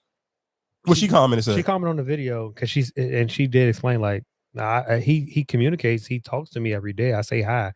It wasn't like I was being rude to him, but I think she said something about when he said that. That's kind of, I think that's the real. She did say like I didn't just ignore him. Like I spoke to him every day, or whatever the case may be. But I think he said something about you want to come to my house and smoke and drink, and that's when she just stopped, I guess. Oh, I mean, well, I guess if that's the more context to it, then I mean, I'm just going off whatever she originally posted. She commented on whoever posted it first. She did comment on it and say, "Well, yeah, he turned me off when he said, do I want to come back to his house and smoke and drink?" You should call your baby daddy. That was funny though. I ain't gonna lie to you. That was that's something like you would say. I mean, you should, Yeah, but Was y'all a helper? I probably still would have helped her, to be honest, because I feel like sometimes you just gotta play the long game. Like I'm not one of those people where I'm okay with you playing hard to get. Like I'm cool with playing the long game and not even really pressing it for real. Like all right, because I just feel like a lot of times, especially what was her tone? If her tone, I don't even care what her tone was because I believe, yeah, because it just don't matter. It don't bother me because guess what? She got to live with that good deed I did now. Because you know that you carried me before. But did she carry him, or she just said I had a man or whatever? If she didn't have the man, she just ignored me. But she said they was talking. No. But I'm only asking because what's your tone now? If how your tone was when you respond to me beforehand, like I'm not interested, I don't want to do. If you just like I said, if you had conversation with me, you just say hi, whatever the case may be. But if you try to like show off, like, oh no, I don't need you, nigga, you whackish, no, I'm not helping her. I'm not helping her at all. You're not gonna catch the water rolling. Nah, you be all right. Yeah, I feel like I said, I feel like I still would I feel like I still would help her and kind of just would just allow her to she gotta think with it. She has to think about it. She'll have to deal with it. I mean, that'll be on her. Real quick, shout outs to Meg Thee Stallion because we didn't I just wanted to shout her out because she did she was in California and of course she was dancing to Not Like Us.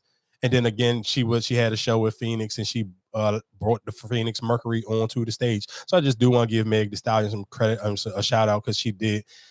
Like a lot of people were sleeping on her about that torn act. And that was kind of almost just like with the sports thing. It's just sometimes a lot of people can kind of just be out of touch. And I think, I'll shoot Charlamagne a little bit of bail because if you're going just, I guess, off of album sales, Meg is not a crazy first week album sale type of person, but I do think Meg has a different type of an attachment with her audience. And obviously it shows. Like literally, I have not seen her have a show I'm talking about so like she's showing them jokes from all different angles. And you seeing people in it, like even she didn't post that Phoenix Mercury joke. They posted that. Like, shout out to Tasha Coward. She played here. I mean, like I said, she played here, and I didn't watch not one goddamn Mystics game. But I watched her the other day when she was hooping with Phoenix. Though she be getting to the goddamn bucket. I ain't even gonna hold you. So I mean, shout outs to her. Shout outs to Brittany Griner.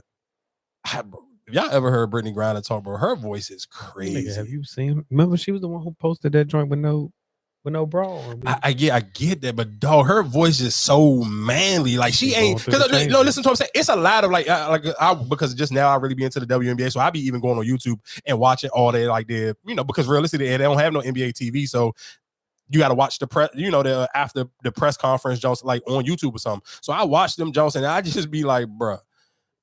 A lot of them women, like even the lady who choke slammed Angel Reese, Alessa Thomas. Bro, she sounds so fucking girly. I'm like, bro, why do you walk into this goddamn arena every day trying to act like fucking Queen Latifah and you sound like this? Like you sound like a little ass girl. And to me, those voices are way more attractive. But I'm like, bro, Brittany Griner fit hers. Oh, Brittany Griner shit fit hers perfectly. But it's a lot of other women though.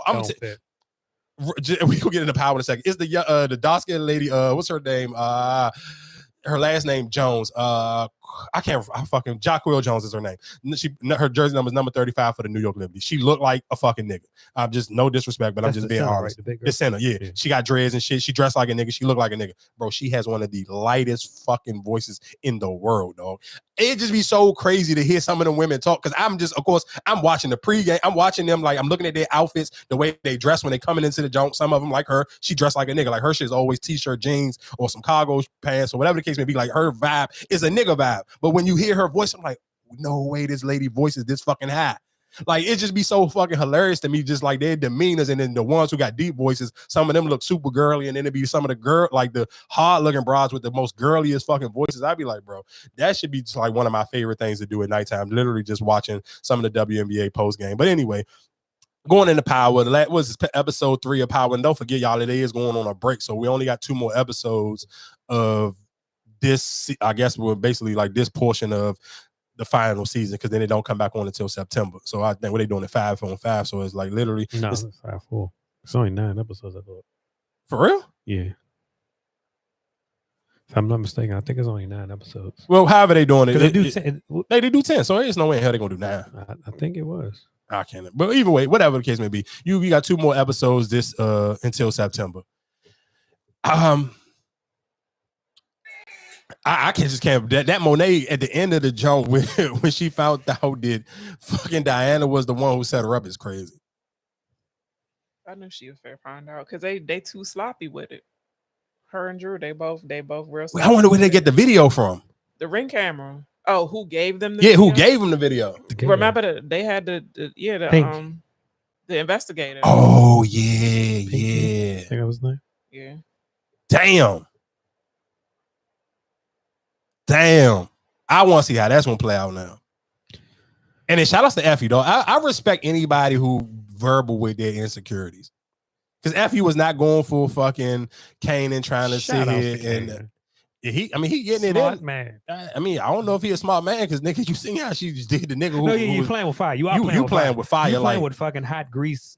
You definitely playing with hot grease. But to get your way. But how you? But it's not a guarantee you gonna get your way. Nigga, you literally just seen her kill her left hand man with like no flinching to it. Like she didn't think twice about it. But she regretted it now. How? How's she gonna regret it? What was that scene when she was looking at the? I think it was Michael Ealy came to see her. No. It was Davis. Davis came. Yeah, when Davis came to see her. At the very end of border, some paperwork. Because he didn't know he's dead, and when he came and said about the whole green card situation.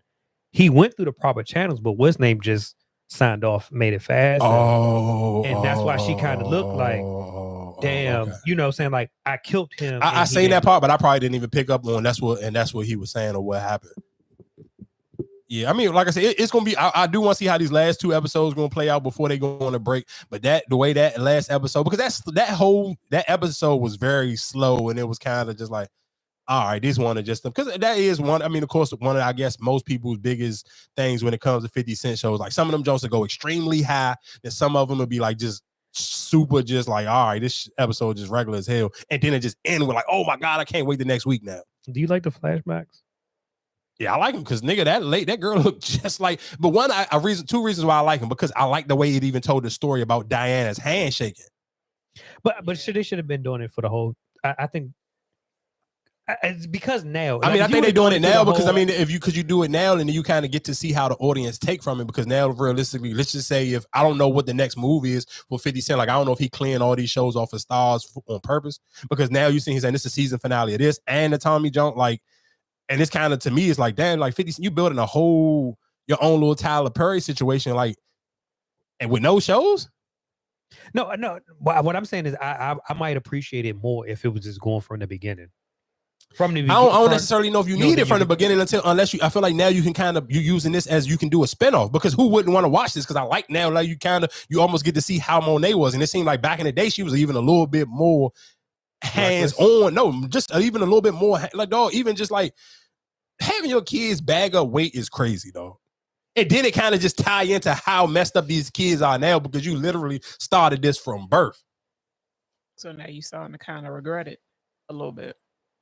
Yeah, you regretting it, and then you kind of just get to see how screwed up they are and why they so screwed up. Mm-hmm.